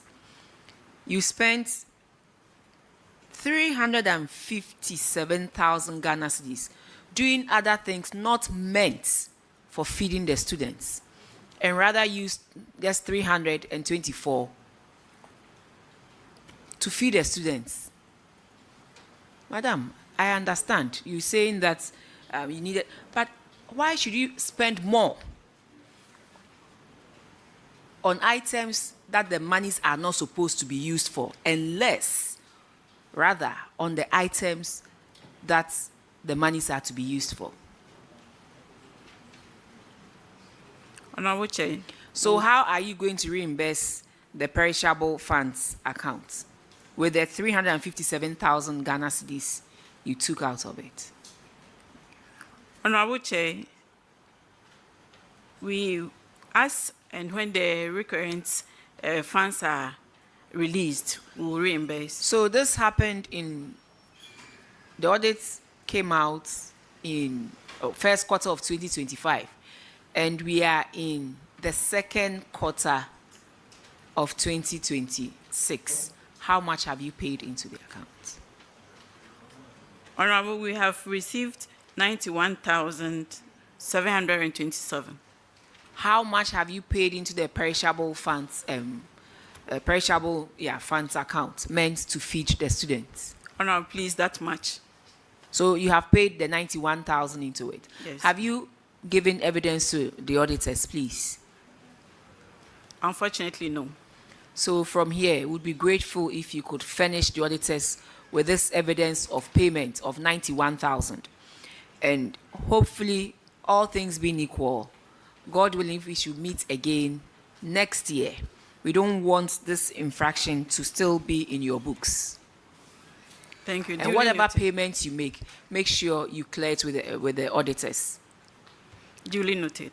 I wish you well. Thank you. Thank you very much. Hola, girls. We have another infraction at page 49. Honorable Simon will take care of that one. Thank you very much, Chair.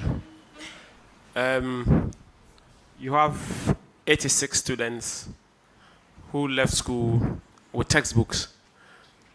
The total number of textbooks they went away with is 227.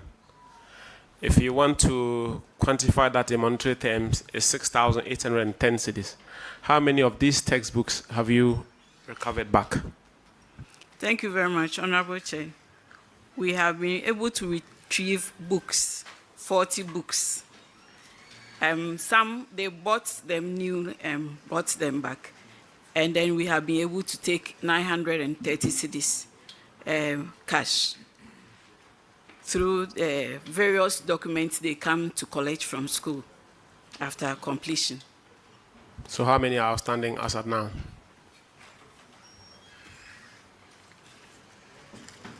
I will have to do the calculations. Sorry. So and pass well. Thank you. Thank you very much, Honorable. Madam, you are discharged. Let's call Huidim. Thank you.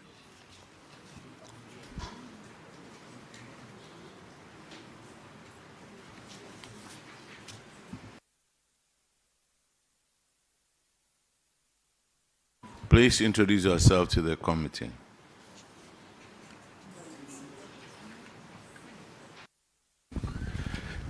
Thank you, Honorable Chair. I'm Dominic Abugri, the headmaster, Huidim Senior High. I'm Benjamin Yabua, accountant, Huidim Senior High. Huidim, you have an infraction on paragraph 31, and Honorable Yao Ahinkwa will take care of that one.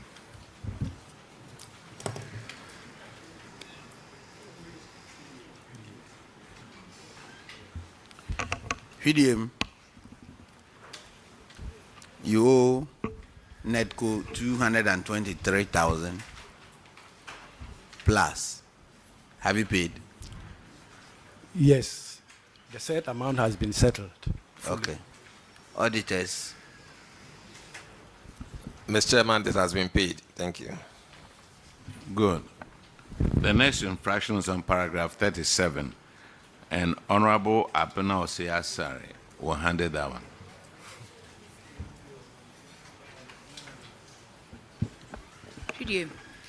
You also misapplied funds, but yours is the gravest. You used 72.2% of the monies that were meant to feed the kids to do something else.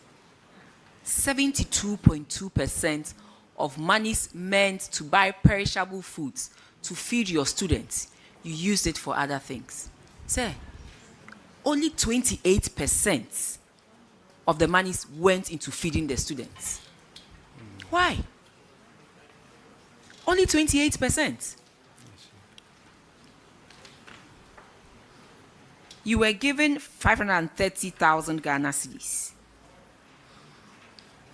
You used only 147. The rest you used for operational things. So, Director General, when I say that by this, they are telling us that government gives them too much in the area of feeding, I don't think you can justify this. 72.2% of the monies meant for perishable foods were used for operational items.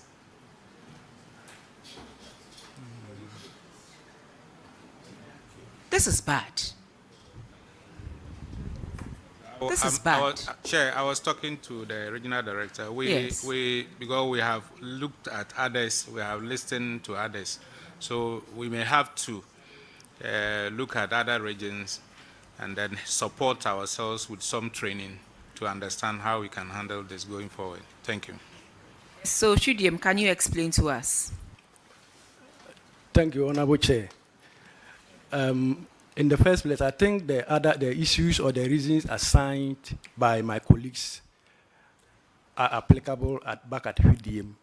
I'm only 6 months old in the office, but my studies. Please, where is the former head founders- master or mistress, please? You don't know the school he or she was transferred to?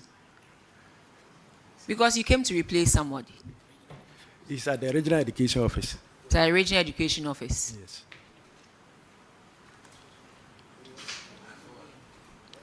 The name. Who is he or she? Dear Frederick. Dear Frank. Frederick. Frederick.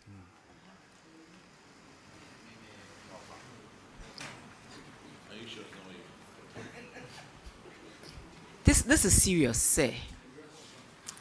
This is serious. But we are working, making sure as and when the Money is recurrent coming, component comes, you we'll try to reimburse. reimburse. Yes. Yes, please go ahead. Let me ask them, look, these amounts were given to you in 2024 for the kids. The kids are already gone, or some may be there. So does it mean that you underfed the kids in 2024?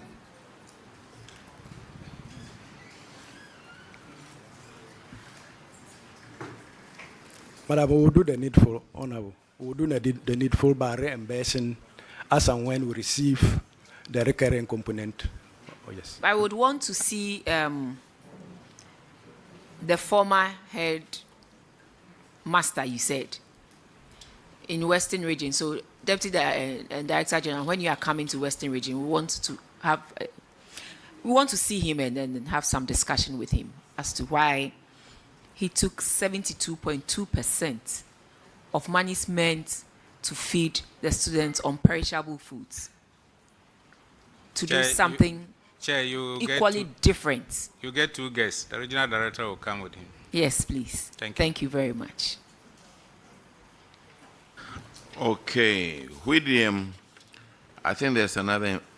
Oh, okay. You are done. You are discharged, please.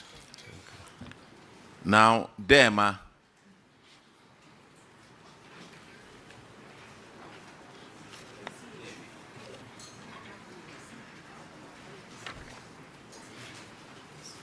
Please introduce yourself to the committee.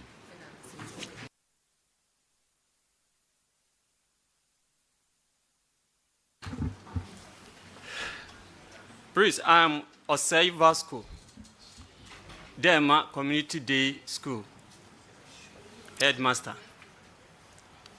I'm Francis Owusu-Koko, the accountant. Okay, Dema, you have an issue at paragraph 31, and Honorable Frank Ahinkwa, Frederick Ahinkwa will take care of that one.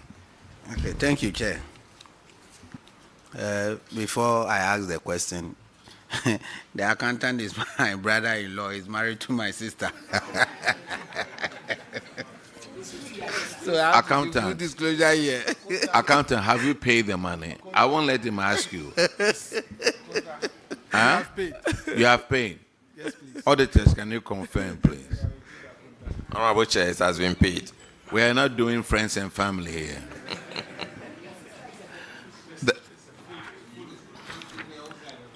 The next one is on paragraph 49, and Honorable Simon will take care of that one.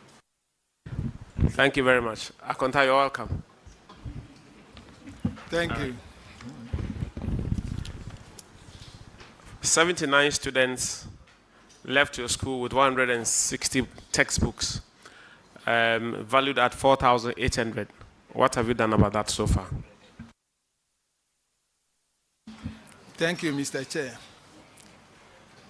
As at the time the auditing was on, the auditing took place, these students completed and they sent the books to their houses. Later on, we called them, we called the parents and the students to bring the books back. Some of them have returned yes, and others too have not. Recently, when they were even coming for the recruitment, a lot of them came and did not bring their books. So we asked them that as and when they bring their books, then we also give their certificates to them. And we know that it's not only the certificate that they will need. They may need introductory letters and also testimonial and even transcript. So we have used this measure in order to curtail them, or in order to force them to bring the books. We are hoping that the number that we have collected, we have gotten about 50 thereabout, and we hope by the close of the year we may retrieve all. That's wonderful to hear. I mean, 50 out of 79 is good. Keep doing that. I mean, have you contacted any of their parents or guardians? Yes, yes, please. And have they paid? Yeah, we checked through the school files, their files, and then we had the parent contact and even the students contact. So we called both.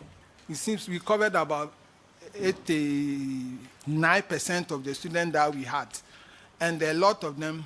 Some of them said they left the book there because it was a day school, and some of them were staying with other people.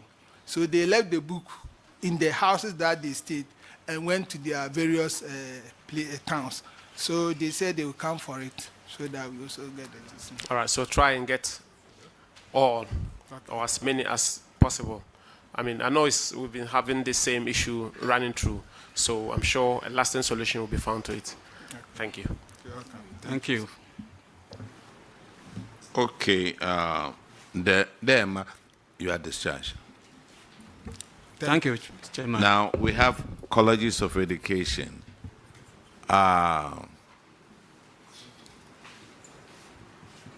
Is St. Monica here? Chair, I'm told Nyenehene was to bring the head or assistant. So I'm sorry? Nyenehene. Oh, Nyenehene? Yes, please. Are they here?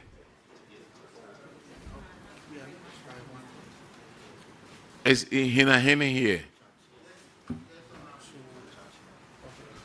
Okay, this is St. Monica's. Okay, after St. Monica's, I will come to you, Nyenehene.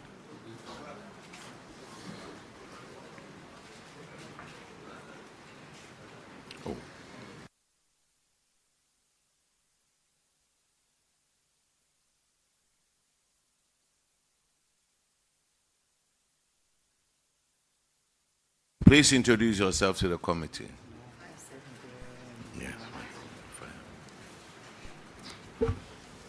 Thank you, Honorable Chair. I'm David Ochre-Crunchy, Principal of St. Monica's College of Education, Asante Mampo.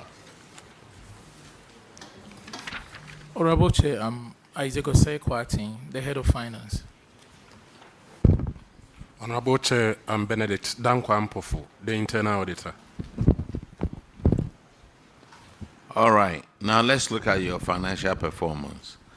I see a big increase in your non-tax revenue. What occasioned that?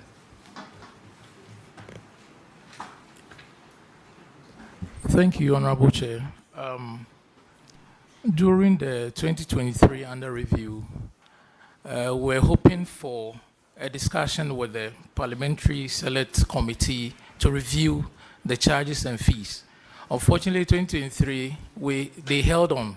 So immediately 2024, they reviewed it. So we're able to kind of increase our non-tax revenue. So that accounted for the quantum difference. But your grants also went down by $1 million. No, grants. What do you have in grants? Honorable Chair, compared 2024-2023, the difference wasn't that 1 million. We are talking about 1 million Ghana cedis. Grants, 2023 it was 2.7 million. 2024 it was 1.7 million.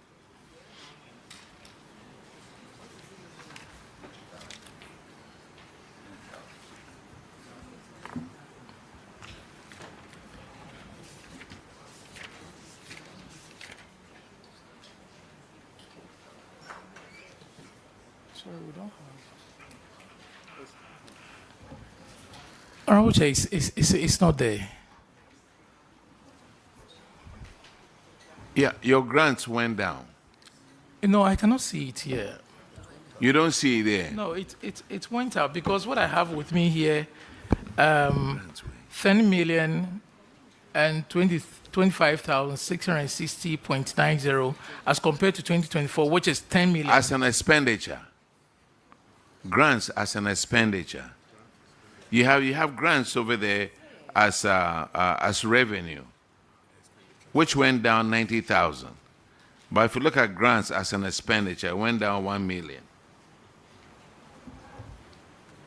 Yeah, usually maybe there was a delay in receiving the. So have you seen what's Yeah, I've he seen says? it. In terms of the expenditure, I've seen it. I believe it's a delay in releasing the government grant. So what was captured was what we received. The actual expenditure that we incurred. You believe, or it's a fact? It's a fact. There are notes to the account. So look at your notes and tell us. Like Rankin is saying, the chair is saying, there was a decrease of 1 million. He wants to know why.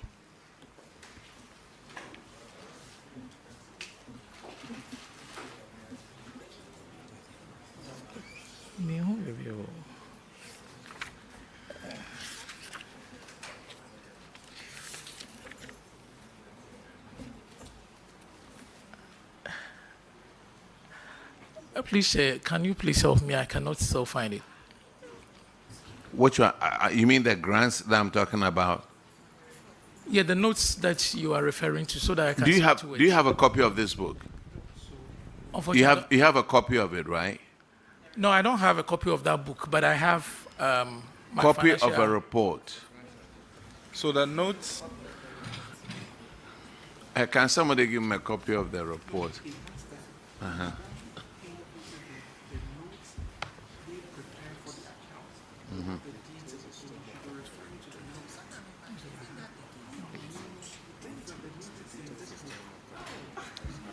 Sir, the notes should be in your draft account. I'm not referring to notes in this book. All I'm saying is that Chair asked that there's a difference of $1 million drop in your grants and the expenditure.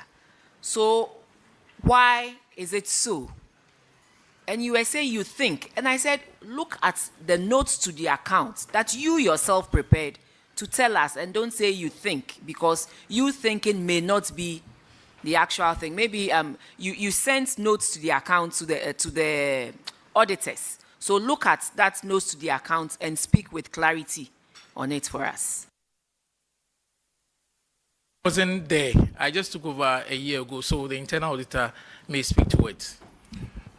Honorable Chair, during 2024, we had a long period of strike.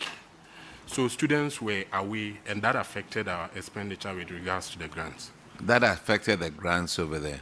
Yes, sir. In the expenditure? Yes, Honorable Chair. Yo, Martin. Now, your current assets, let's look at your financial position. Your current assets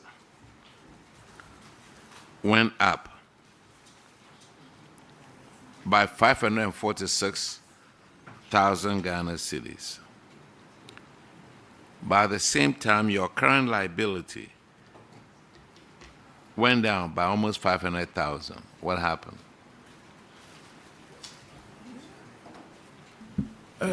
Honorable Chair, as indicated earlier, because there was an increase in the amount that we received in 2024, we were able to pay off the liabilities that incurred the previous year. So we're having that surplus.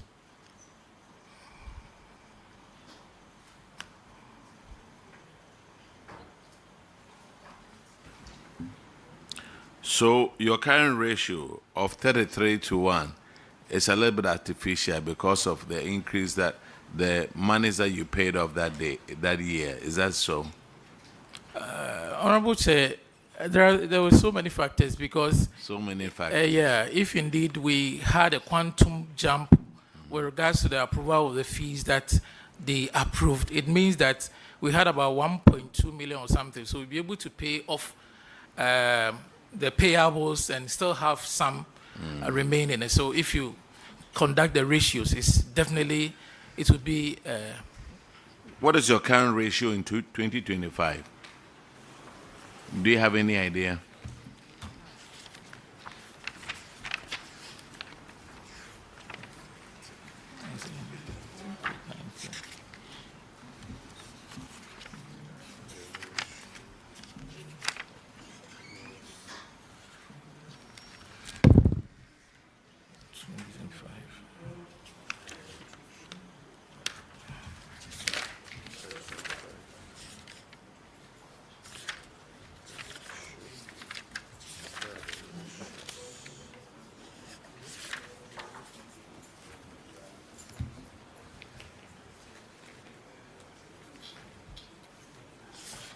Now you understand why we sent you away, and we said we need to have a full group over here. I understand. You now understand. No, I understand, Chair. Yeah, I wanted to say that on air so that people will understand. He's an accountant. Why would you send him away? Because you see these numbers. Are you going to give me an answer, or I should just? Yeah. Or you want to come to Takrady? No, please. Okay. This is 2025.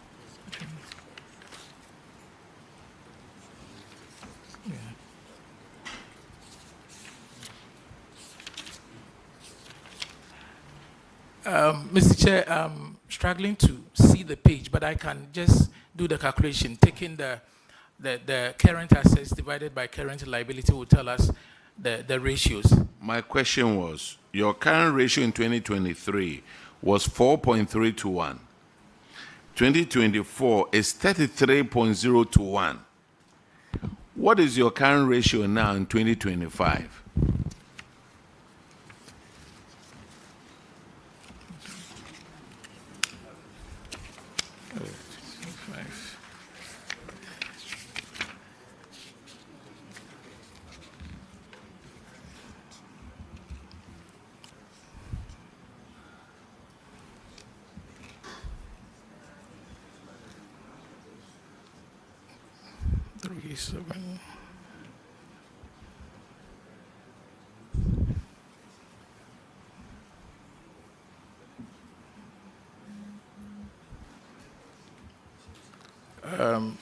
Mr. Chair, is 17.9 is to 1.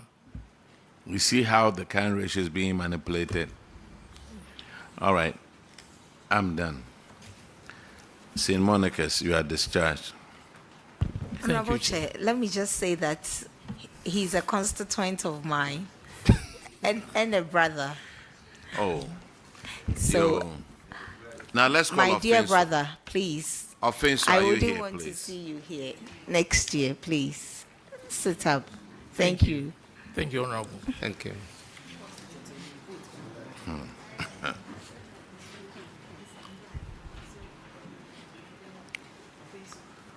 Afenyo, please introduce yourself to us. Thank you, Honorable Chair. Very Reverend Dr. Nchi Asamoah, Principal of Afenyo College of Education. My name is Vincent Azuma, the accountant of Afenyo College of Education.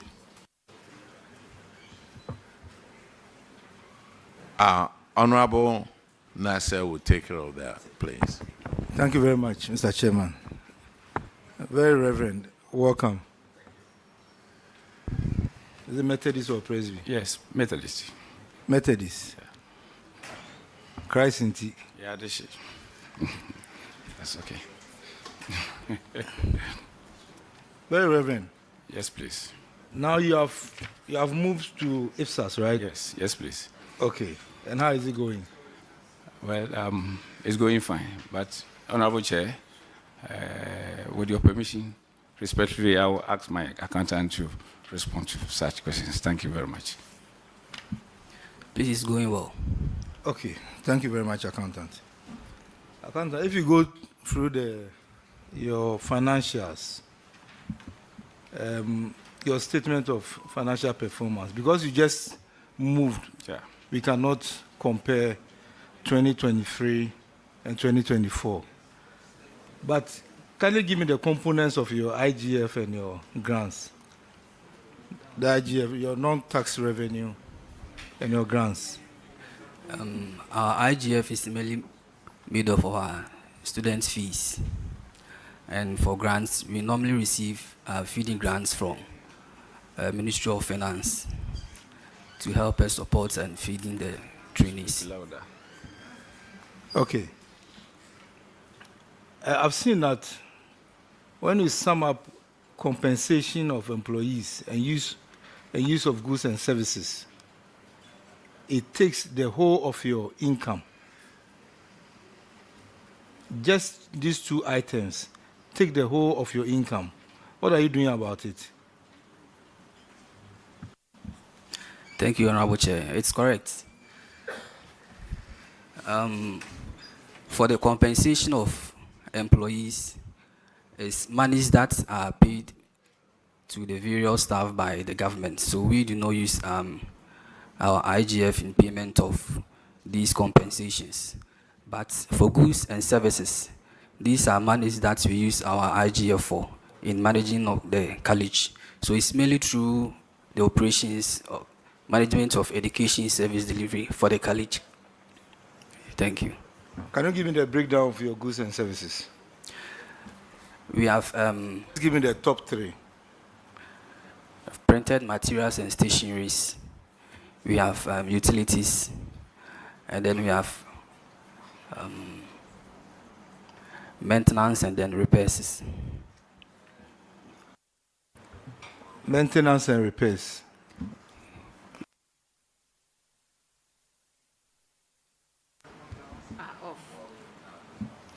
Yes, please. Now let's move.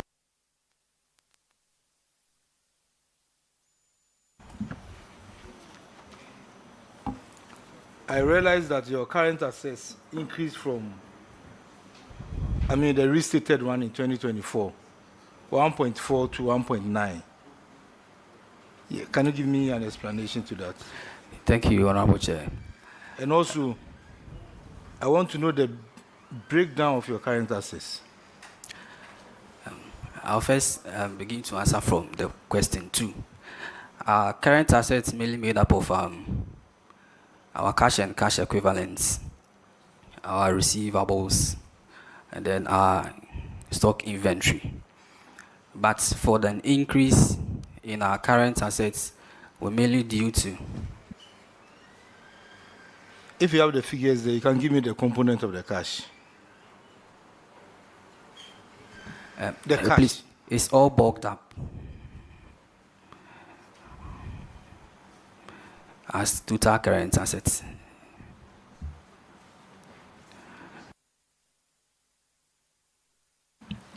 And for the increase in current assets was mainly due to in the year under review, we had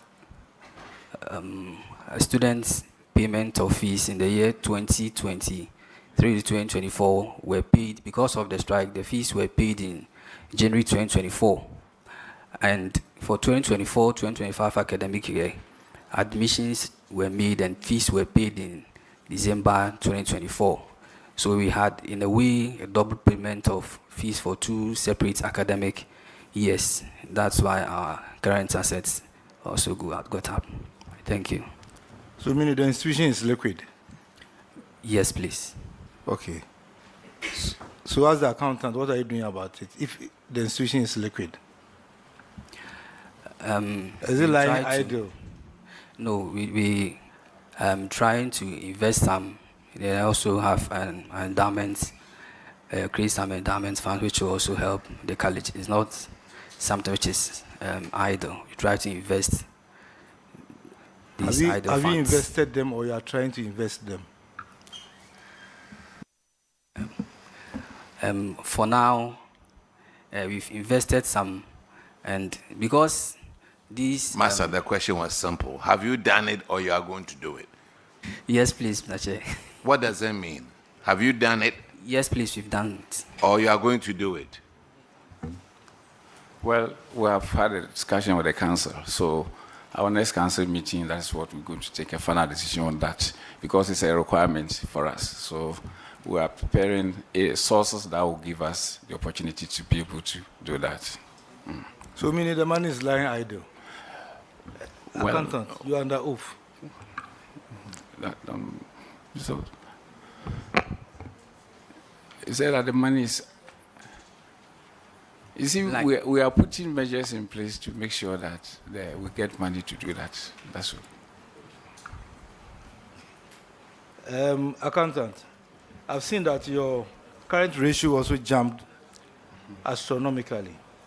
Can you give me an explanation on that? Thank you, Mr. Chair. During the year and the review, most of our liabilities were settled. Our suppliers were paid duly. So that's why we had such. It doesn't look normal. It doesn't look normal. But I suggest that, Reverend, as quickly as possible, you have to invest the idle funds. Yeah.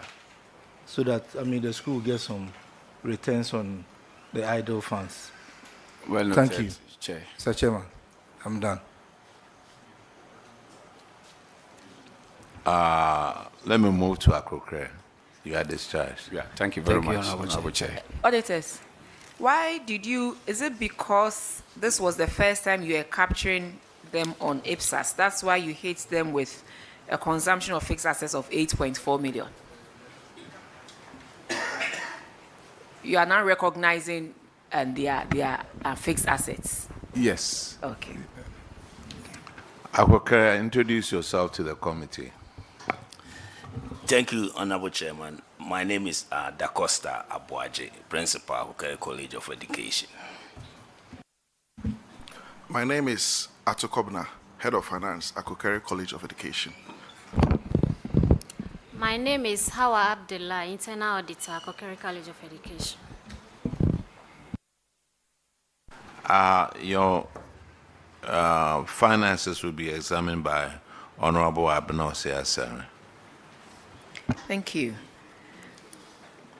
Please, the first thing, I get excited when you are able to raise more income, because then you can do equally important things with the monies that you raise. I noticed you increased your non-tax revenue by 62.9%. Tell me what you did. Thank you, Chairman. The fee is a component of quantities and fee and rates. So in 2023, our fees were low. It was increased in 2024. Our enrollments in 20. What was the fees for 2023, please? It's around 3,000, and then in 2024 it's around 4,000, nearly 5,000. Okay. And then the enrollment for 2023 was 360 for the first years, and then the first years for 2024 was 510. So these jumps contributed to the increase in our revenue.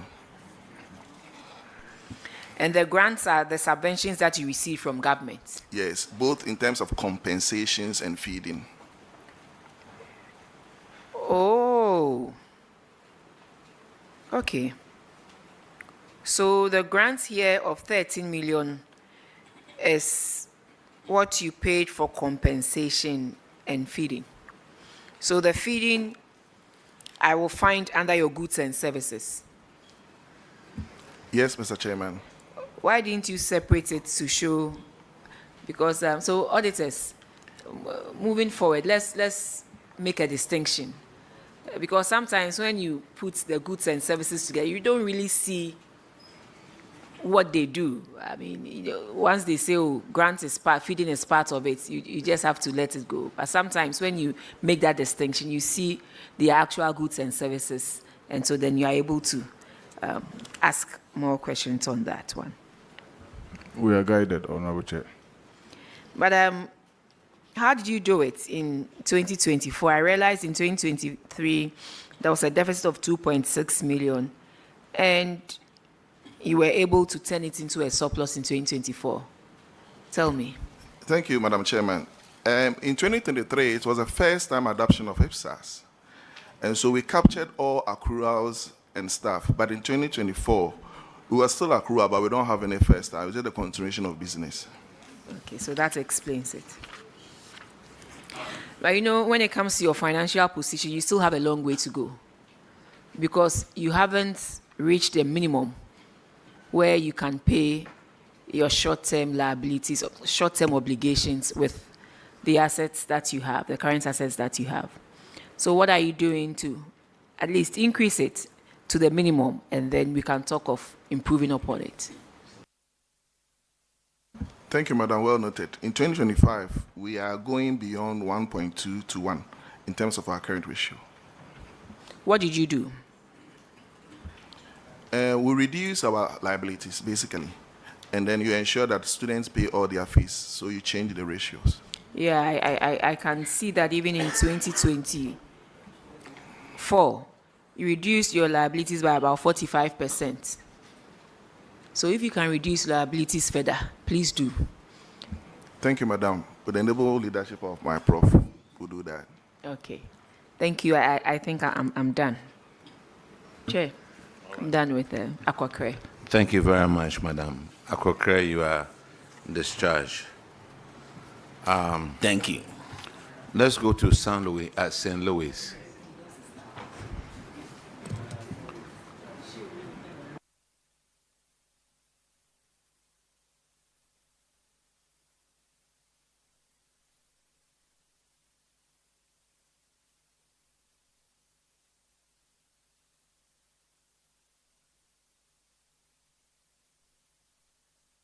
Please introduce yourself to your committee. Thank you. I'm Teresa Entry, Principal at St. Louis College of Education. Thank you very much. I'm Dorothy J. Intim, Acting Finance Officer.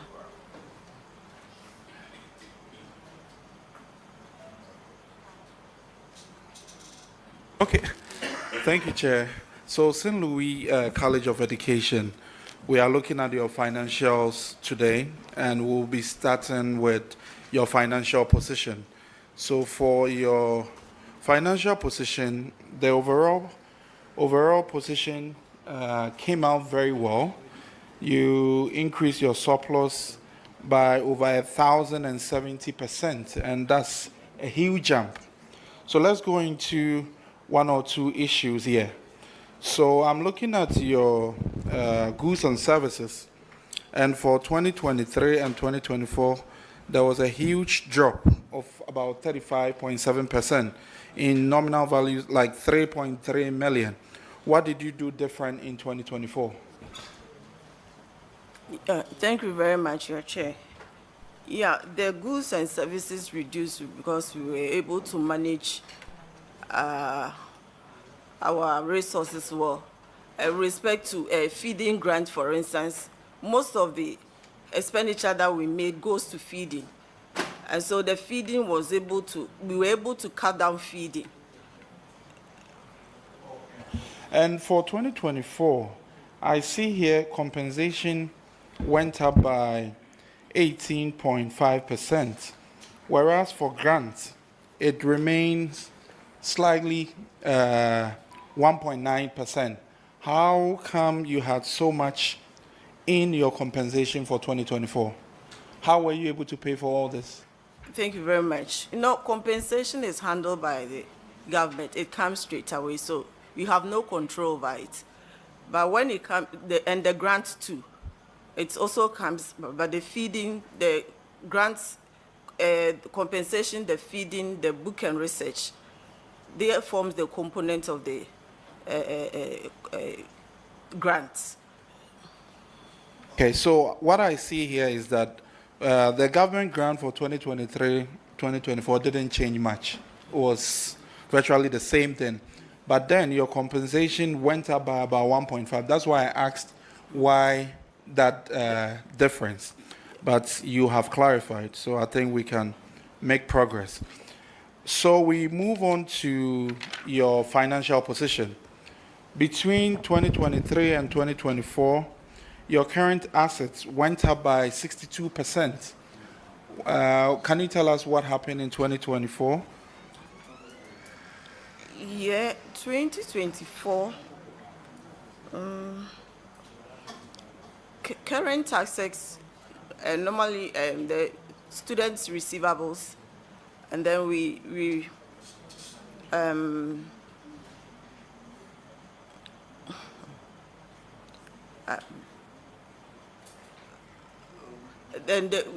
also had a closing stock. Okay, we would accept it. And because you are talking about student receivables going up, but then when you look at your non-tax revenue, when you come back and you look at that, there was no increase.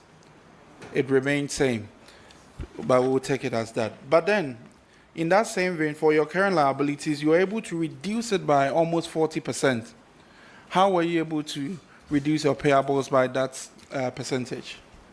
Yeah, we took care of the examination fee. Normally, when the affiliate university, we collect the examination fee and then we remit back to them. So we were able to pay most of our debts to them. So the amount we were owing was at the reduced side. Okay, that's good. Your current ratio improved from 0.9 to 2.5. That shows that you are really managing your liabilities well, and would ask that you continue to do more on the other aspects. Yes, thank you. Thank you, sir. All right. Are we done with all the colleges? Okay, what about Hina? Okay, come, please. Madam, you are discharged. Thank you. Thank you very much.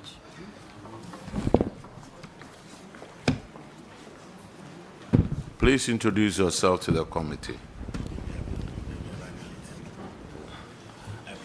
I'm Eric Kello Logo, the school accountant, Hina Secondary School. I'm Chimesiankra Samuel, headmaster, Hina Catholic. Headmaster and Hina. Yours is unremitted tax of 1,485. Yeah. What has happened to it? It has been paid. When did you pay it? Mostly it was a WAEC invigilation allowance, which was withheld by the. Sir, listen to me. I said, when was it paid? That's 2024. You paid in 2024? Yes. Are you sure? Yes. You were cited in the report? Yes, it was there, but the auditors came and then they said I should go to WAEC and bring the receipts from the WAEC. That was the money that was withheld with them. It's a invigilation allowance tax that had been withheld by WAEC. Mm-hmm.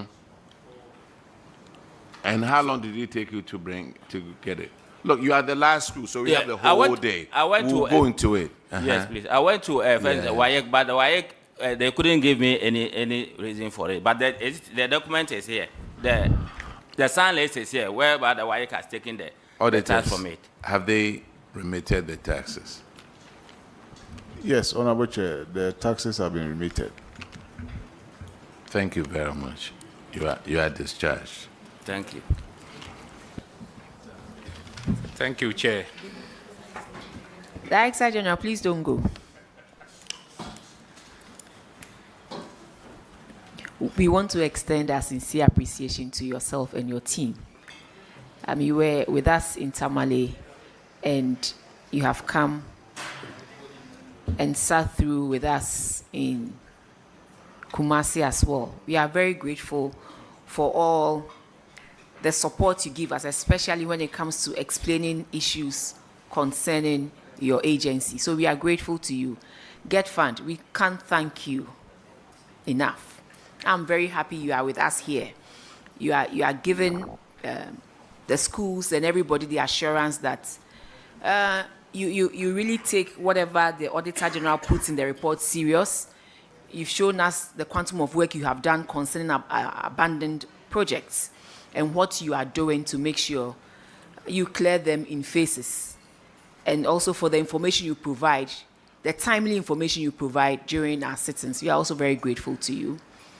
As for the auditors, I won't say your reward is in heaven, but Ghanaians are grateful to you for everything you do. yes, you may not get it right 100%, but it is because of you that things are getting better in our public financial management space. So we are grateful to you and we'll continue to support you and work together to make sure we all find a lasting solution and protect the public purse. And to our media people, the work that we do here, if you don't carry it across, we don't know if Ghanaians will hear of it and also put pressure and demand the right answers and the right reforms. So we are grateful to you, every one of you, for all you do to support our work. And to our secretariat, the clerk and team, we are grateful to you. We are grateful to you. Get fund. I have mentioned you. I've acknowledged you, right? Yes. Chair, if you permit me, please. I know my boss couldn't make it yesterday.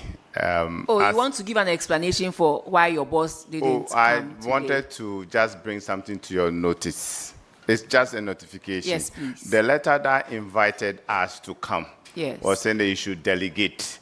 But he couldn't make it because there was other assignments. So please, next time when the letter is coming. Boss, I'm also speaking from where we sit. We have invited Get Fund many times and they have refused to come. So allow us to make our statement that whenever we invite the institution, please, especially we have dealt with 2 reports of Get Fund that we did not see the administrator. And that is why we are asking that moving forward, we expect the administrator to also come in because some of the things involves policy and the administrator is the best person to carry on the message across for the right policies to be effected. So we understand. I understand you are representing him and so you need to, make it look nice. You've done your bit, so thank you very much. Thank you, but you have Madam represented Get Fund very well, I must say. Thank you so much. And we need to give you that credit. And we are grateful to you for that support. Thank you. So to our secretariat, we are also very grateful to you, the team, and to our drivers, our security people. We can't thank you enough. And then let me turn to members.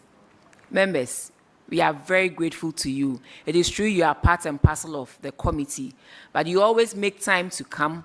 I know currently for us, the MPP, a lot is happening in our backyard, but then we are here also offering our services. So thank you so much.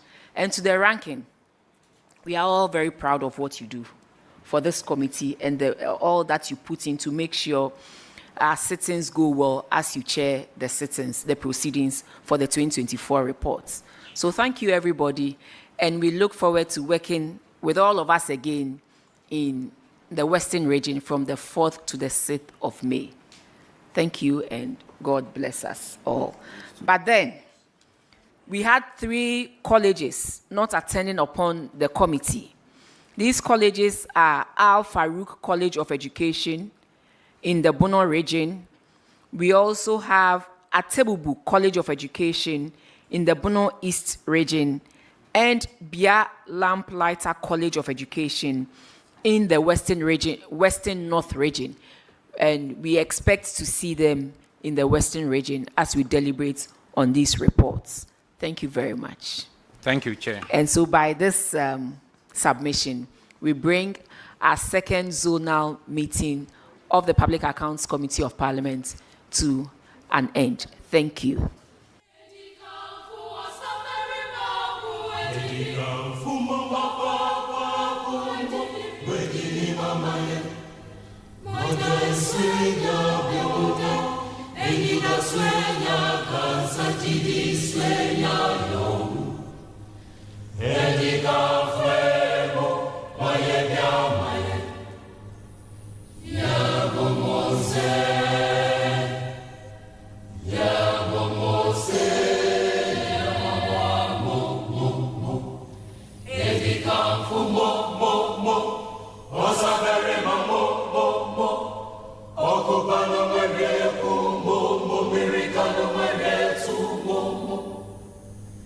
Jidinu sumwe sumwe siemo